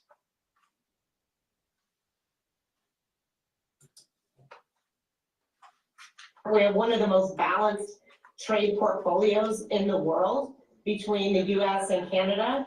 It's like 85% efficient. There's you know, a significant amount of product shipping, you know, from the US to Canada, more so in fact than what ships from Canada to the US. And a very, you know, the second highest balance of trade between the US and Mexico. So let's get All right, I'm back going to to go to Bloomberg here. You know, they're interviewing this Jared Bernstein, former chair, White House Council of Economic Advisors, who couldn't explain when asked how the Federal Reserve makes money, how it creates the money supply. He didn't understand how that worked.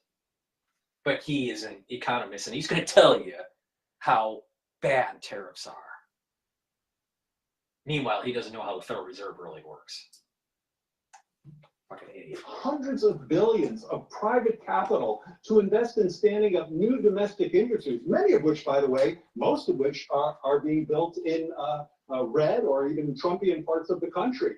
So that's you know, that's the way that we found to be a lot more successful. The real money isn't in building the vehicle. The real money and the real multiplier for the economy is the tier 1, tier 2, and tier 3 suppliers and all the other peripheral industries that create the economic cluster. Hello?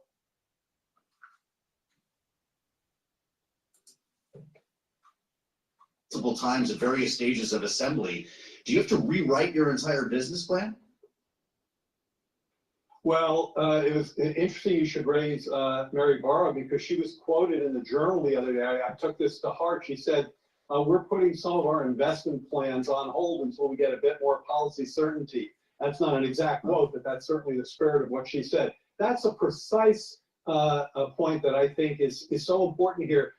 Even if you're happy, as I am, to see these Mexican tariffs postponed for a month, the damage is already done in terms of creating an uncertain environment that we know for a fact, empirically has been shown, trade uncertainty of this magnitude is associated with diminished investments. I don't think that these supply chains that you just asked about, where vehicles cross borders, both north and southern borders, many times are going to be reconstructed anytime soon. And look, if this call goes the way it might go at 3 o'clock, they don't need to be. So heaven forbid that the globalists don't get what they want. So they're going to just drag their feet and keep the supply chain as is, status quo. Don't worry about the tier 1, tier 2, tier 3 worker in the United States. Just keep on shipping those jobs overseas. Keep on shipping those jobs to Canada and Mexico.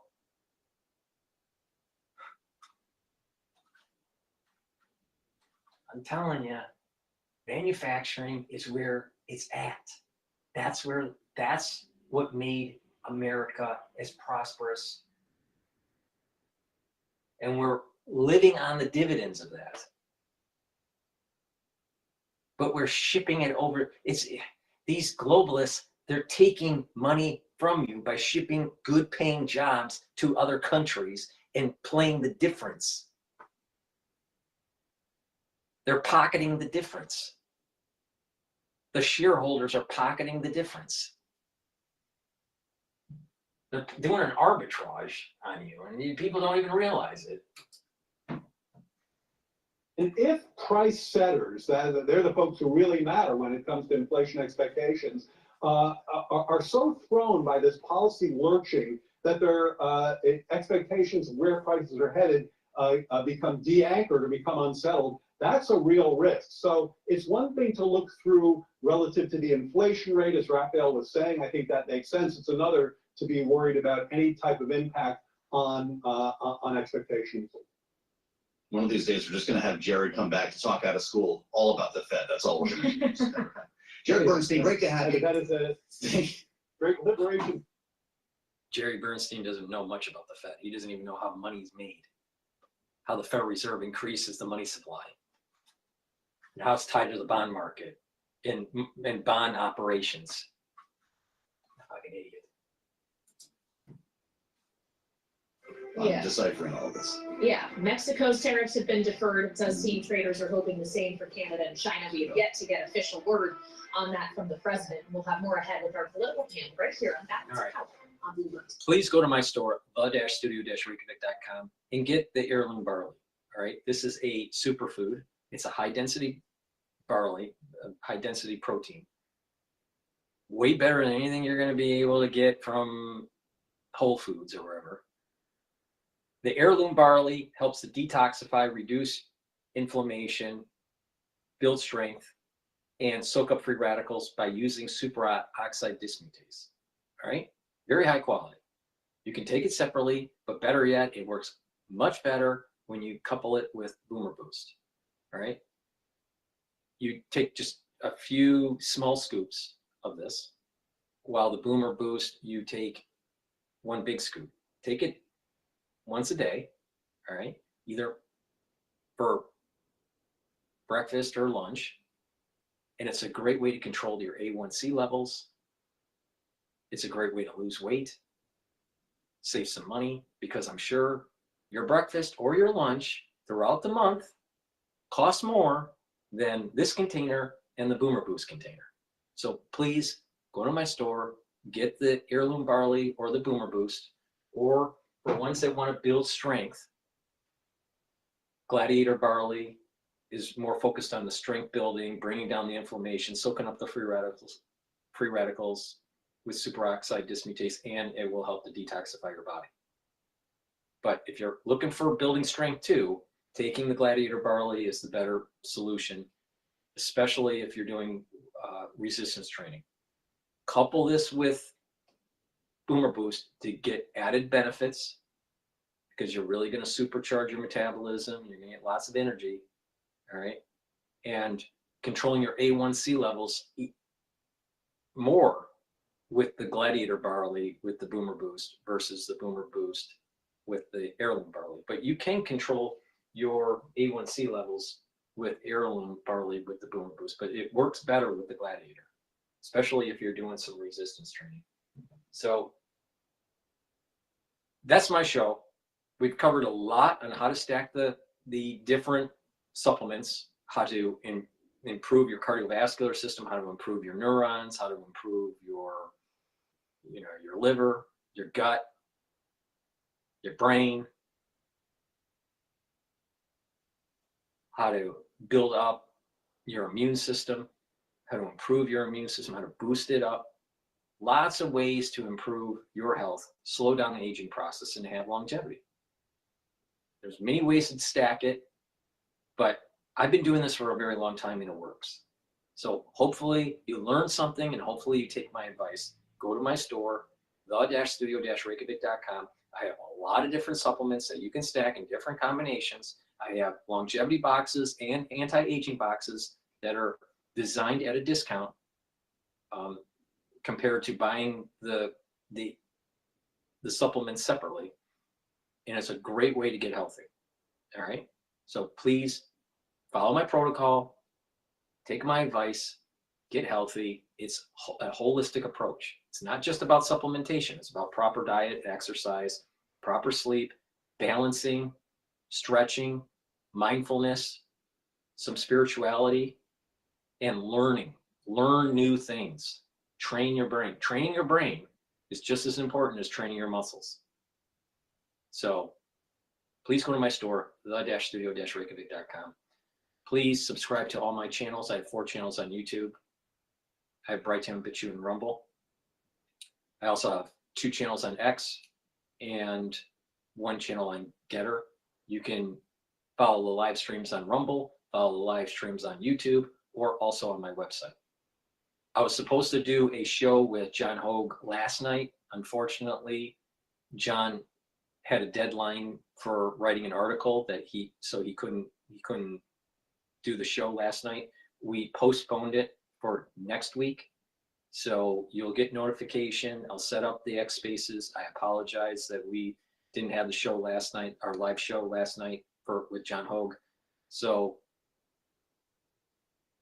stay tuned. We're going to be doing it next week. Thank you for listening. I appreciate the ones that have been watching on Rumble. I appreciate the ones that have been listening on X Spaces.